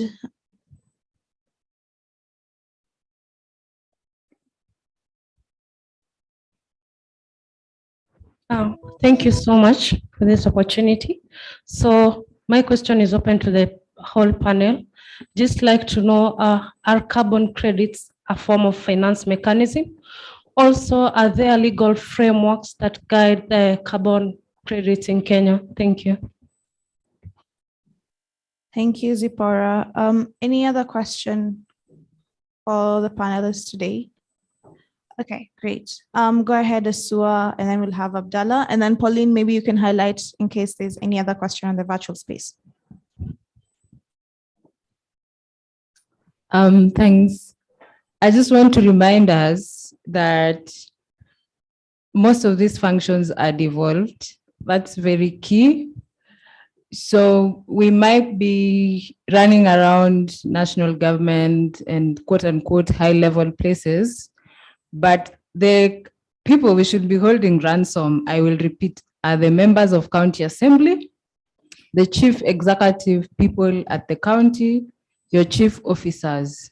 Because even if the money for loss and damage come, they will still trickle down from treasury to the county, because water, climate change, natural resources, all of them are devolved. Even if national government does the capital intensive bit and do the infrastructure, they will still hand it over to the counties. Now, the problem is we have very weird people at the county assembly. And this time it is even worse. We have weird people at the National Assembly, at the Senate, and at the county assembly. In the past, at least the Senate was a bit sane, so it did some interventions. But now we have the hardest job now that all those houses have, I don't know what we decided to put in those houses this time. So we have to find our MCAs, our ward admins. If your governor put a ward admin who doesn't understand how devolution works, it's time you start doing petitions to recall those people. Because when that money comes and your county doesn't have mechanisms to use it, the controller of budget will just recover the money, or it will be redirected, like someone said. So please, let's go back to the counties. Some counties have started doing networks. Say a county has started doing ward committees, even Kisumu. If your county doesn't have a climate change policy, if it has a climate change policy, but it is not going in line with the Public Finance Act, you will have to repeal some sections of that policy. Policy process is an expensive job. That's because we let politicians off the hook. For them to make policies, they have to be taken to hotels.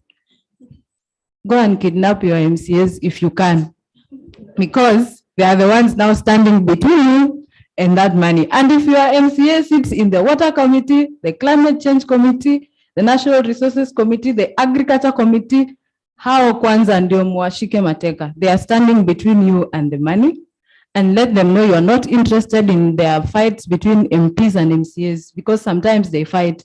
MPs want national government infrastructure, MCAs want to take over that infrastructure instead of waiting for what they need to do at the county. Even if you have to sit them down and train them, imagine itabidi, because they are the ones now who are standing between you and your money. Monies will come through counties, and please form networks. There's this program I am part of that I sit at the National Advisory Council, Voices for Just Climate Action. And now there are call-outs for people who are working in counties on the ground, because it is a project to amplify what is happening on the ground. But if you don't have structures in the counties, that money will also still go back. And it is a 5-year project, you can imagine. So make sure your networks at the counties are working and stop competing. Form networks and let those networks be sustainable. Don't form them because there is VCA, so that when VCA finishes after 5 years, your networks are not there anymore. So please form sustainable networks so that whichever projects come, the network is there and it can do these things. Thank you. Thank you, Asua, and thank you for reminding us to Rudi Mashinani. Let's go back home and implement some of the ideas that we have, and also follow the money from there as well. So not just focusing on global leaders, they'll do their much there, and then it always trickles down to us. Abdallah will have you, and then we'll have you, Alfayo, just make a few comments, and then we'll come back also to answer Zipporah's question. Thank you. Thank you so much again. I know that we have arid and semi-arid areas that have been marked even in the Kenya government. And I do want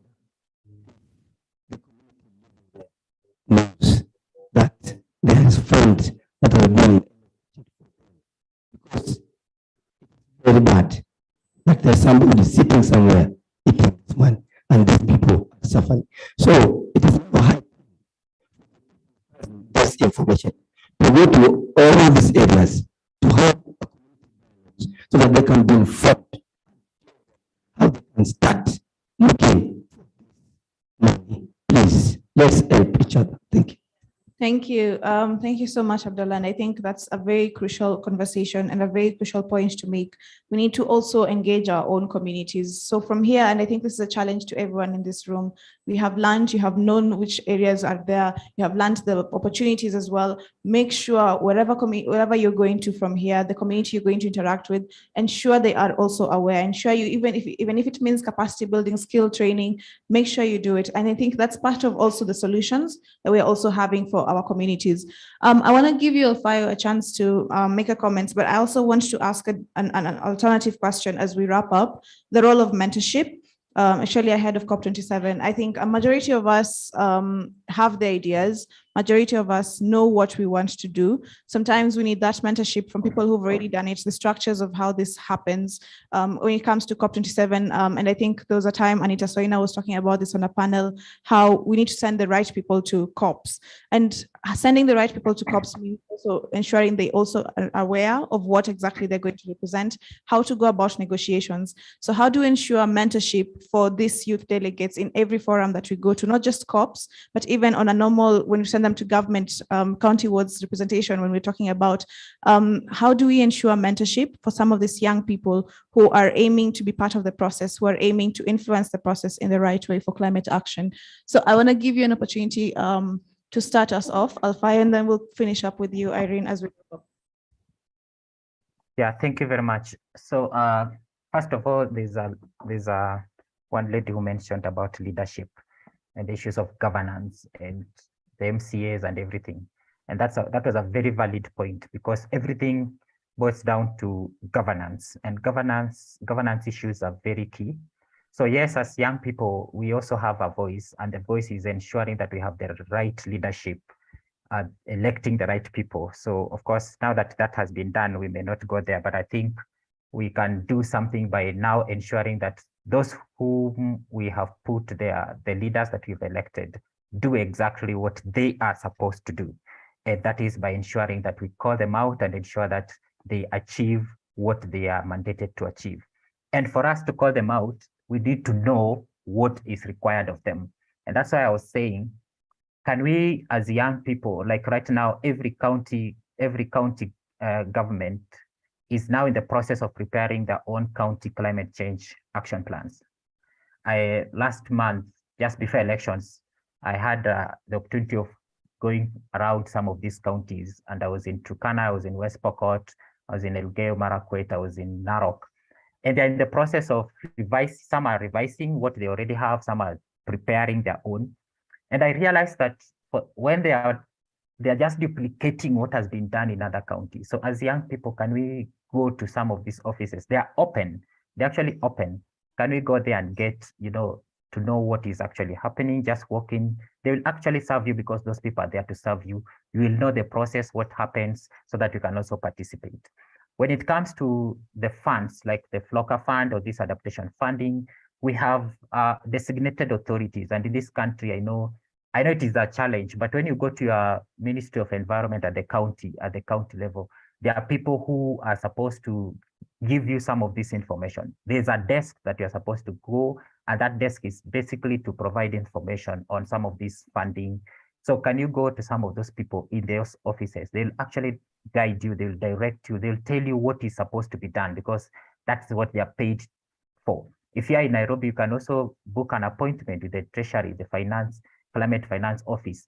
They have someone who is actually working with the young people, and especially this Flocker Fund. There's somebody who's working with the young people. Those are the people who can help you to access some of this funding, or they'll show you, they'll guide you, as you say, they'll mentor you on what exactly is required.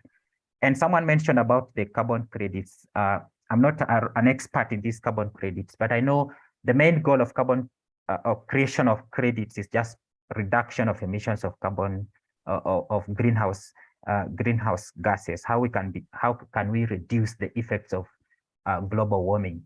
And I know it's a big thing right now in the northern Kenya.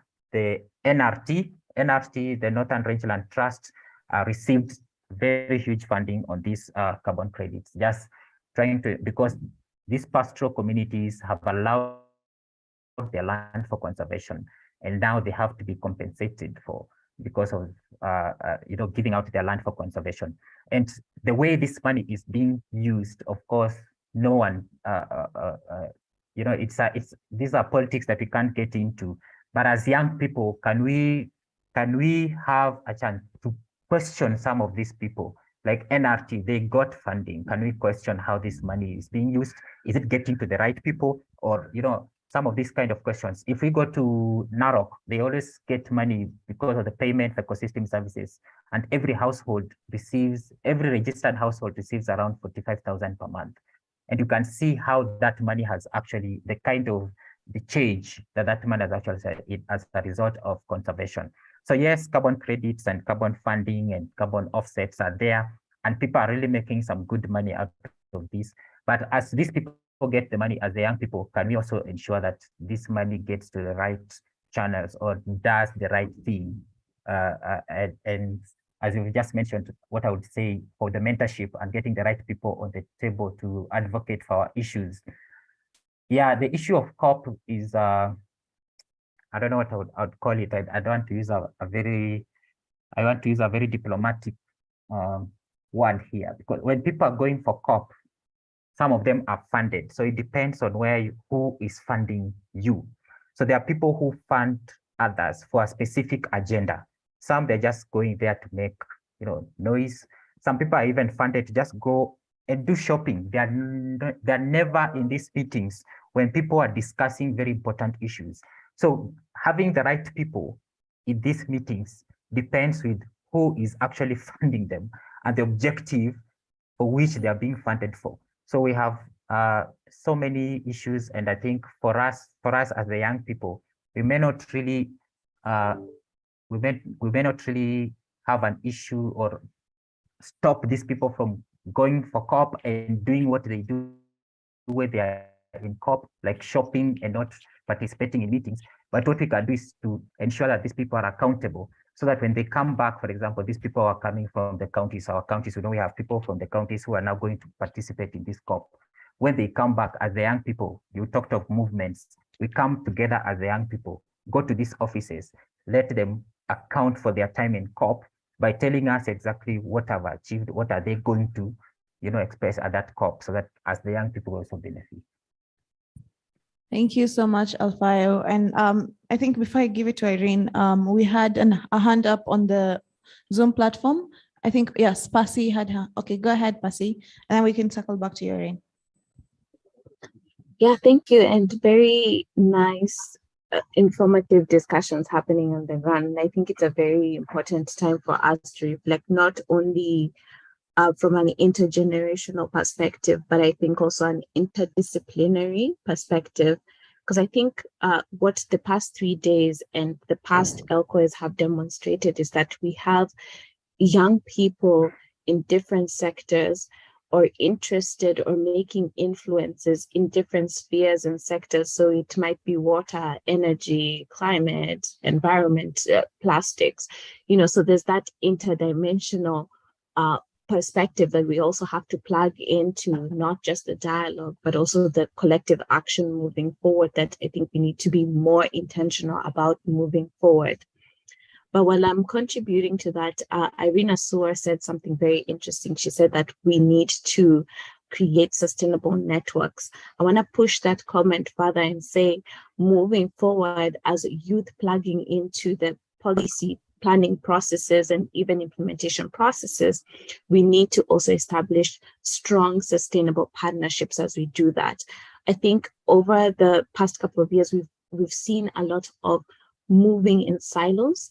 I think the youth in the room can say that to this pre-COP, there has been so many youth processes, road to COPs, we've heard of caravans, we've heard of boats that are being prepared to go to COP27 with African youth in them. We've had conversations that are happening in different platforms where I think an opportunity to consolidate and come together as one so that we have one active youth voice that is carrying forward that message that Irene spoke about that we need to take into those processes after this.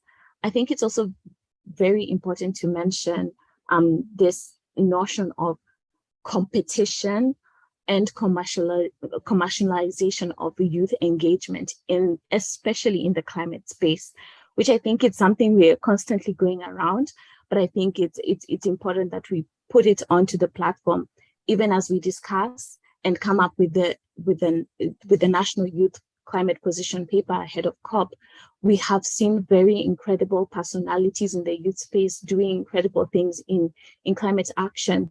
But unfortunately, there seems to be a commercialization of these young people to an extent where at the ground level, we cannot have access to them. They cannot engage us, either because they're being managed by external parties, or because, there's that commercialization. How can other people, and unfortunately, it's usually very well-established institutions that are cashing big from voices of youth in the space. So I think this is also something we need to think about, especially how do we protect our young people who are in this space, who might not be aware of the legal processes or their rights as children and youth, to protect them from such exploitation and the commercialization of their youth engagement and action in the space.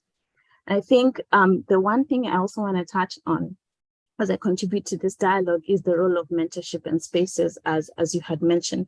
I'd like to see Irene and our institution on the panel, but in the process of planning these LCOEs, we have also interacted with partners and different civil society organizations who I think there's an opportunity to step up and be more intentional in carrying the next generation of climate leaders, climate policymakers, entrepreneurs. How can we be more intentional in holding their hands, building their capacity, building their skills, and not just to be able to engage, but also building how they consume the knowledge and implement it. And I think if we're able to do that, we create a mentorship cycle that enables the current generation of young leaders to be in a strong position to also mentor the next generation of youth leaders. So when I was seeing the pre-teen Miss Environment, I automatically thought about her sitting where Lynn is sitting a couple of years from now, or where Irene sits in her institution. How can we ensure that sustainable passing down of mentorship so that we're not just agreeing on what needs to be done now, but also for future generations? And I hope this is something we can capture and be intentional about as we move into COP, but also at the grassroots level in terms of what needs to be done in our countries and what we can do collectively as different generations represented in different sectors under the banner of climate action. Thanks. Thank you, Pasi. And that was a lot to take in, and the responsibility also that falls on us as young people in terms of mentorship as well as sustainable partnerships. I want to go back to you, Irene, just to be able to give us closing remarks and also answer a few questions that have also risen from some of these comments. Go ahead. Thank you. I think it's I don't want to touch a lot on the carbon credit and the role of mentorship, because I think Alfayo and Pasi have touched on that. But maybe going back to the role of mentorship, I know there are different approaches when it comes to mentorship. There is one-on-one, there's through group setup. But I think there's also another form of mentorship, which is the self-learning, which you can mentor yourself actually.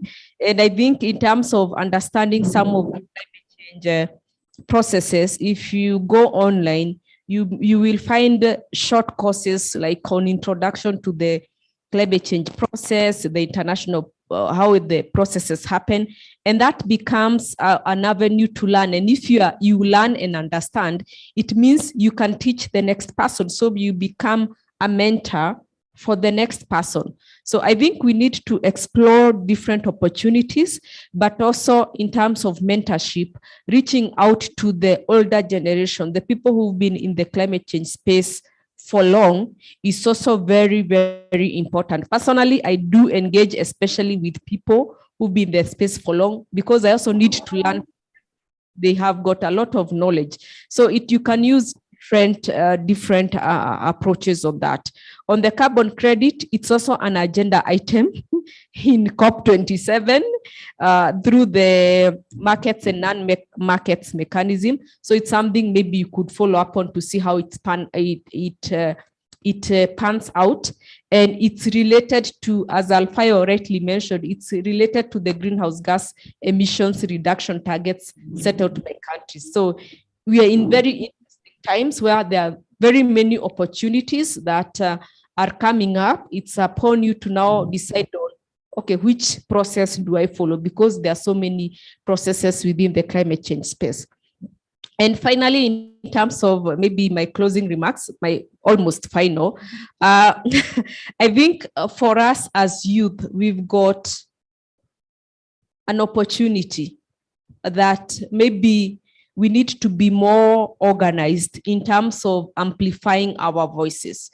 And maybe a suggestion to the LCOI organizers, because this is at national level, why don't we start with the county level LCOIs, such that at county level, at your respective counties, you organize a similar discussion. You know, it can be like a baraza, and you bring on board, you know, those decision makers that will give you the intel or information in terms of what is happening. So you develop those networks. And if you develop those networks, they become your mentors. And you are able to have like that convening at that county level. It means that when we all come here, you are actually coming to represent the youth voices from your county or your constituents. So it becomes more of a bottom-up approach, not the one by the current president, but more of a youth bottom-up approach in terms of engaging in these crucial processes.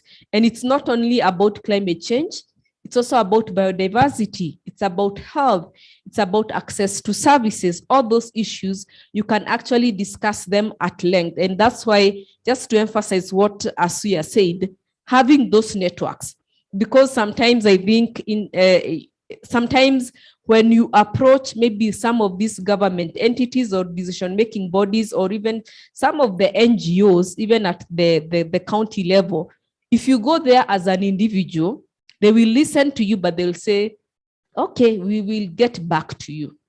But if you go there as a network, you say, I have been elected by my network to represent them. They will actually sit down and listen to you much, much more as compared to when you go there on your own. So I can't overemphasize the importance of networks and building synergies with each other as youth. So if you've got your network with county A, link up with county B, you cross-learn from each other. And that is the way to grow and to become mentors of each other in that process. And then I think finally, one of the topics I was supposed to represent on in the afternoon was the international climate change processes. Unfortunately, I have to leave immediately after lunch for another engagement. And I have alluded to it in terms of my discussion, but what Lynn has requested me is to just maybe give a broad overview. And I think when you're talking about climate change, we all know that the apex is usually the United Nations Framework Convention on Climate Change. That is the guiding document when it comes to issues of climate change. And countries, I think it's 192 or 194 countries are signatory to the United Nations Framework Convention on Climate Change, or UNFCCC in short. And those countries that have ratified the convention have also domesticated it. Kenya being a very good example through the various climate change related policies, plans, and strategies that we have in place. Now, when it comes to the UNFCCC process, you find that it has, of course, its secretariat in Germany, Bonn, but also it has got constituents that are supposed to be part of that discussion or engagement. So we've got the faith-based organization, indigenous groups, we've got the CSOs, the media, and even the youth. And the youth, I think they came on board around 1998 thereabouts. They weren't like considered as a major constituent in terms of that discussion. So you find that climate change, of course, people have known about climate change from many decades ago. It was alluded to that coal, or the combustion of coal, is actually going to lead to global warming in terms of future, like scenario planning. So the issue of climate change is not new, but the issues that have been discussed keep on evolving, but they remain constant. I hope you understand what I mean. It's like you are talking about point A, the next time you are talking about B, but you are in essence talking about point A. So it's just going round and round in the same discussion, like climate finance, loss and damage and all that. Now, in terms of the climate change, how it's operationalized, so you find that you usually have what is called conference of parties. So conference of parties brings together the different constituents or parties that are or parties to the convention, to come and discuss issues or agenda items that have been identified. Now, in terms of identification of those agenda items, it's a lengthy process. It can be at the UNFCCC level, or what happens a lot of the time is it's issues that countries bring out that need to be discussed. And when countries are bringing out these issues, they do them in terms of the groups. Countries have organized themselves into groups to negotiate. So we've got like the EU, which represents the European countries. We've got the G77 plus China, of which Africa is part of that.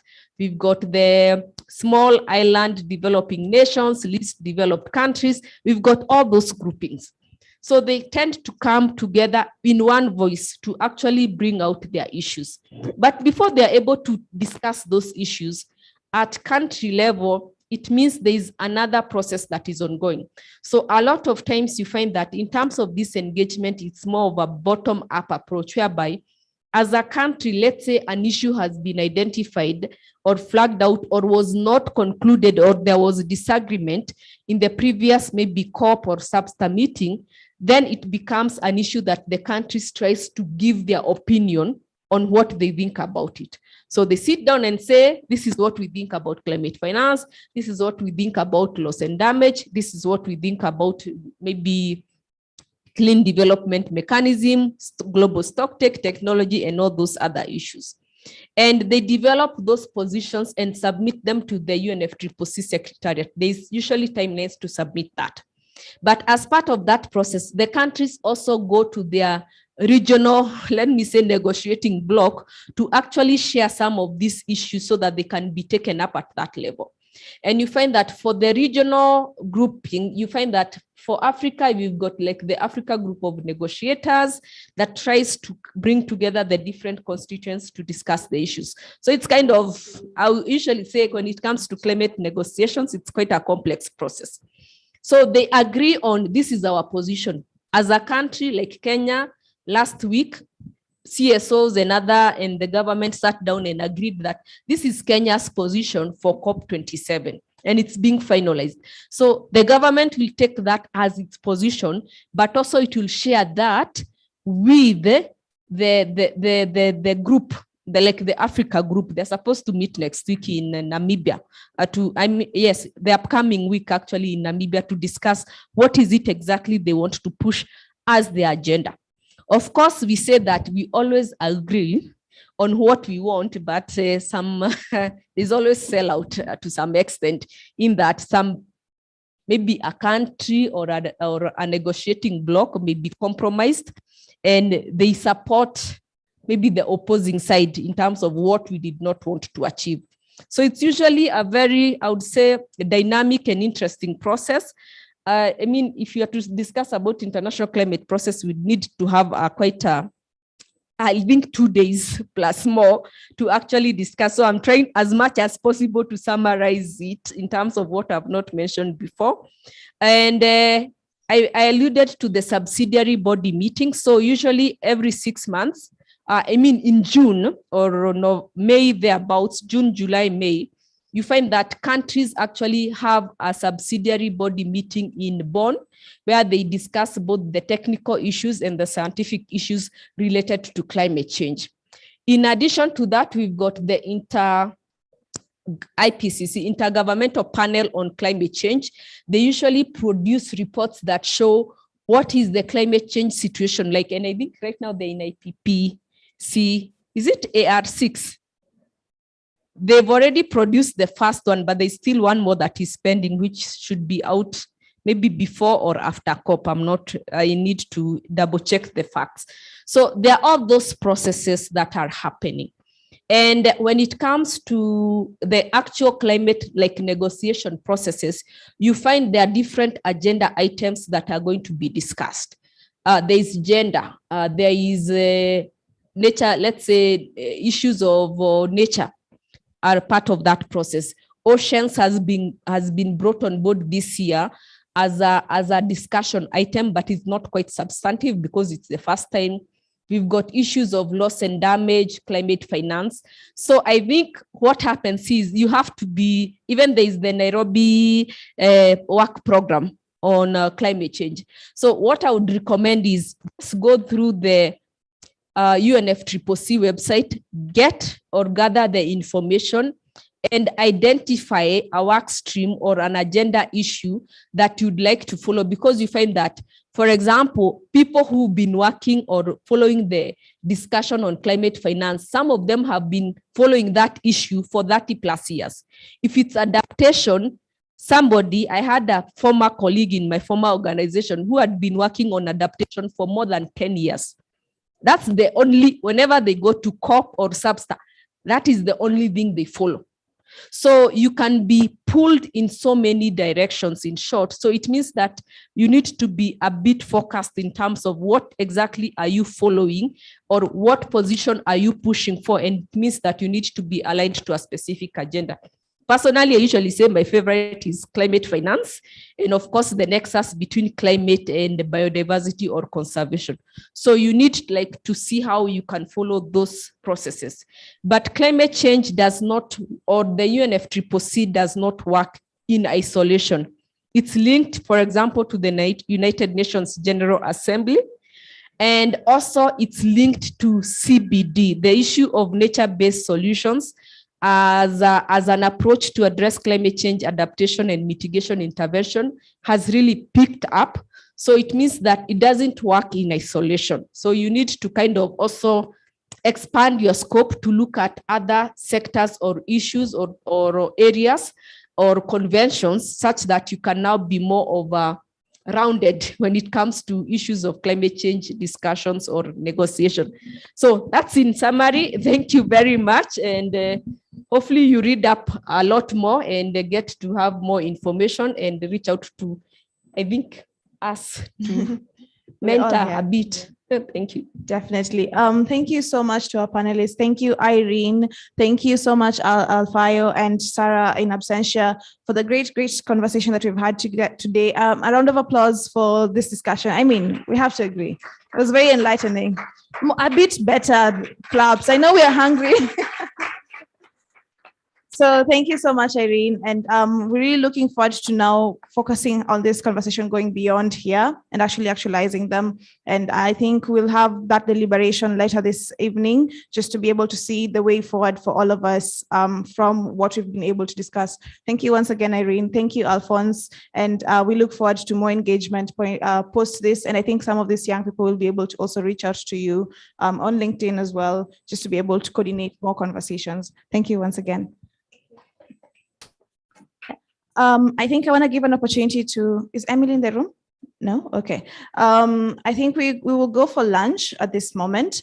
Also, just to be able to highlight, we have exhibitions today to highlight some of the young innovators who are actually actively committing to solutions to be able to coordinate some of the activities. So at this point, I think we'll break for lunch and Emily will be able to give us some of our meal cards.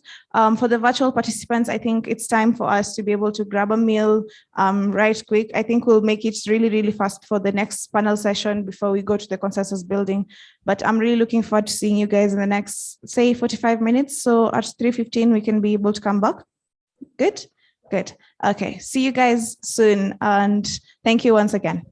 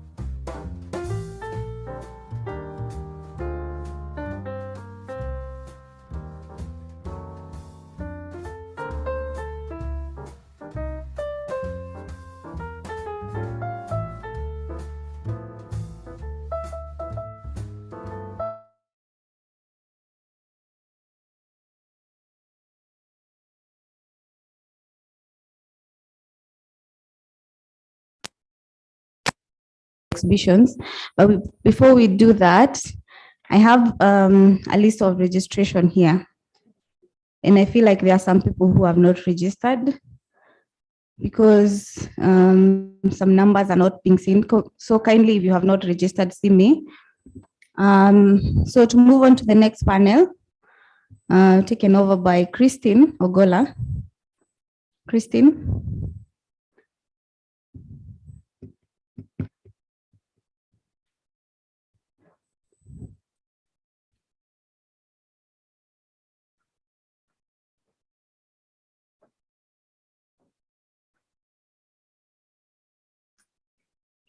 Hi guys. Okay, so the next session is going to be a panel discussion where we're going to talk about policies and importance of accountability, social accountability, getting to know how youth engagement is and participation in climate change policy processes and development. So I'm going to invite Richard, one of our panelists. And I'm not sure if Marcus is in. Lynn, can you confirm? Yeah, he's there. Yeah. So welcome, Richard.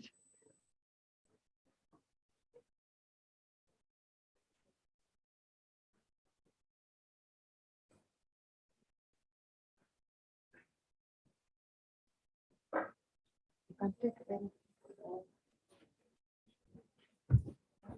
It's okay.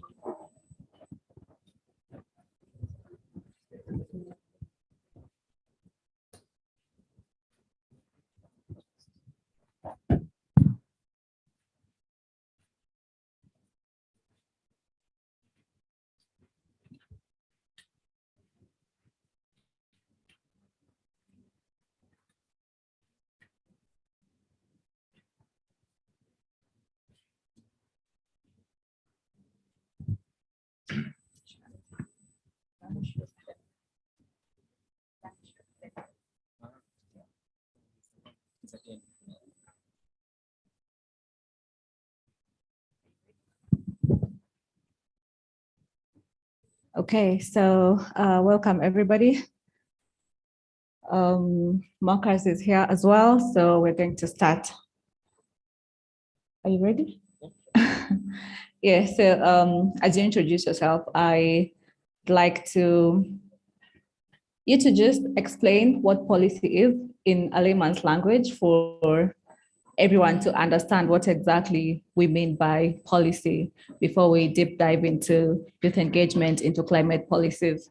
So introduce yourself and just give us a brief overview of what policy is in your point of view.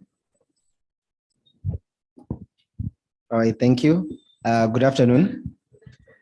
There's someone who once told me that in Kenya, a greeting is not complete until you say good afternoon once again. So good afternoon once again. My name is Richard Kakunga Wambua, and I serve in the Royal Danish Embassy's Youth Advisory Board. My background is diplomacy. I am a patriotic environmentalist as well. Currently, I also serve in the board of the National Youth Service of Kenya, and I am a founder of an environmental organization called Afro Green Movement. Thank you. In terms of policy, actually, I really like how you set off the conversation in a layman's language. Policy, basically, I can say I view it as a roadmap, or rather as an instrument or any action point that needs to be taken action upon. So whenever, even in your very own home, you decide how you'll be managing your finances, how you'll be managing the running of the home. So that decision that you set and you go ahead to implement it to ensure you successfully run your home. Basically, that decision also can qualify as a policy. So in terms of now the aspect of climate, if we are to take any steps to ensure that we go towards adaptation or mitigation. The guiding steps of that now policy is now that is the plan that we talk. The policy is the one which will guide us towards getting to that goal that we seek. So I hope I've answered you. Yeah. So Marcus, are you there? I'd like you to just say something for a mic check. Yeah, thank you. Can you hear me, everybody? Yeah. Can you? Yeah. So youth engagement and coordination have really grown within the international, the national, and local and context. So I'd like you to deep dive into what international climate policies entail and how youth engagement and participation have been in with regards to engaging in climate policy in the international space. Yeah, thank you so much. First of all, thanks for inviting me to say something a little bit about myself. My name is Marcus Tolbor. I'm the Danish UN Youth Delegate to on climate and environment. And yeah, my focus is mainly on the climate and environment right now. And when I'm with the Danish government, I'm traveling together with them to different kind of meetings in the UN, and especially when it's about the climate and environment. And when we talk about youth engagement in that sentence, then we see a lot of youth and we see a lot of people actually coming to these meetings, but not so many of them are actually giving an opportunity on a place to make their voices heard. A lot of times we are dealing with the so-called tokenism. We are dealing with that we just use youth as washing ourselves in the youth. We call it youth washing. And we need to engage in the fight for making young people's voices heard. And it's a thing we have to do all over the world. And especially when we are focusing on this, we need to make sure that the voice of every youth is heard. It's right now, I feel it's probably the most youth I meet to meetings here in Denmark and in Europe. It's European, and we are talking a lot about the global South, and we are talking about Asia. We are talking about South American, and I feel like we have to be better, and that includes me myself, to include more youth, because I am not able to speak on behalf of all youth. I'm maybe a bit comfortable on speaking on behalf of the youth of Denmark. So we need to invite more youth in to give their opinion and give their view on something, because all youth are not the same, and all youth don't carry the same weight and don't carry the same experience and knowledge. So we need to get as many youth in as possible. And when we are there, then we need to make advocacy for youth, and for making sure that they are willing and have the opportunity to say something and give a statement. Yeah, I don't know if that was an answer to your question or just an opening line, but thank you so much. Yeah, what? Washing? It's the first time I'm hearing about it.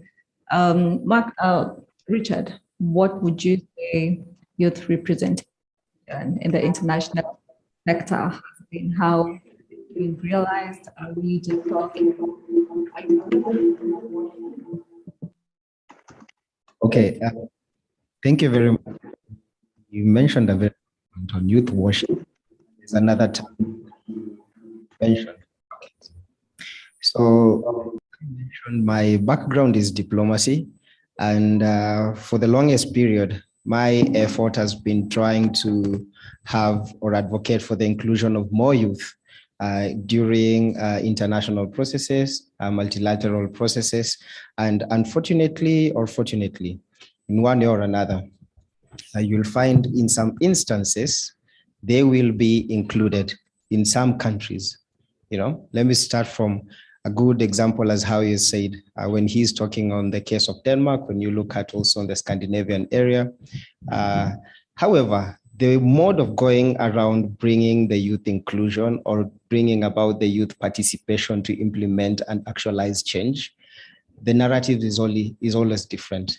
And when you look at when in some international conferences, many of them, the youth sector, first of all, we are blanketed.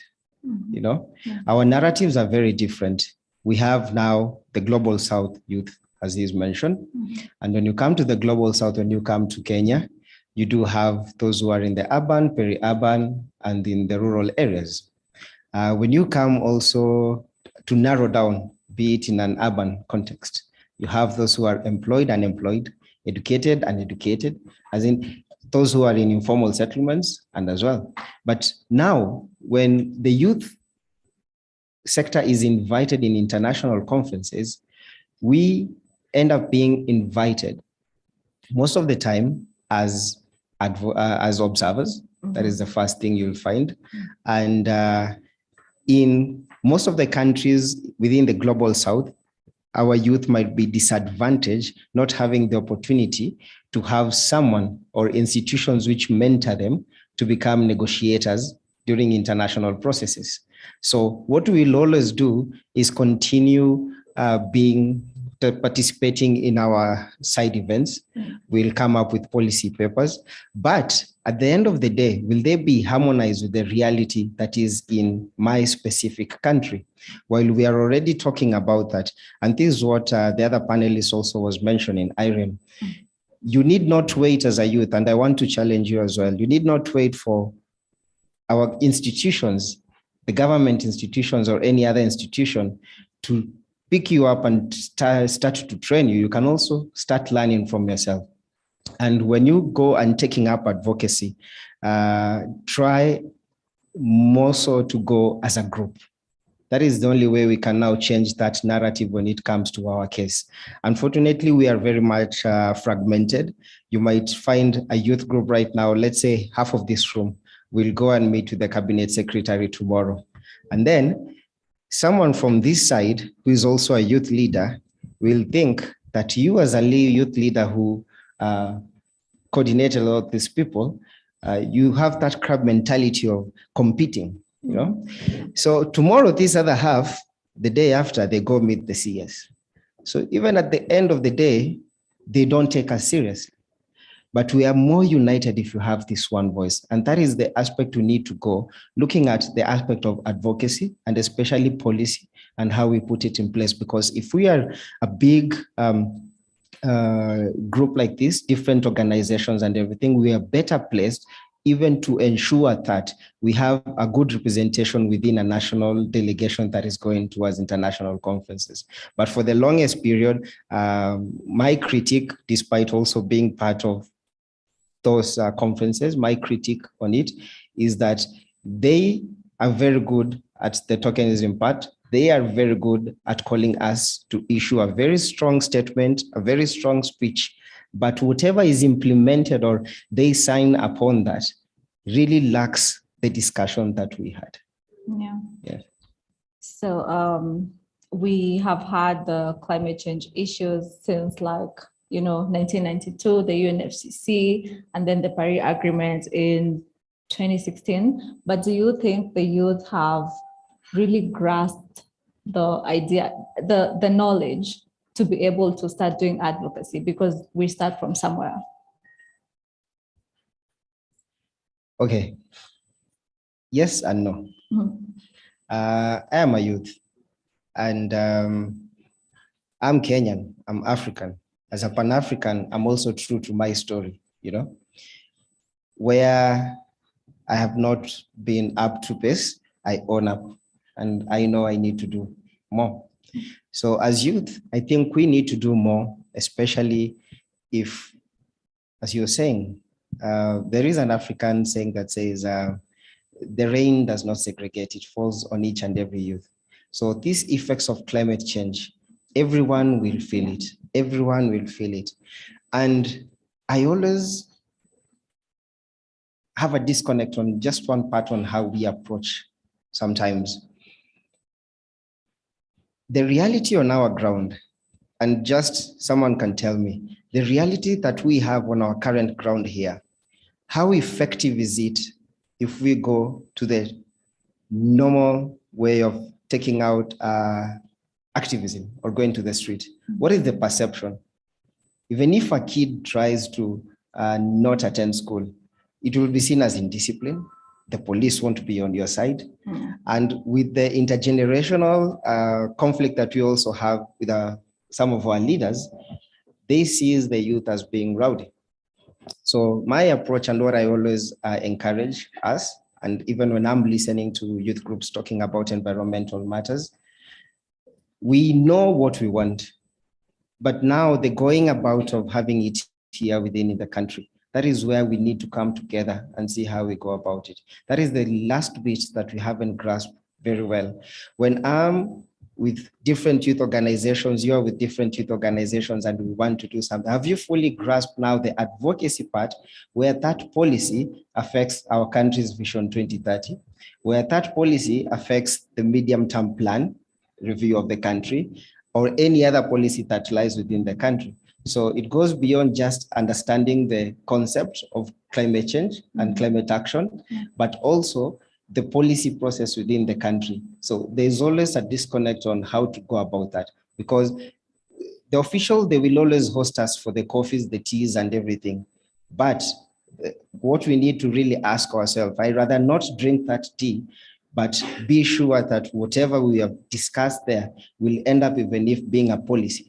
Because our country has very beautiful policy. Africa has very beautiful policies, but it's a cemetery of policies.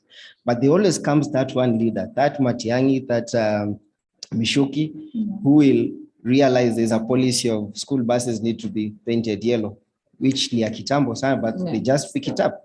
So it's all the same way as well. That is now the only part we need to grasp, how to enforce it here. Before we go to the national policies, Marcus, we have we have had like conferences, international conferences on climate change, different avenues, the SBs for negotiations, but the youth representation is not fully realized. So how would you advise us as young people from the global south to what avenues do we have to engage? What avenues do we have to really sit on those high tables and be part of the process? Well, thank you. That's a great question, I think. Earlier this year, in the summer, I was in Nairobi, Kenya, to when we have the UN meeting on biodiversity. And at that meeting, I've never seen as many youth attending to any other UN meeting. I think we were about 60 young people, and most of them from the global south, and a lot of them from the Kenyan biodiversity network. And it was amazing to feel the energy. And when we talk about knowledge that we have to have when we are doing advocacy, I'm actually disagreeing. I think that it's not demanding that we know a lot of things about the policy, about the policies, and about the structure and everything.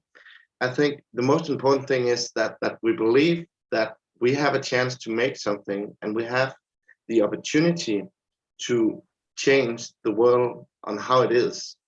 So when I believe that the world and how it looks right now and the way it's going, when we talk about climate, then the belief that we can change that is the force that is driving me. And I can see that's the force who is driving a lot of other young people here in Denmark as well. The belief that the change is needed, but maybe there's not the biggest knowledge on the policy and what we can do about it. but the belief that it has to be done, that's there. And I think that's one of the most important things to secure and to engage in. Because if we have a big group of youth and saying to them that this feeling and this fire they have inside of them to do something about the climate, I think if we could engage that into the national level, the local level, and the international level, then we have a chance to change the world. And then we have the chance to make this youth feeling and this youth vision for the world to come in and have actually a saying in the international paper and at the high tables. I believe that advocacy and demonstrations and so on actually are important tools. And that is not necessarily means that you understand the way that the UN works and how the policy is. It does put you in the spot where you believe in a case and you believe that we need to do something. And then when you shout that, when you say we need the political forum and we need the politicians to engage more effectively in the climate, in the climate and in the climate negotiations. If we do that and making sure that the pressure on the politicians is big enough, so when they not give the youth and the world and in the negotiations the thing that we believe it's the right thing, then we push them. Then we're making sure that they hear that they are not doing their job good enough. We need to be this checks and balance. The youth could be that checks and balance for the politicians, for the negotiators, for the UN. So we should be the ones that are saying, you're not doing your job good enough. You're not doing enough. And that doesn't mean that we understand everything. That doesn't mean or doesn't require that we understand the way the policies work. But we need to engage that. And then some youth can know more and be a part of the negotiations. But for the most youth, they need to just gather and anticipate. And then I think the change can happen in every level, from local to international. Yeah. Engage more with different stakeholders. I want to throw it to the audience. Who here is going to COP27? Who here is going to COP? No one? Who has, you're going? Are you? Yes? Just one person here. I don't know why we are calling it the African COP, we are calling it the Youth COP, but out of like 100 people, just one person is going to COP. So I want to throw it to you, and why do you think that these avenues, the international avenues, are not accessible to young people? And how do you think we can better engage in international policies? Anyone? Yes? Okay. Your question is a good question, and it's good that you've asked it right now. Okay. I think right now, a lot of youths, they would want to attend the COP27, but you all know what you're going through right now. You're trying to secure the budgets, the amount to be seen, right? Yeah. So where do you expect us to get them? How do you expect us to attend it if we cannot access the budgets? So that's the big question. Yeah. So we get that. Yeah. Let's finish here.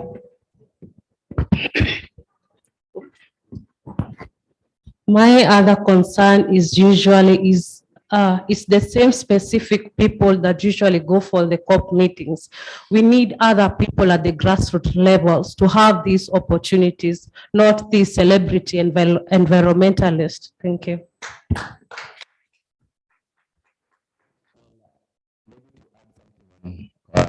On top of what he has talked about, but I just want to differ a little bit with some the way it.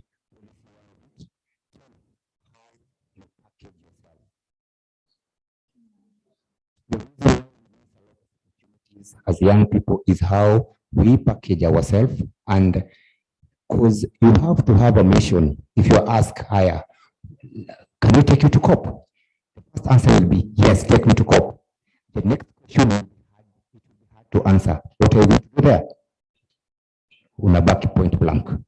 Will that person take you to COP?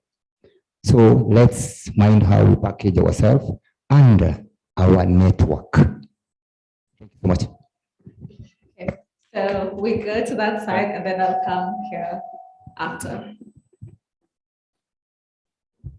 Thank you. My name is Arnold Gekonge, and I'm founder and team lead for a youth initiative called Champions for Sustainable Development Goals. And I'm happy to hear the insights shared by Mr. Richard Kakunga, whom I know has done quite some commendable work in the past as far as climate action is concerned.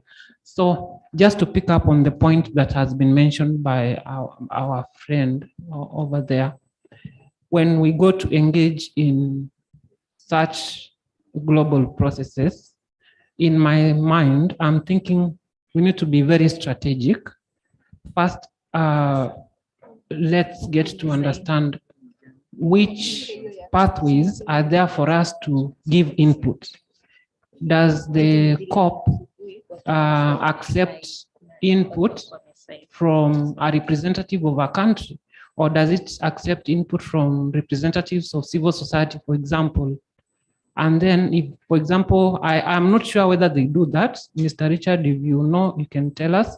But if they do so, then we can send one representative. For example, if we are a team of civil society organizations inside here, like let's say 10 organizations, we send a delegation which will take one message. We just consolidate the messages so that when they go there, they engage as a team and they speak a resounding message. If it's the country which is going to give out the input, then maybe the country might want a minister or someone, a government official, to give out the recommendations or the views. But I tend to think there are those strategic ways we can find to engage in such processes. And when we get that, let's involve the grassroots people. Let's get that grassroots person who is doing a small or big initiative to go and pass that message so that it's straight from where it's happening and the people who are affected. Something else I wanted to inquire from our speakers: how can we effectively measure the progress we are making in achieving the SDG 13 targets and indicators? You know, for the SDGs, again, they have another separate process of reporting, which is usually done at the high level political forum. And sometimes, for example, for our country, Kenya has reported twice on progress made in the SDGs.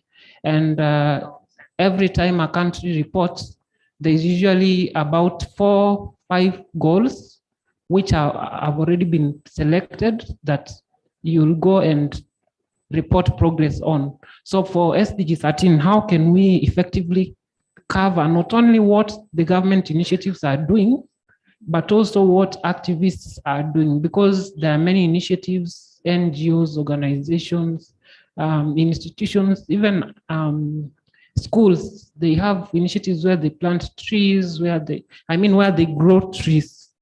and do many initiatives on climate action.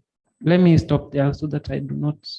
Yeah, before we get to the questions, I'd let Richard comment on his questions and what you think about being very strategic in terms of, positioning yourselves at COP20 or maybe these international conferences. How best can we be strategic enough?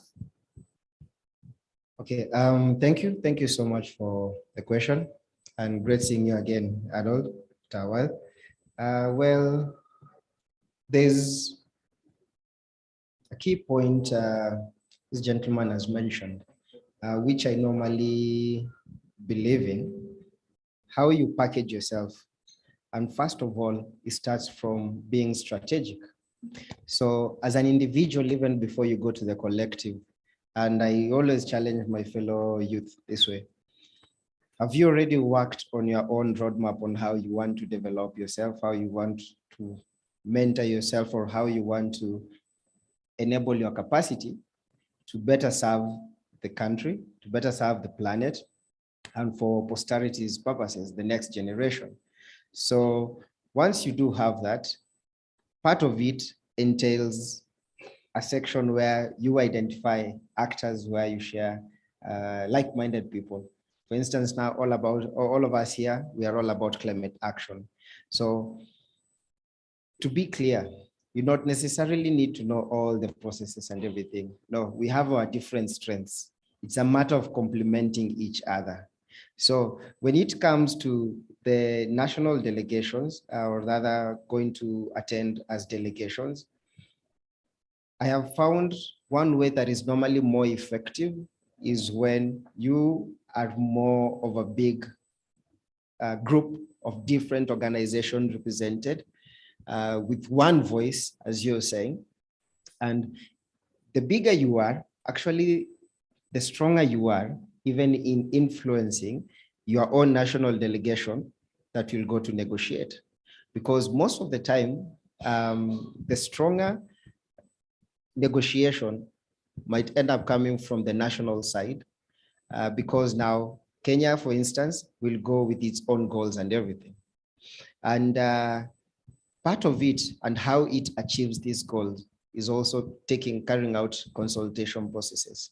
So the same way we participate in different consultative processes, let's say by the European Union, Mission to Kenya, or by other international institutions, even these are consultative process.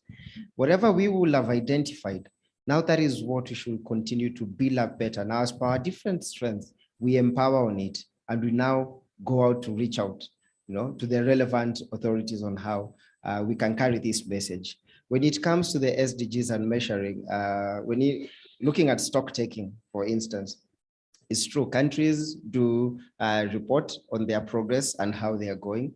And part of the reporting and the information that was collected at the step one of this process also entails report from now consultative processes such as this one. So out of that, it will guide now towards the next step where they realign and try to see what best fits our country, what best fits our youth. And interestingly, I hear all the time people mention grassroots. So first of all, how do you define grassroots? Because many people think even grassroots is just rural. And I will surprise you that Kenyan youth is rural. 75.1% of Kenya is youth. 35.736 million of them are rural based, just but about 3 million are urban based. So now, as per our different strengths, and if you are able now through your institution, through your organization, being able to carry the narrative of this individual in the simplistic way, you understand it, you know what they need, you know what empowerment they need to become, to adapt and mitigate to the changing climate, how they will also be able to be empowered and tap into the green economy or that green transition. Now, from our exchanges here, I was told here we have representatives from 15 different counties. So we take the report of ELCOI and boost it more in one collective voice to have it become also an agenda of the national government. Now, your participation in that way, we have taken the knowledge, or we have taken the data and information from a participant here who comes, let's say, from Marsabit. That is information, raw information you've received from the local level, for instance. You've gone to advocate it at the national level, and you're aiming to have it at the international level. Lose no hope. For instance, like last year, I saw many youth losing hope on how COP26 ended up, as people were talking about losses and damages. We are not seeing the global south and everything. However, the positive side of it is that the consultative processes that ended up taking the voice of the youth to the national level, even if your country was not reflected at that point, your national government as well now knows what it needs to do so that it realigns to the expectations of the young people.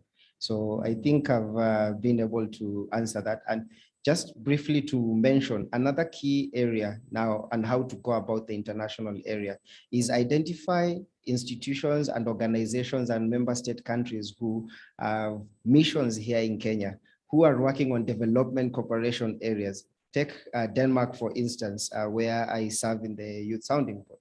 They're doing a lot in empowering the youth when it comes to climate action, when it comes to taking up all the necessary things to lead towards a net positive impact.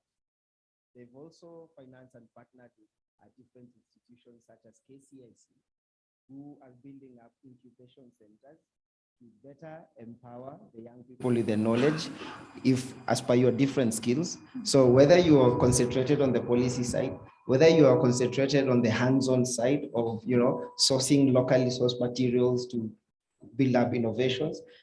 So these are also avenues we need to look into and also call on for more support and partner with them as well.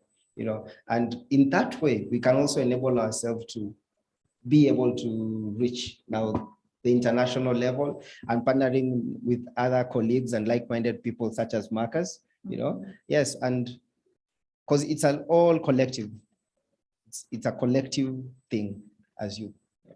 Yeah, so do research, do a lot of mentorship, doesn't have to be from someone, do self-mentorship as well, read more books, try to get involved, try to get the knowledge, and source out for these people, source out for Richard, source out for Marcus and every other person who's involved in that space, and try to get what they're doing and link to whatever you're doing and partner together.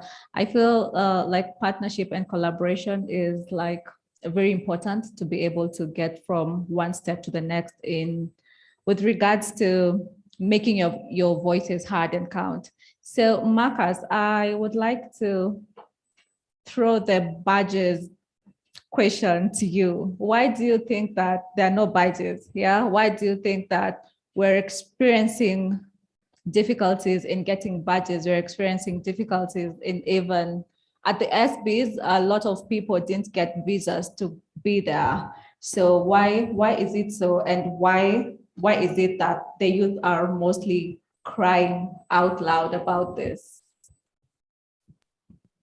Yeah, if I could answer that, wow. Yeah, and then we maybe could find the one or find those who are responsible for it. But yeah, I actually have no idea what I should answer, because I think it's such a shame that there's no more opportunity to get these badges, and the people that are able to come to these different meetings, especially when we talk about COP27.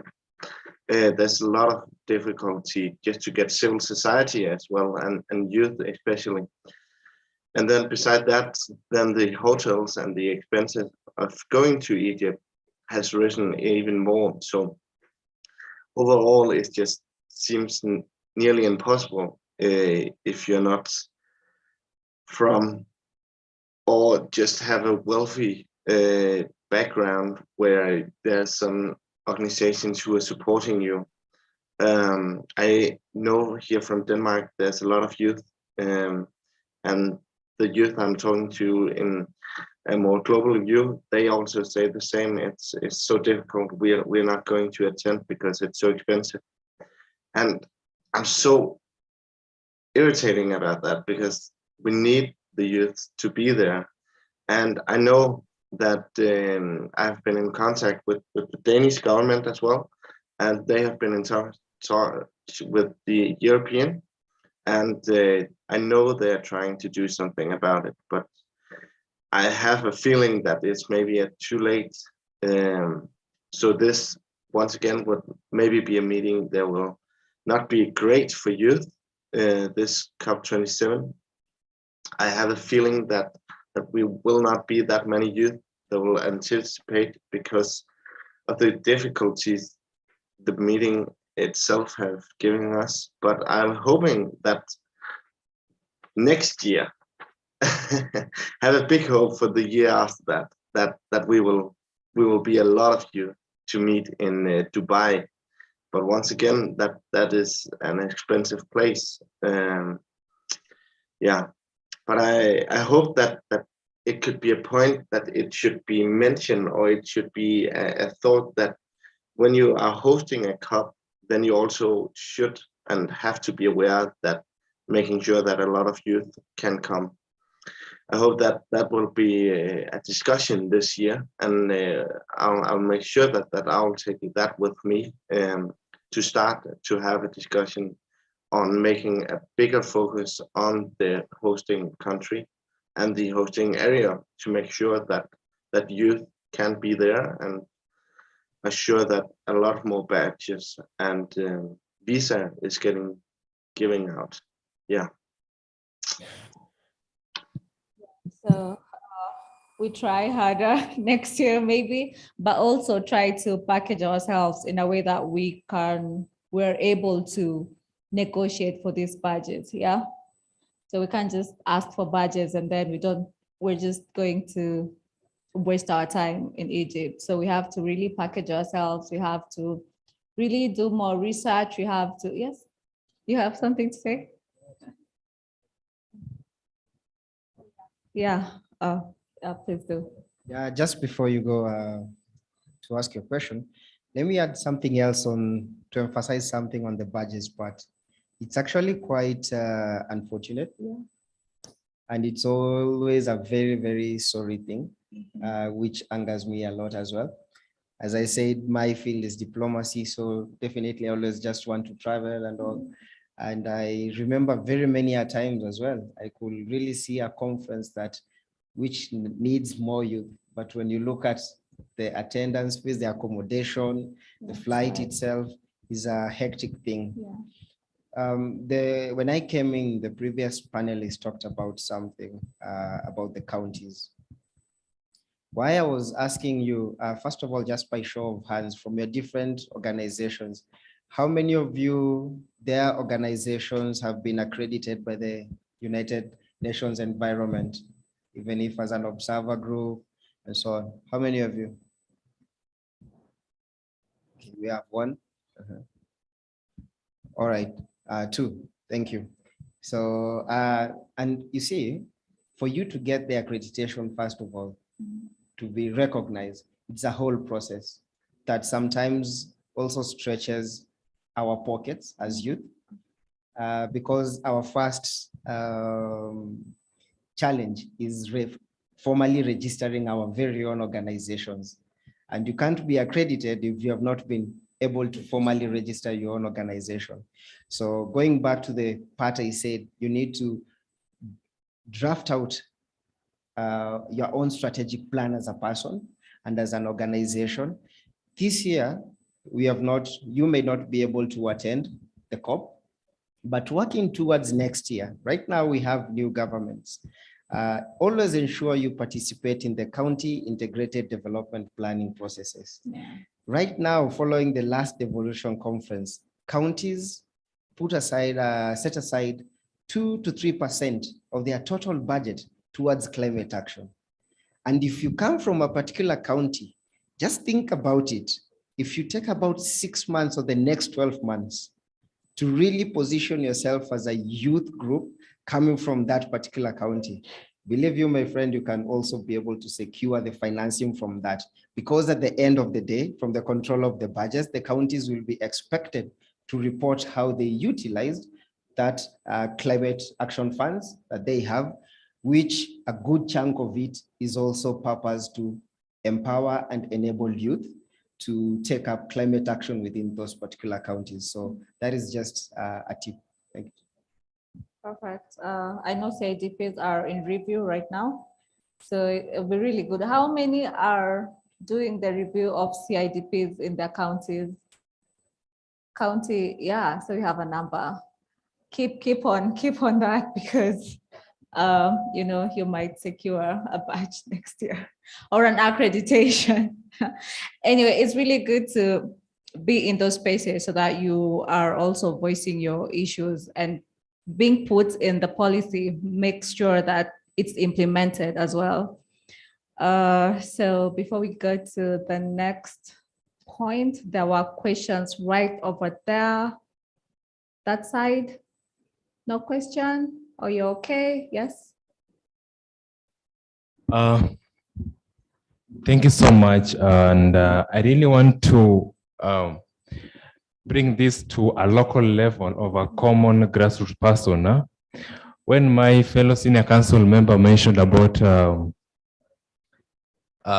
package, you know, for me, package is very relative. Because if you mention package, I'll ask you, what have you done to teach that person in West Pokot, Kapenguria, how to package themselves to go to COP27? So I think the action that we've taken, you've talked about research. Maybe somebody at Batok in West Pokot doesn't know what research is. So what if we now drive this conversation and take it down there for them to at least know how to package themselves? Why can't we just at least maybe try stand and say, let me tell you guys how to package yourselves? Some of us have done it for years and we're still doing it. I do not give up. Say amen. Yeah. So another thing about whatever he mentioned, because I also sit in the desk for Champions for SDG and UNFPA Kenya in the panel. What I'm asking, like, how do we measure the progress of the commitments that the same people who go for this COP make each year, every year? Another thing, how do we engage the actors, the grassroots actors, to make sure that at least if who do I know here? I don't know. If maybe you go for COP yearly, how do you engage a set actor as an individual to maybe for the next COP to replace you? Yeah, because I believe even if we're in these discussions, we're trying to come up with solutions as young people, not complaining or piling up with research. I don't know, but let's just be realistic to some extent. Thank you. Okay, thank you for allowing me to add on something. So I want to bring us your attention to something here. You're talking about research, huh? So my question is, research, you deal with data, right? And where are these data driven from, or maybe where are they harvested from? They're harvested from the grassroots level, people from the community, right? So how do you expect me, a source of data, to go and then do more research? Seriously, are you getting what I'm saying? Huh? I am the one, like, you're doing research. Let's say you're somebody who is mwenye alikuwa ameishi tao, ndio? Umekuja mashinani kufanya research. You are expecting me to give you data, or maybe give you what I've interacted with in the grassroots level, right? And then you come here and tell me that I must do research. You tell me that I must package myself. I'm interacting with these things each and every day, seriously. Huh? So can you please make me understand what you're trying to mean? Or maybe by packaging myself, I have to know you, see you hapo nyuma. So I think I love the conversations because it is now a youth thing. You see, now it's now the youth conversation is coming out, because we don't need to agree everything.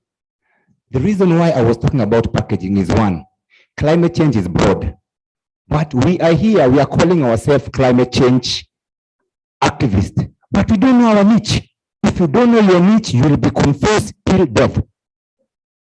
The reason is one, climate change, we have climate change data analysts. That's the reason why we're being told, let's foster partnerships and network, because there's one who is good in doing that data analyst.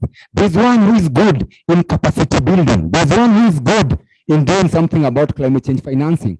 Because you can't do this climate change, my friend, you can't do it yourself, all of it. You have to know your space. The very moment you doesn't know your space, you will get confused and you're going to die poor. We will keep on going to COP because we know, you know your space. I'm not a farmer. I will not go and fight with the farmer. Not with the farmer as such, whereby I don't know what it entails to plant, maybe let's say cassava. I'll have to consult the farmer who understands to plant cassava. But that farmer, I know very well that farmer doesn't know what I know best. He'll come and consult me. At the end of the day, if you work together, it will be a mass. Let us not agree with one point. Come up with the point, because this one is a youth discussion. Let us disagree and agree, because at the end of it all, we are going to come up with a solution. Thank you. That's a very, very good point. Had truth there. So let's take one more and then the last one. Okay, yeah, we will have more of the questions. Okay, thank you very much, Madam Moderator, for this opportunity. My question goes to is Mr. Wambua or Dr. Wambua? Okay. Doctor, okay. Okay, let me ask, what does National Youth Council do to ensure Kenyan youths get opportunity to go for COP27? Because these COP or international things are being affected by political things. For example, there's something going on right now trending. The Deputy President has just gone to Rwanda. What does the National Youth Council, as per you, as your position, because you're telling us as the organizations, we don't have the influence above. So what does the National Youth Council do to ensure youth get to these international delegates? Thank you. All right, before any other questions, let me just get one clarification. Not yet a doctor, but amen to that. And another clarification. I sit in the board of the National Youth Service, not the National Youth Council. Yes. However, one thing as a person I have taken up, I was just recently appointed in March, but since I've got there, I've been able to, from my experience, working on a green paper. Annually, the National Youth Council trains, the National Youth Service, I do many changani, service, we have been training 30,000 youth. Recently, 1 month ago, the ones who are currently right now in training is 10,236 of them. And now in trying to green the service, and what I'm trying to advocate for is how can I, from my position leading policy, as now is a board paper, how can we ensure all these 10,000 or 9,000, because about 1,000 sometimes drop from it, from the training they go through in the TVETs and the vocational training institutes after the paramilitary service, how will they be trained with skills to tap into the green economy? And going now back, apart from now that level, to connect your organization with other ways. Let me speak now on behalf of the Danish Embassy. There is the strategic framework of Denmark, Kenya for the year 2021 to 2025. Now, as a youth sounding board there, what we are trying to do, and or rather what the youth sounding board does and what the embassy does, is ensuring the youth factor is from the very beginning of drawing out the processes of the development cooperation programs, the implementation and the monitoring aspect of it. The Danish embassy supports and empowers youth organizations. You have seen also some youth organizations who have applied for Danida Fellowship, and they've been supported by the embassy to go and upgrade their skills, you see. So that is what I was talking about, in that what he is saying, we have different types of strengths. And by the way, we were misquoted. It's not a matter of research. It's collecting data and being informed. Of course, not everyone will be able to attend COP26. Which county do you come from? From Isiolo. Isiolo. Yeah. Now, it's not each and every single youth who will be able to go to COP from Isiolo. But you do know their story, you do know their narrative. That is why, or that is where you as youth, different youth organizations, and something I have as well seen his organization doing, is looking at the social accountability of what is happening and the processes when it comes to empowering this youth or taking up climate action. So now, when already within Isiolo, for example, the Embassy of Denmark is doing a lot of work already there. And right now it's cascading more to work with youth organizations. So if you were to collect more youth organizations and you partner, because right now it's no longer how you see it used to be directly to the county, and then county identifies youth organizations. No, right now, actually, and it's not just Denmark. It came after now the European Union's new policy approach, the Green Deal for a New Sustainable Future, whereby it recommended that each embassy, each member state to have, and correct me, Marcus, if I'm wrong on this, to have at least 30% of its budgeting going towards climate action, 30 to 40%. The same applies to their embassies on external action relations, the ones which are based here in Kenya. I have seen the Embassy of Sweden as well also supporting youth to attend the last COP. You see, so also now this is where the research part you're being told is not the qualitative and quantitative research, is being in the know-how. You need also to know what is also happening. That is, first of all, now where Irene, the previous panelist, talked about mentoring yourself. Information is power. Such that when you mobilize the different groups from Isiolo, you do know when I'm going to meet the representative or the high commissioner or the ambassador of a certain embassy, as per their strategic framework and their bilateral relations with Kenya, they have this allocation, they have this pillar on fostering green economy, they have this pillar on fostering human rights. So as per your specific niche, as the good gentleman has said, now you can look at where can you piece in and find yourself there. Yeah, thank you. Yeah, in the youth language, we call it kukwana content. Sindio? Yeah, just know the gaps. And I'd like Marcus to sort of advise us on, what gaps are there that can sort of, tap into in terms of meaningful engagement as young people in the climate change space, in the policy space. Thank you. Yeah, I think it's a great discussion you are having with you. And just to say something into that, unfortunately, yeah, the COP27 will be hard to attend, but it's always available online. So if you want, then you can always follow it online. But at these big events, it's very difficult to do something as a youth if we haven't done it a lot of things before. And that doesn't mean that we have to work every day on this climate negotiation, but we have to stay awake, because the most important thing that we can do is actually be active locally. The biggest import, or the biggest effect my work actually have, is with the local society I'm in. The biggest effect it has, what I'm doing, it's actually on those people I'm all around. It's not international. My voice isn't big international.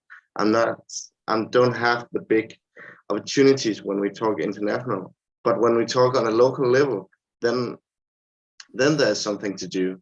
Then there's organizations and companies and other things that I could advocate to, and then I can affect with my thoughts, with my thinking, with the organizations I'm with the green and climate focus organization that I'm a member of, that's where I do the biggest change. And I think that's the most important things to be aware of. Of course, it's when we talk on the international level that the big lines are being drawn, and that's where the commitment on the international level is. But when we talk about real change, and when we talk about the transition that needs to happen, then it starts on a local level and should be on a local level. And that's where we as youth can have the biggest impact. So I think that what I want to say is that the engagement in the local level with the local community, with the local shops and with the local companies, with the local government, that's where the biggest impact is as youth. And then there's, unfortunately, then there's fewer that are anticipating in the international level, but it's because it's the most important is the local level. Yeah, I think that's my thoughts. Yeah, talking about local level, Richard, how can youth effectively enhance accountability at the local and national level? How can we, try to do, I don't know, active citizenship in terms of enhancing accountability? Okay, thank you. So when you look at the accountability aspect, right now, if you were to Google, you'll find a lot of social accountability reports that have been done already in Kenya. And you can answer yourself, Omoyo, but while all of you and all of us here, we are climate advocates, climate activists, how many of us actually have gone to look at some of the reports to know what already now the people who, because now as per different strengths, because there's someone here you'll find you're very good at research. Now the research now, Wachana, yeah, you are very good in managing and handling data. But that strength, you haven't used it, for example, to go through a social accountability report in your respective county or an analysis of the Kenya case when it comes to climate adaptation and mitigation. In such that, were you to be able to do that, then you will guide me as a member or colleague in your organization on which areas we need to concentrate more. What are the recommendations from this report? Because number one, those reports always give guidelines on how to go or how to correct things locally and nationally. And I would really like to emphasize what Marcus said. I strongly believe in bettering the local institutions. I strongly believe in starting to build change from the local level. And this can even go in so far as just speaking with people, to try to inculcate that mindset change. But when it comes now to scaling up, now this is where we need also to identify and acknowledge what is the true reality of putting in place the implementation that we seek, or rather putting in place the goals that we seek as per our current administrative levels. So at the local level, the county administrators, as the lady I had her talking about the MCAs, the local MCAs, and the county leaders as well, those also pose a very good opportunities. Every county has a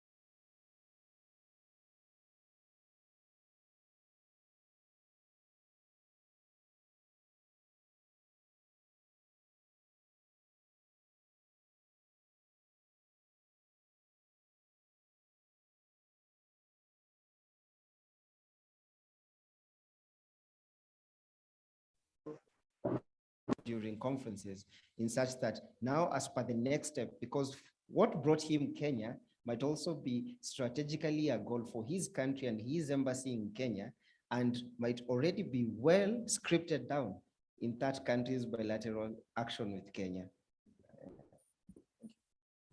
So a friend of mine asked me to ask you this question. You seem to be very much exposed, and how is you as a pastor, how have you mentored other people to follow into your steps? How have you mentored the people at the grassroots, yeah, to be you 10, 20 next year? Yeah. Thank you. So normally one thing I always do, and I take it upon myself, also through my organization, every month I always do mentorships and always go across different universities. That is what I used to do. And every month I take up training programs for different youth. Many a times I also receive people who send to me messages directly that they would like to be mentored and everything. First of all, I never shy away from having a meeting with someone. So whenever I see someone has that drive and they really mean it, and they ask me for a meeting, for instance, I normally don't say no. I always host people.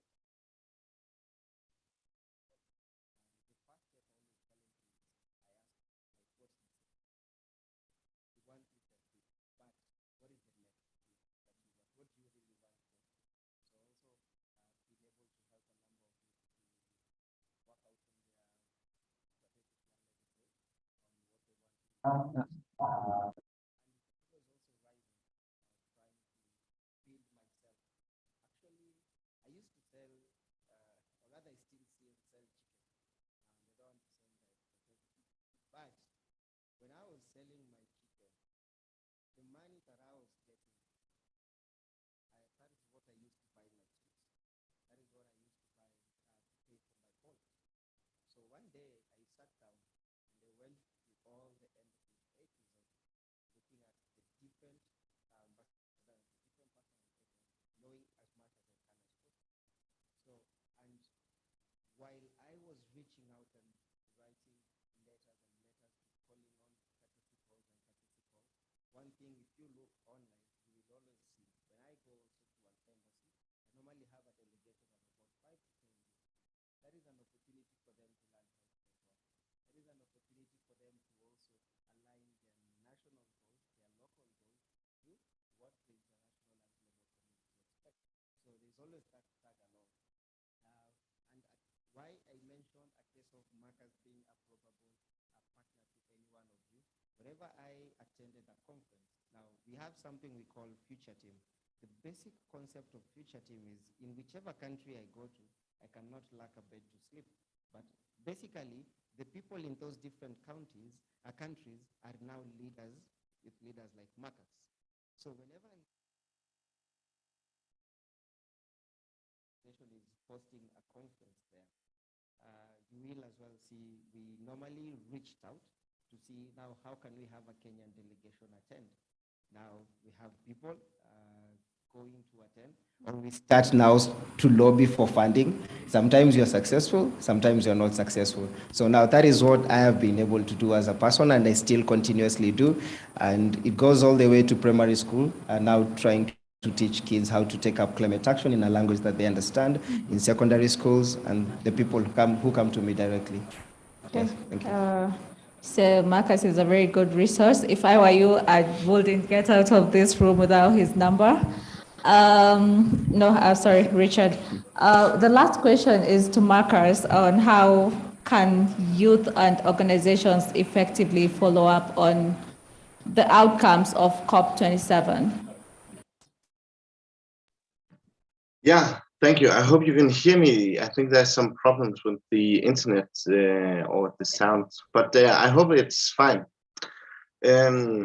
So I think the best way that you can follow up is actually to read the end discussion on what is the outcome.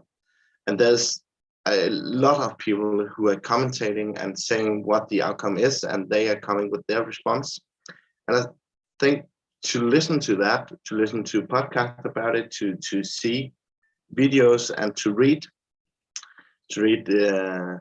the negotiation text, the final agreement, that will be a great thing, because when you know that, then you also know what the standard is. What is it, my country? What is it on international level that we have said that we will live up to? But there's a lot of difficult words, and there's a lot of difficult and very technical forms. So that's why I think it will be really good to listen to some experts who's trying to explain it in a very simple way.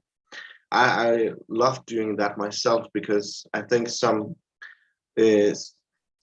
different groups or some roads are very, very technical. And when they are getting too technical, then they are more difficult to understand. But luckily this year at the COP27, it will mostly be the politicians themselves who are negotiating.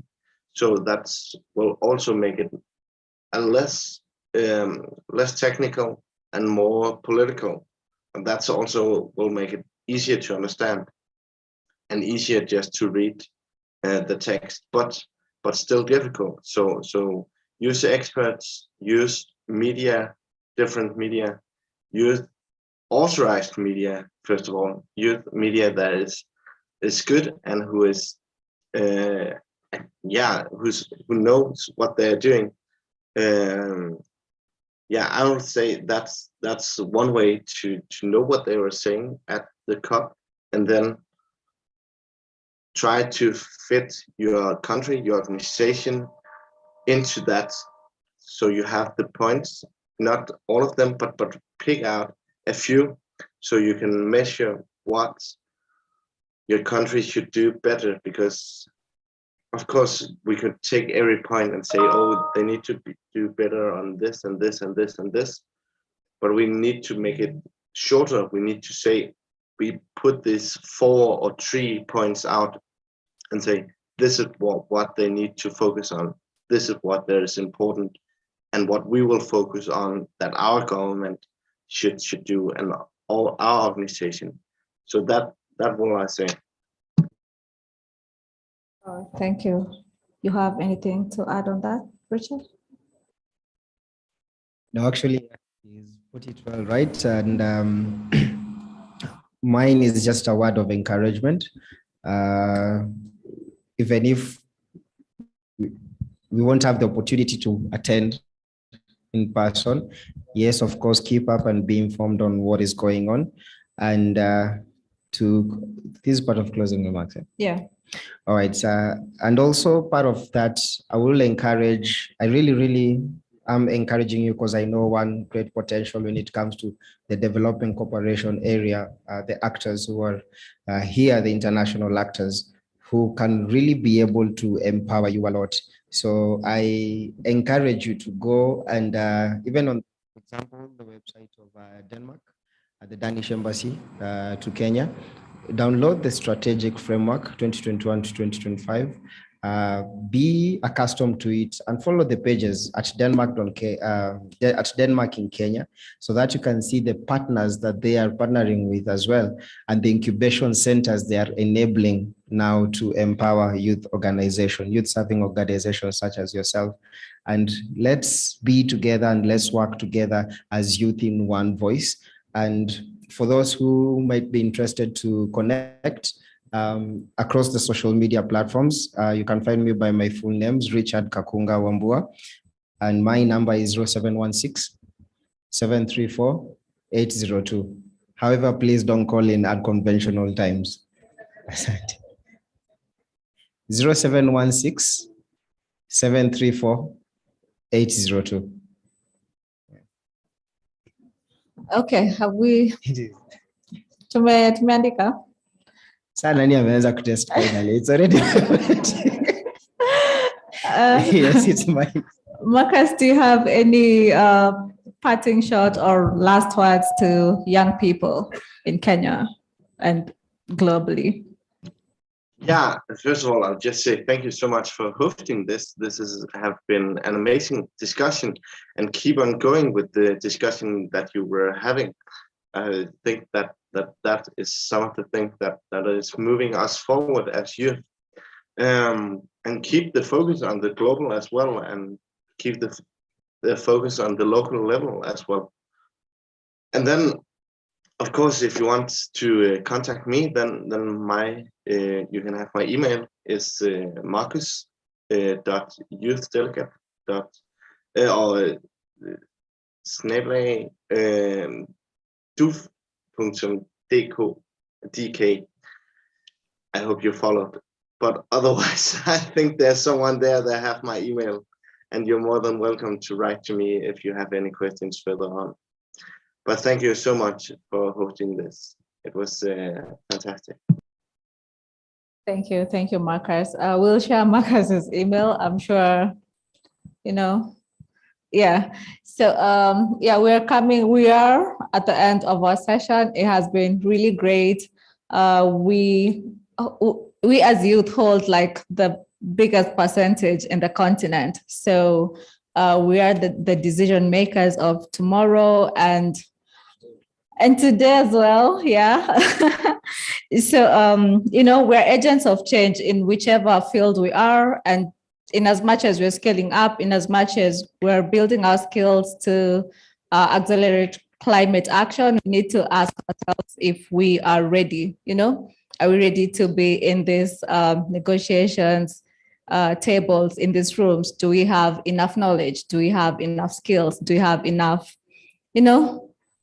things to share? Yeah. Get into these steering committees in your counties, the county integrated development plans, sit with your MCAs like you were told, just be there, do so much more. You have so much power in you. Thank you so much. Online community, I am super sorry that I wasn't able to engage you. I'm sure you have a lot of questions. We will answer them when we can. And thank you so much.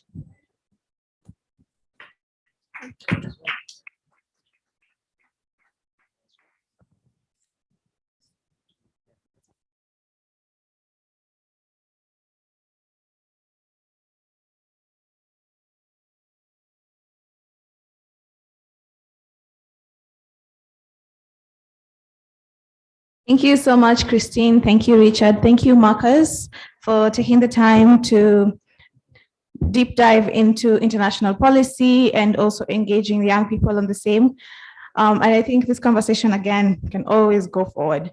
So in the interest of time, I have two things before we head out to do, actually three, before we head out to the exhibitions.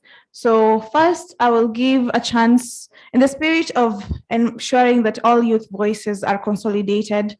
We were able to work with Kipra during their symposium, and one of us was able to do a presentation, Apollo, and today we have them to be able to give us a feedback about a report based on the engagements with young people during their sessions, and also highlight some of their voices that will also be included into our report also as ELCOE as we send the National Youth Statement. So I'll give a chance to Brian. So that's number one. Number two, after this, we'll have the rapporteurs team be able to consolidate all the, able to present what they've had so far. And in case there's something maybe they've missed that they need to highlight, you can be able to mention it to them. And then the third thing, we'll go take a group photo after this outside. And that will be coordinated by the communication team. Okay, I outside, inside. They will coordinate because they are the photographers. So, so those are the three things. And then now we can go view the exhibitions, and then we can always have tea afterwards. So exhibitions, and then we come back for tea. Okay, deal? Deal. So Brian Serene was part of the coordination team for the symposium, and I'd like to welcome him as well as Dirangu to be able to make the presentation and the report. 5 minutes, and then we can be able to move forward to the rapporteurs team.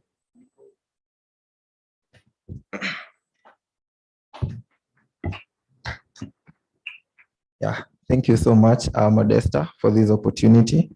And just to let you know, I really respect this lady because She's actually my predecessor in my area of leadership where I am right now.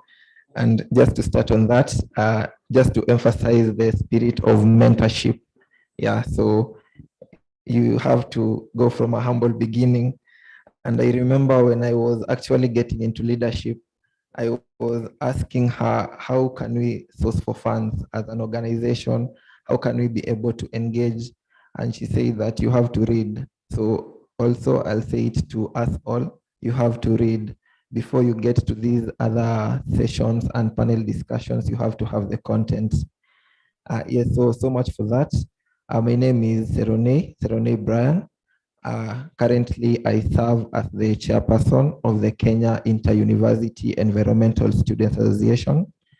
I am actually excited to be here today as the last day.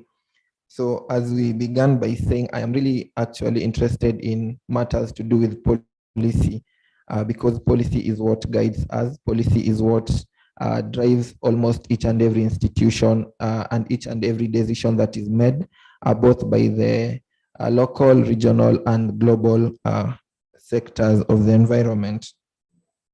Yeah, so as Modesta mentioned, we actually had a symposium around 3 weeks ago. That was on 23rd of September.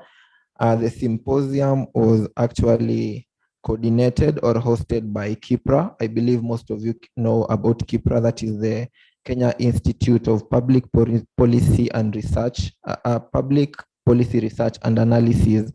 And when we were having the discussion, we talked about youths coming together to have a voice because as it stands, we can't all be able to go to COP27. We must accept these are some of the things that happen.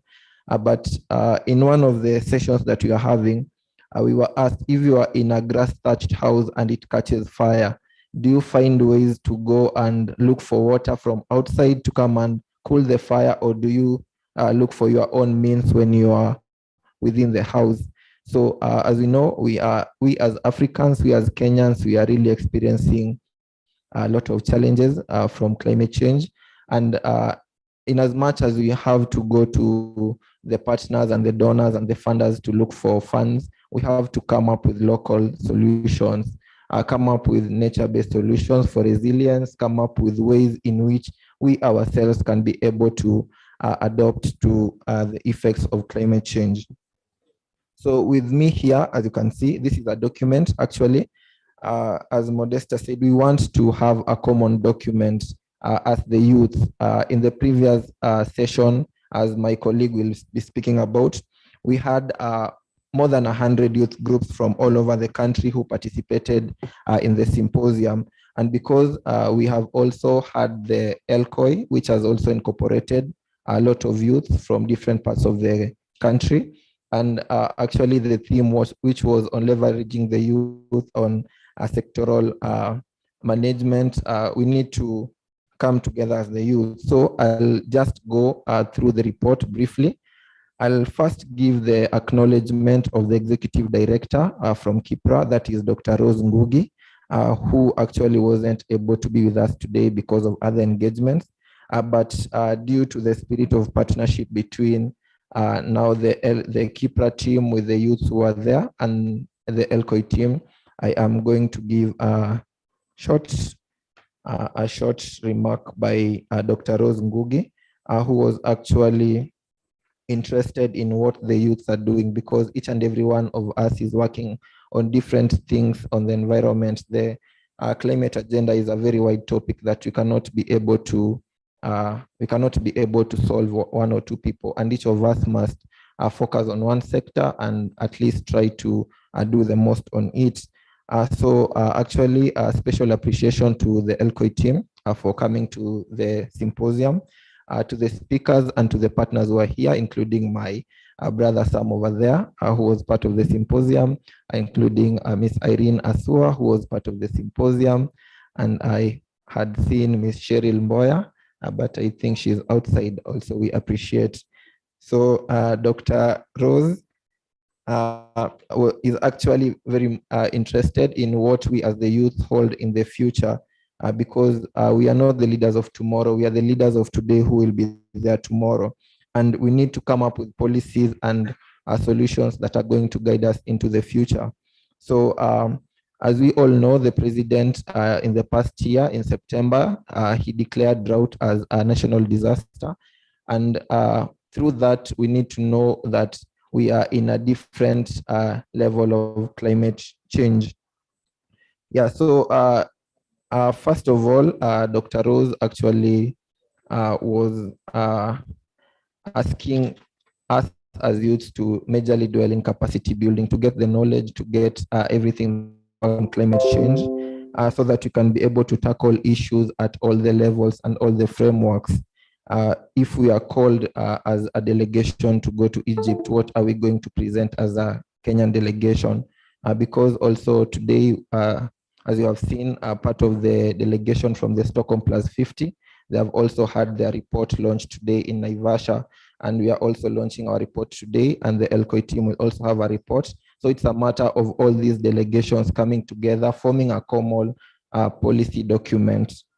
Some of the, just to highlight the thematic sessions that we had, they were actually on capacity building, being the main thing, about climate justice and human rights, promoting the circular economy, effect of climate change, restoration of wetlands, waste management, fossil fuels, deforestation, and industrialization. And because of time, I won't go through the whole document, but it will be provided by the ELCOI team. So we are all going to get together, go and draft also the report from the ELCOI team, and now we are going to have a common document ahead of COP27. So in the shortest time possible, as Lynn comes to receive the document on behalf of the ELCOI team. Okay, as the rapporteurs come forward, I'd like just to invite my colleague Isaac for 2 minutes just to say something as the rapporteurs come forward. So thank you so much. I believe you have all been empowered and you've gotten something new in this session. Thank you.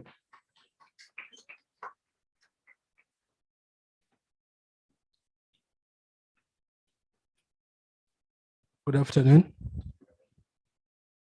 I would like to appreciate this chance that I've been given.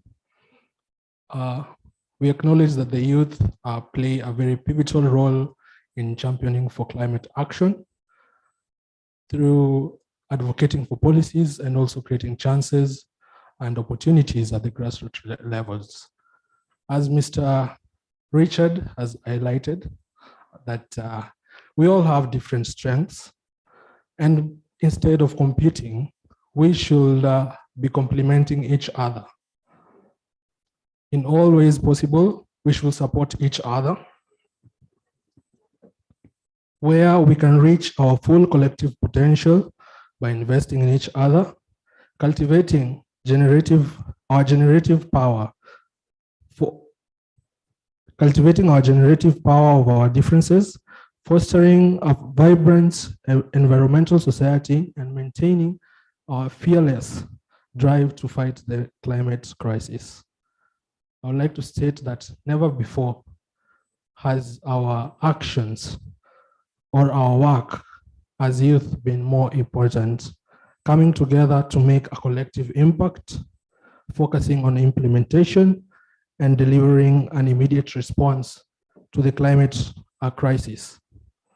This should be our ultimate goal, and this should be at the heart of who we are as patriotic environmentalists. During the symposium, a body was formed, that is the Kenya Climate Change Youth Directorate. This was with consent from KIPRA, Kenya Institute for Public Policy Research and Analysis. This body aims to unify the youth-led organizations in the country. The basis or the foundation for unifying these youth-led organizations is their drive and passion towards the climate change, and specifically their focus on youth as the drivers or the main stakeholders. Yeah.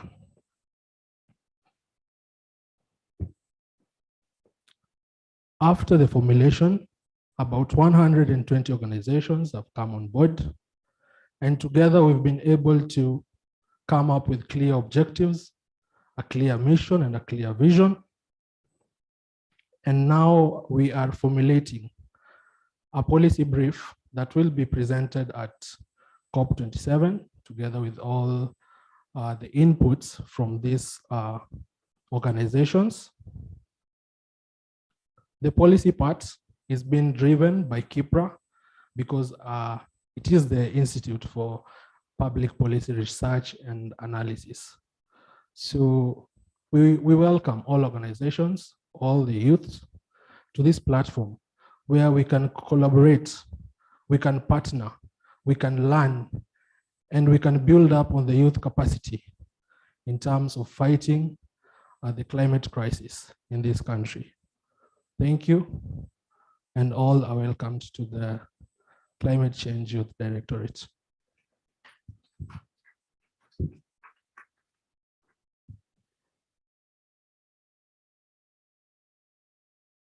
Yeah, so thank you. So for formality purposes, we are just going to have a photo session as we hand over the document to the ELCOI team. Thank you.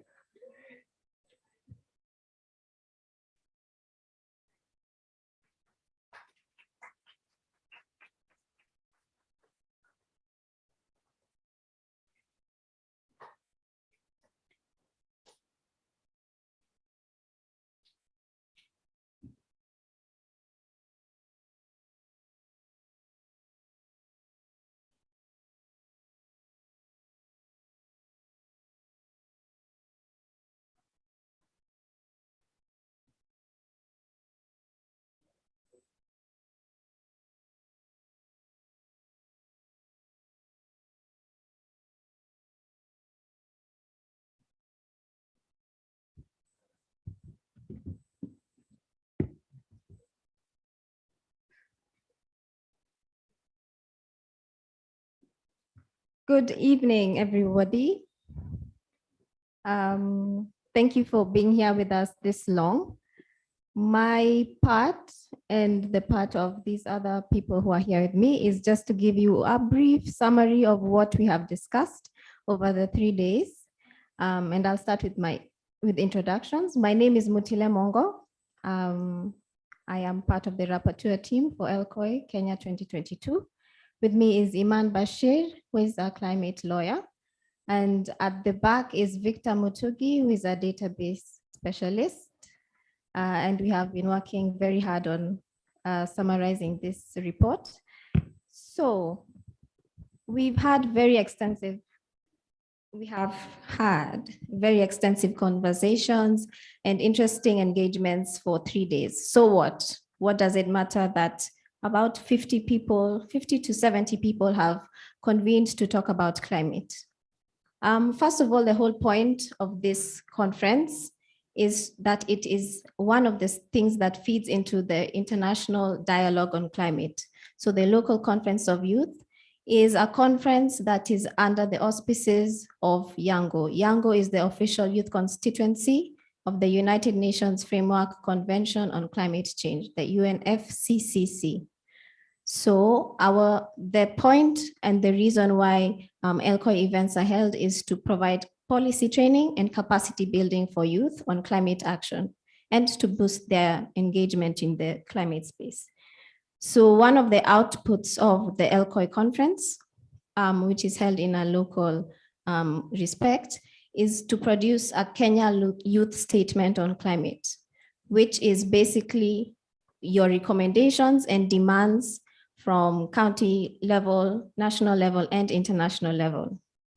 The youth statement from Kenya feeds into the global youth statement. So after ELCOI, there is a conference of youth. The conference of youth is held internationally at a higher level. So they also convene their own discussions and consolidate the information from all the local conferences and create a global youth policy statement on climate. That is then submitted to the Conference of Parties, which is convened by the UNFCCC. And they use that policy paper as one step in international dialogue on climate. So, oh, I'm sorry, I lost my train of thought. At the Conference of Parties, for the very first time, we're having a children and youth pavilion, which is one of the other ways that youth can engage in climate conversation. There's also the youth and future generations space. And you can also engage by social media. So tweeting your opinions at people who you know are going to be present at COP. They recognize youth delegates and negotiators. So now that you have an idea of why we convened this meeting, we want to talk about what we have talked about in this meeting. So what are the asks that have come up most frequently from you all? And I'll hand over to Iman to start us off. Great. Thank you, Mutile, for walking us through the larger picture of all of this. Now, between now and COP, we want the youth to have a harmonious list of asks and what the outputs are from this meeting, yes? So with that in mind, we want to use this mirror to map what asks you have under all the themes that were discussed.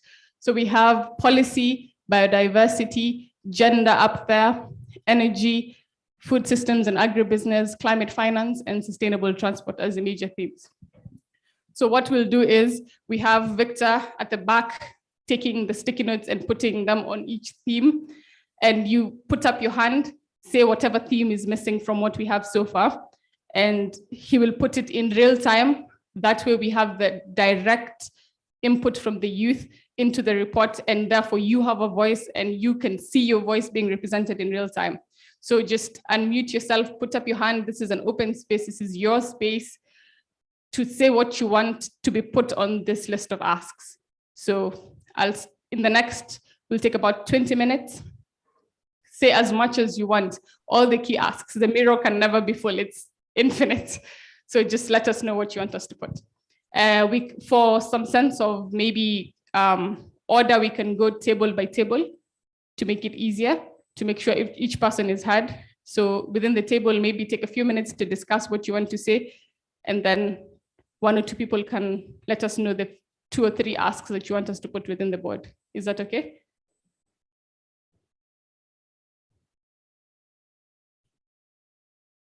Great, okay, so we can start with policy, and maybe not just policy, we can start with maybe the first table in the corner behind the speakers who just spoke, and you can let us know what you want us to put, just 1 or 2 words. You don't have to reiterate what has been said. We've spoken to great extent the last 3 days, so just let us know like how we have certain themes like climate smart agriculture, we have investment in skills in regards to sustainable transport. So just 1 or 2 words, and then we put it there. Go ahead. We need proper implementation framework of the policies. Okay, so under policy, Victor put proper implementation. Anything else? And you start with the theme so that Victor knows where to go. Yes. Implementation framework or even implementation. I'm not sure whether it's going to be implemented at the global level. Yes, this is to 3 levels: county level, national level, international level. So these are just asks we're putting in 1 or 2 words in real time. So implementation framework. Thank you very much. Anything else from that table before we move on? Start with the theme and the few words to explain what you want to be put. So under policy too, we should include inclusivity. So everyone should be on board in making policies. Inclusivity. Thank you. I like that group. Chap chap. Next.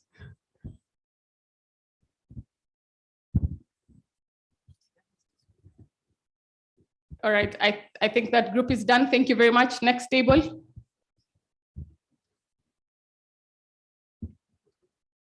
Go ahead. You can unmute. Just let us know 1 or 2 things and under what theme.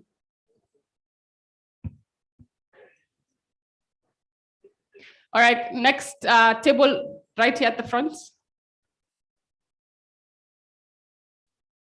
If it's already been put, that's okay. We'll just move on to the next point. Just say what key asks you think are pressing on the road to COP.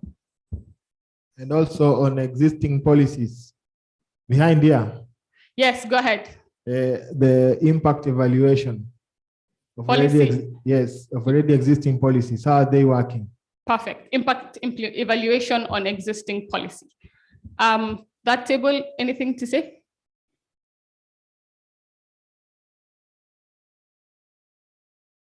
You can just go ahead and unmute. Ours has already been said. Yeah. So we wanted to talk about inclusivity. It's already been highlighted. So thank you. Okay, so I think we can move on to gender. As we come to the center section, please give us ideas. And perhaps this row can work on food systems. So start thinking so that when your turn comes, we have something to put down. So anything on gender that you think we may have missed? And perhaps I think I confused maybe the first two rows by saying it's only policy. No, you have the right to choose whichever theme you want to speak on. We'll come back to you. I'm so sorry. Yeah, I didn't mean policy only. Just pick a theme, say I want to speak on gender, and this is my idea. Chop, chop, we write it down and we move on. So we'll come back to that row after we're done. You'll get a chance, I promise. Okay, center section. Do you have anything on any theme actually? Okay. Yes, at the back. We'll add inclusion of all genders and the person with disability. Okay, yes, thank you. Very important. Go ahead. Yes. 1 minute for the lady and then you'll follow. On the finance section, improved access to finance for climate technology innovation. Yes, thank you.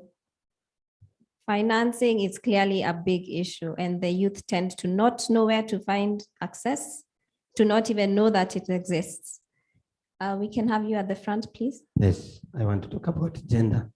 And instead of using the word PWD, the correct one should be disability mainstreaming. Come again, please. Disability mainstreaming. Disability mainstreaming. Thank Yes. you. We can all learn new vocabulary to address people in our society. Excuse me. On food systems, we can also include responsible consumption. It's part of the targets for SDGs. Yes, buy locally, grow locally, consume consciously. Thank you. Those, yes. On climate finance, there is something I've noticed. You've added investing in mitigation than adaptation. I think we were talking about adaptation. Can you clarify adaptation more than mitigation as opposed to how we put it? Yeah. Oh, okay, thank you for the clarification. Then gentleman behind the lady, thank you. On climate finance, civic education and inclusion of climate finance, and then opportunities or strategies for resourcing sustainable innovations and funding. Can you go slower for Victor?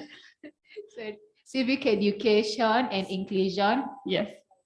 And inclusion and civic education and the climate finance. And then opportunities or strategies for sustainable innovations and funding. Victor, you good? Okay, feel free to unmute and call a timeout if people are rapping. Go ahead. On food system, I think we should also include the value addition. Value addition on food systems. Can you? Okay. Okay. Yes.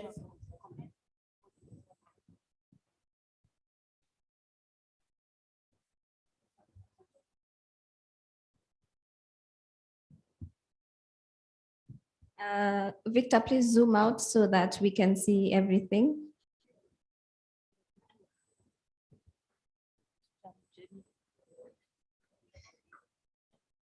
For the climate finance, so the first point will be we need to localize climate finance. So localization of climate finance. Okay.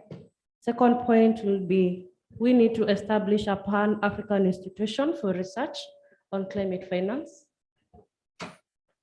Localization and Pan-Africanization, and by creating a Pan-African Institute. Thank you. And the Pan-African Institute is localization. Thank you.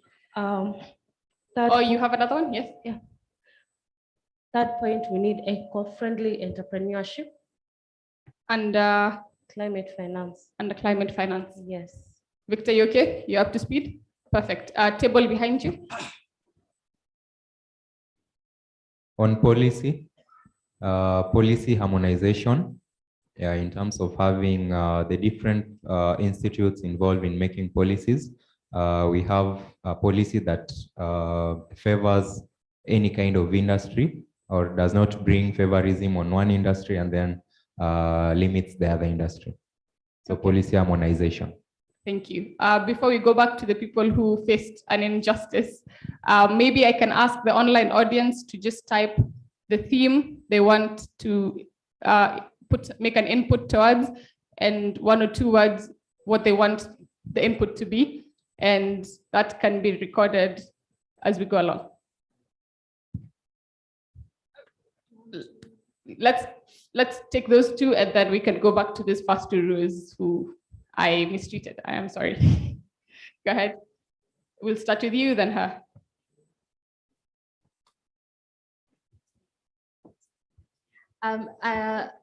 I stood up to clarify on the climate smart agriculture versus the value addition input. Value addition is pretty much part of climate smart agriculture. Then we would have to agree as a team. Do you want to put climate smart agriculture as one aspect under the food systems, or do we want to break down the various components of CSA?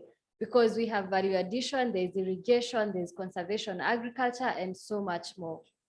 For example, the value addition, if we are talking about the Kenyan context, it's somewhere, I think, component 2.3 of the Kenya Climate Smart Implementation Framework of 2018 to 2027. So we need to decide, are we putting CSA as one, or we are breaking it down? Yeah. Thank you for that wealth of knowledge. And just so we are more clear, we've been taking more comprehensive notes as we go along. We've been noting almost everything that has been said, maybe even verbatim. So this is more like a visual representation of the culmination of the last 3 days, if that's okay. This is not all of it. This is not all we have, I promise. So if we do not have accountability under climate finance, could we add it? An accountability mechanism under climate finance? Yes. To ensure that the finance that is there is well accounted for. Yeah, that has come up many times, especially with regards to the climate fund at county level. Is there anything else? Yes. What is it? Food systems and agribusiness. I'm thinking water and wastewater management is a good point. And then sustainable packaging for the end of the value chain. We need to figure out how we package our end produce.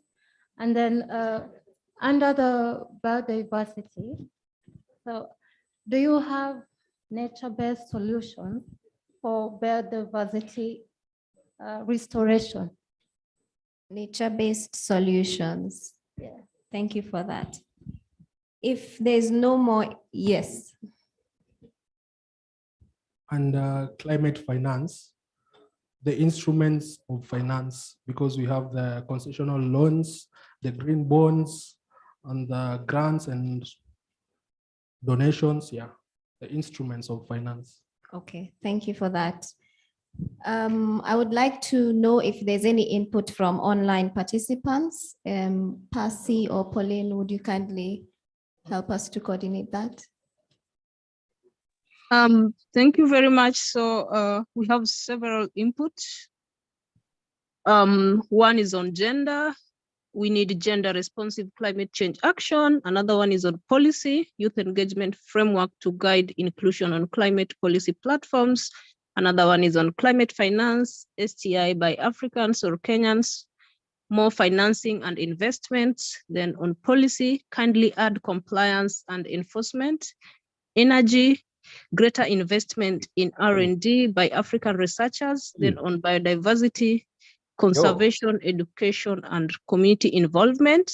Another one on biodiversity, intellectual property rights, and culture conservation of endemic species.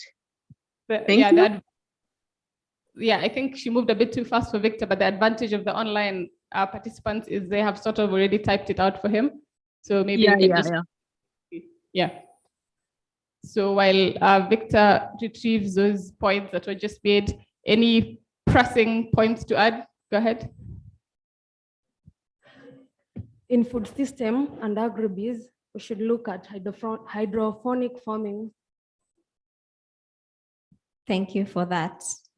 I have one Yes. on biodiversity, implementation measures to reduce loss of biodiversity. Is that there? Implementation measures to reduce loss of biodiversity. Yes, we will put that in. Okay, excuse me. If I may add, utilization of local resources. This I mean by utilization of the indigenous crops in biodiversity. Okay, kindly repeat so that. Utilization of local resources. Utilization of local resources. Yes, and that yeah, that was mentioned around, especially the biogas presentation. That was very insightful. So I think we can start moving to, yes. Yeah, so with regards to food systems, on matters of indigenous knowledge, I'd like to add also translation of the information in indigenous languages. Yeah, that's definitely a huge part of accessibility. Yeah. Go ahead. Okay, a lot about mainstreaming and then mainstreaming and content, you know, kuleta content imekuja a lot. And I think one tool to mainstream these conversations is art. So I feel like for on climate finance, they should be like, you know, like an allocation towards artistic interventions, you know, as a way of mainstreaming these conversations. Yeah, artistic interventions. That's a huge point. And as an artist, I'm sure you have a lot to say. Yeah, and also because most of the time, so what happens even in regular conversation, someone is gonna say like, I don't like Kenyan music, haina content, but then when artists actually, you know, give you, you know, the kind of art and you gonna content, people don't want to pay these artists, or people don't want to empower these artists to actually make sure they are visible enough, they are visible enough for this content kufikia watu wengi. So you see the same artist wenye quote unquote mnasema wana content ndio wako na the mainstream avenues za kufikia watu wengi. So the artist wenye wako na content wanakuwa stifled chini, na of course sasa hiyo visibility haiko. And that's because the people who are actually passionate about these things have not empowered those artists, right? And so I feel like more involvement in terms of artists, and that goes across the board. You know, it can be visual artists, it could be performing artists, you know, and that kind of thing. Yes, thank you. Empower local artists, start with the ones in the room so that they in turn can amplify your voices. I think with that, we're really pressed for time. So what we can do is, we all have notes on our desks, notepads, 1 or 2 words, and hand them to Victor. Victor, wave at everyone in the room. Yes, so, pardon? I'm sorry, can I just add one more? Yeah, go ahead. And I don't think it's one that was discussed in the room. It's academia, the role of academia and youth coming together. So something, I think this can go under energy, especially energy education and literacy. How can we get more scholarships for young people to study sustainable energy transition in the country? Currently, only Strathmore University offers this course. So it's another call for university to have interdisciplinary courses that young people can be masters on and study instead of going abroad all the time. And sorry, I couldn't type, but back to you. Thank you for that. Yeah, definitely a huge opportunity for the youth, along with all the other opportunities that were mentioned, which we have been noting down, that will be available within the report. Okay, so to wrap this up, because we don't have much time left, I'll just quickly read through what we have gathered so far. So for policy, we've talked about collaboration between stakeholders, and particularly from a multi-sectoral approach and at different levels. We've spoken of harmonization so that each industry gets equal access. We've talked about inclusivity, impact evaluation of existing policy, the fact that social justice is climate justice, so equitable resource provision because of the differences in social groupings, the fact that policy should be by youth for youth, proper implementation framework, and accountability and transparency. On biodiversity, we've talked about putting the right tree in the right ecosystem, implementation measures to incorporate agriculture and forests, utilization of local resources, biodiversity as a source of energy, and nature-based solutions. On gender, we touched on accountability from government, on women's leadership positions, political goodwill in gender issues, better data on impacts of climate change on women, and the inclusion of all gender and disability mainstreaming. On energy, we spoke on education, which Percy has just given us insight on, energy access, information, energy options, equipping youth with skills, and keeping the youth as focal points in the conversation. I'll just pick up on where she's left off. Under food systems and the agribusiness conversation, we have that we need to, instead of exporting, sell locally, instead of importing, buy locally. We have water management issues and issues of using arable land for non-arable purposes. We have sustainable packaging of your food systems. Don't take an orange, peel it, and then put it in plastic. We have indigenous agriculture promotion. We have seen that these systems have been keeping up our ecosystems for millennia. Just keep them up. We have translation of indigenous languages so that they can feed into mainstream systems. We have, under sustainable transport, we have to look consciously at our own behavior. We were challenged about how we all got here.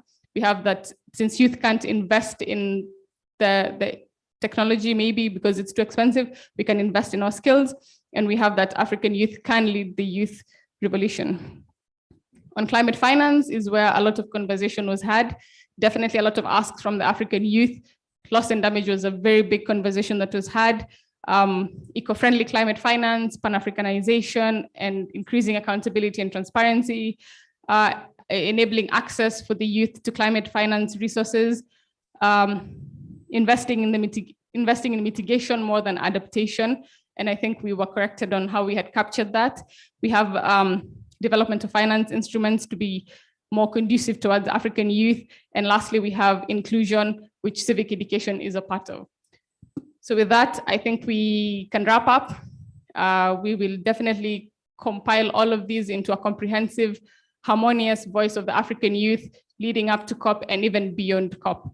We'd like to thank you for taking part in working with us on this, especially those who've come from very far. Thank you very much.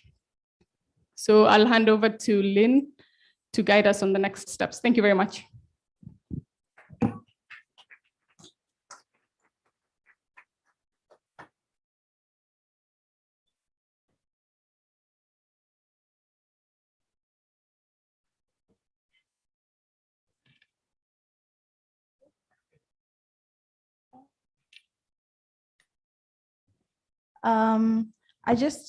One more thing before we go to anything. We can have Felix, in case you have more opinions.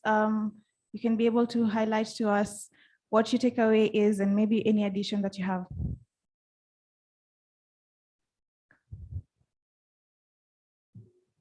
Can you have him?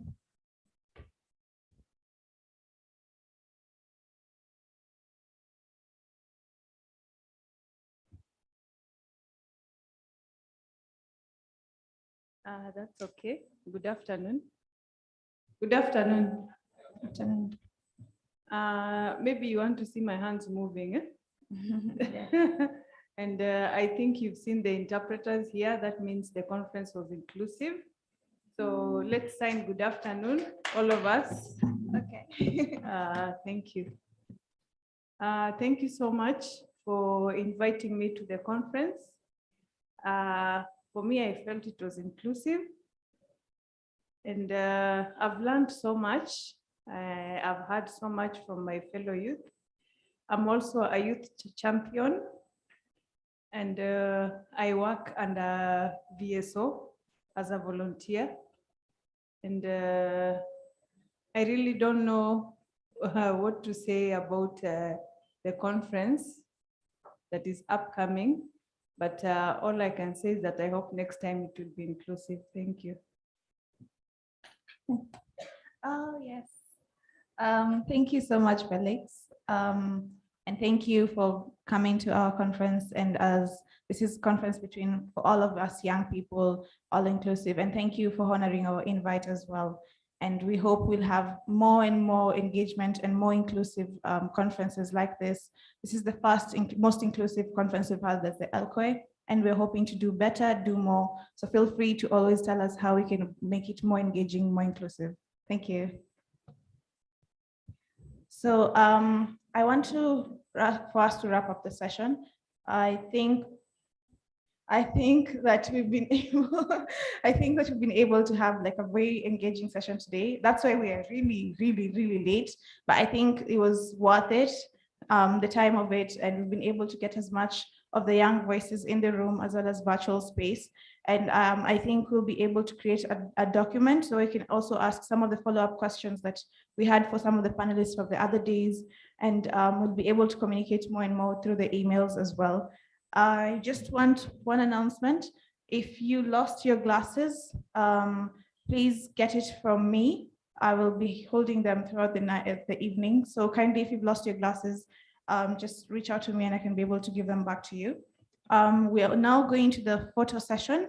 We can be able to do a group photo, but first, this is like the most painful part of organizing things, the goodbye bit. I think this has been the most engaging, the hugest conference we've been able to have as young people. And before I can say anything, I really want the colleagues we've been working tirelessly with for 3 months. Emotions have run high. We've been able to go back and forth. And I think it's been a lot. And I think just being able to deliver this much takes a lot of courage, takes a lot of dedication, a lot of responsibility. And I want to give a shout out to the organizing secretariat who are in the room, as well as on the virtual space. If you can be able to if you can be able to have your cameras on, that will be really great. So Charlene, Apollo, Emily, Crispus, Mutile, Victor, Iman. Who am I missing? Who am I missing in the crowd? Asua, where's Asua? Yes, please rise up so we can be able to give a hearty clap to all of you for the great edition. Mameni, yo. Percy, Pauline, and I don't know if any of you are online. Please open. Let's have your videos on. Let's see the faces behind the ELCOE. Yes. Where's Percy? Yo, people. Oh yes. Thank you, people, so much. I think we've had tireless nights and so much communication back and forth, and emotions have run high, but we've been able to deliver so much. And I think we would not have done this without having you guys as inputters and having also the youth participants coordinating them. Great job, everyone. Great job. Now I'm getting there. It's a youth day. We're starting with the youth first. Priority to the young people. So Asua, Apollo, and I think we'll be able to now say what you guys are doing. I think part of the document will just be able to highlight the works you're also doing and links to, so we can be able to work. If you guys want guidance on some of the conferences as well, these are people who've done it before, done it now, and can be able to help guide you as well. So feel free to reach out and we'll be able to help you anytime. So thank you once again to the coordinating team, to the LCOI 2022 Organizing Secretariat. A round of applause for them.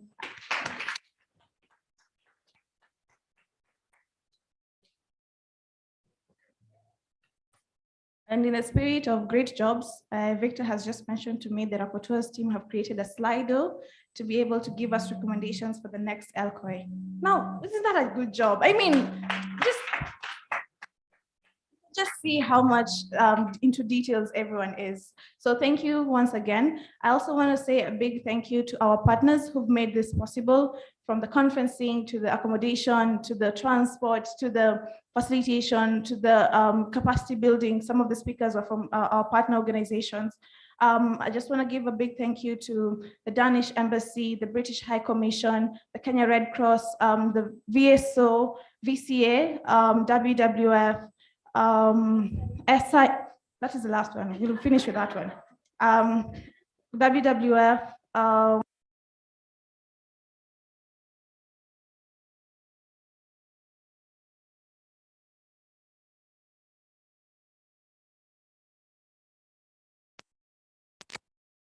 but we've had a very engaging platform simply because all of these people have been able to support young voices.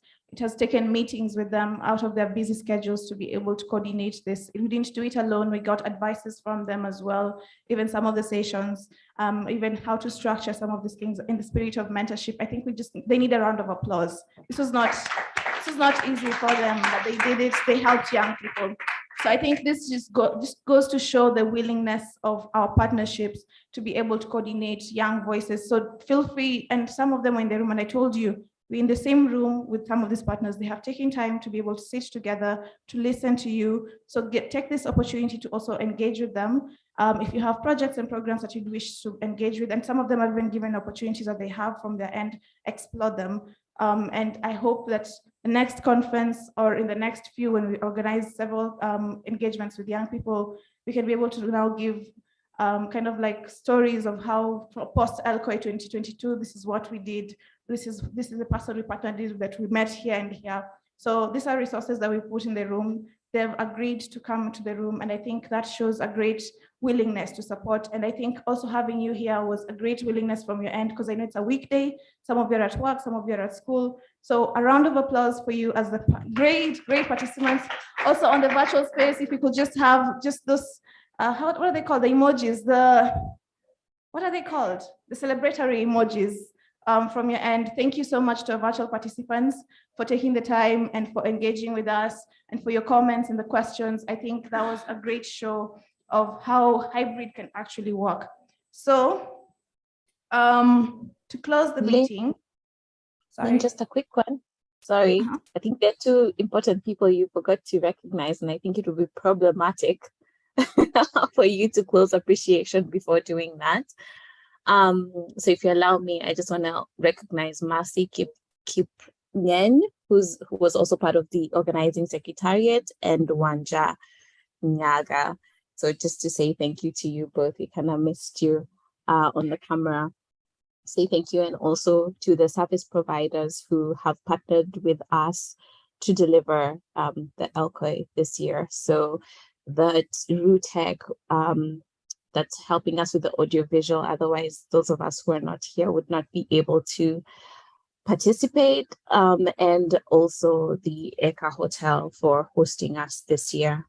And then finally, I would like to send regards from our head of office at the Society for International Development, Mr. Arthur Muliro, who sends his regards and continuous support from the institution in supporting youth engagement and youth development in every development sector, especially the climate space.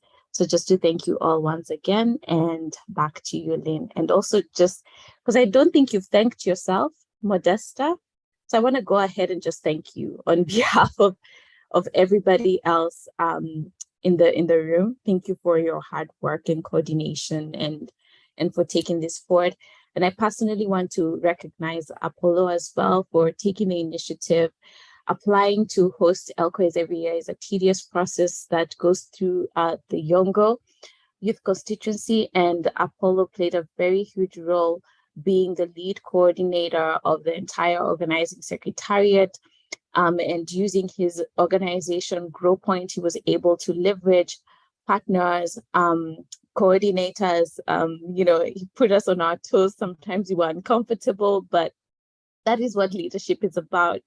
And in his humility, he has sat back and listened. But we really want to appreciate you for your role and for bringing a different dynamic and perspective to how ELCOIS have been organized over the years. So I just want to give you a round of applause for taking us through the application process and seeing it possible that we are here today. So thank you to you too. And from me on this side, I really appreciate all the delegates, all the partners, all the organizing team members, all the participants, even virtual participants. Let's meet again next year before COP28 in the UAE. And we look forward to the 2023 ELCO in Kenya. Cheers. Thank you, Percy, and thank you so much. I realized they didn't show Apollo's face while you were introducing him. So here's Apollo, he's from GrowPoint. I think he introduced himself on the first day, and I just thank you so much for bringing us all together. He's the one who brought every one of us together and sent us emails, and now we're here coordinating together. So thank you so much. I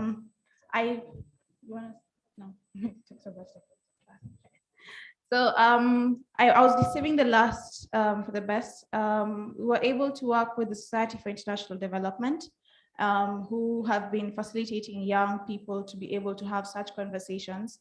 And some of my colleagues are here in respect to that, and they've also been able to provide avenues that we've been able to coordinate even the conversation. And I think, personally speaking, this might be a bit personal for me, but Society for International Development has been a great platform to be able to grow as a young person, to be able to hold my skills and to be able to, organizing a conference like this and be able to work with other youth has not been something that comes easily, but being able to be part of a team that can be able to grow and develop a person and at the same time bring young people together shows so much commitment to developing the youth space in Kenya and beyond.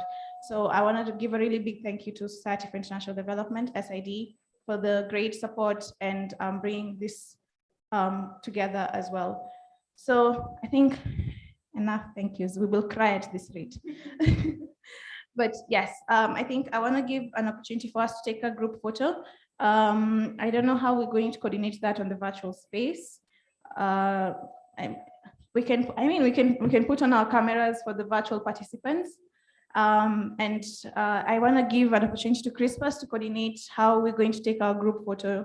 And then from here, we shall go and view the exhibitions that will be at the desk. Some of them have had very good things to show for us. And I'm really looking forward to see the innovative way they have been able to adapt to climate change. So go ahead.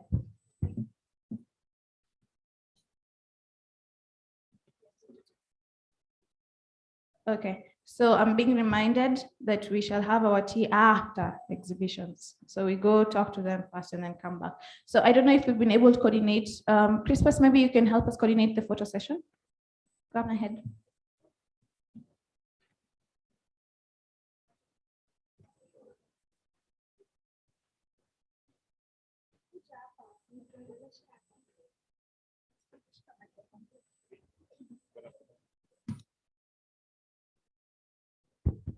Hi.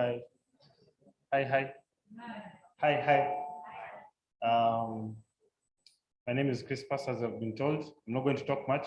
I know we have had a very long day. So first of all, I want to ask the guys who are online, I don't know if we can get a view of the gallery session. If even those who are just joining us can just share their videos. There's a section they can turn on and just share video. Yes, they're joining. Thank you. Keep on joining. The number would have been more, but some of them, of course, dropped off. But I also want to request if you can turn on your cameras as well.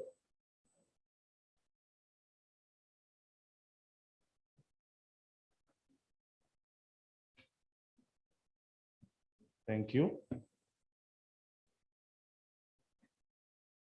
Pauline, Caroline, Lorraine, Kabaka, Lucy, kindly let's turn on our cameras.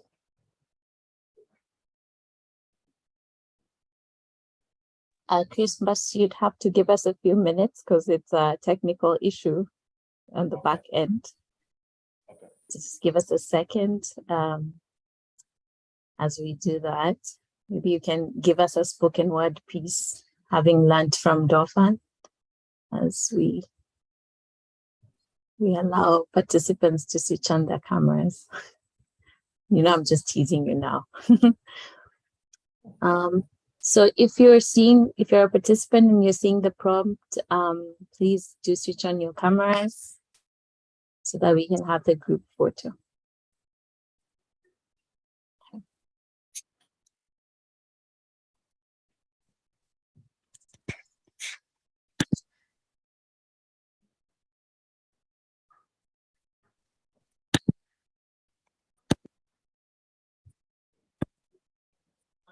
Have you checked if their cameras are enabled?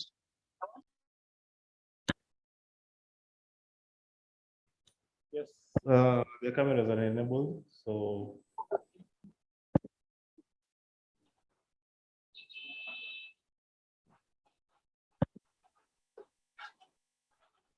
I'm seeing some of them have turned on the camera, so I don't know if the others are having a challenge in doing the same.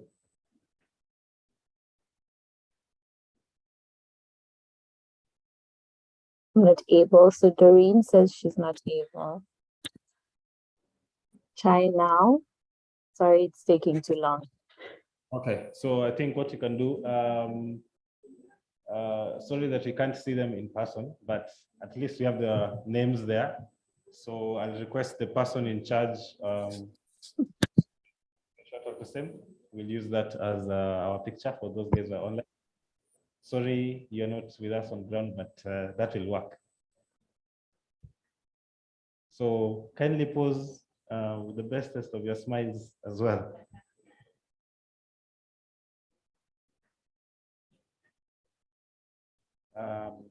Someone give me a go ahead if you have already taken the screenshot. Okay, it's already been done. Thank you very much, online participants. So for the rest who are here physically, we will have loved to take a photo at the front, but because of the lighting situation here, we will go to the exhibition area. We'll have a photograph there, as well as see what is being exhibited there. So kindly, don't go home without joining us for a shot outside, right? Thank you. Kuna kitu sikusema? Oh, picture, photograph. Okay, thank you.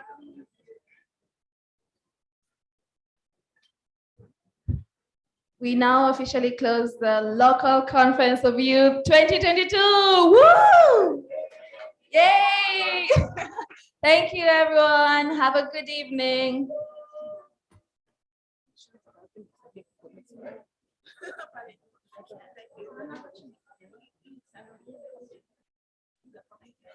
Thank you.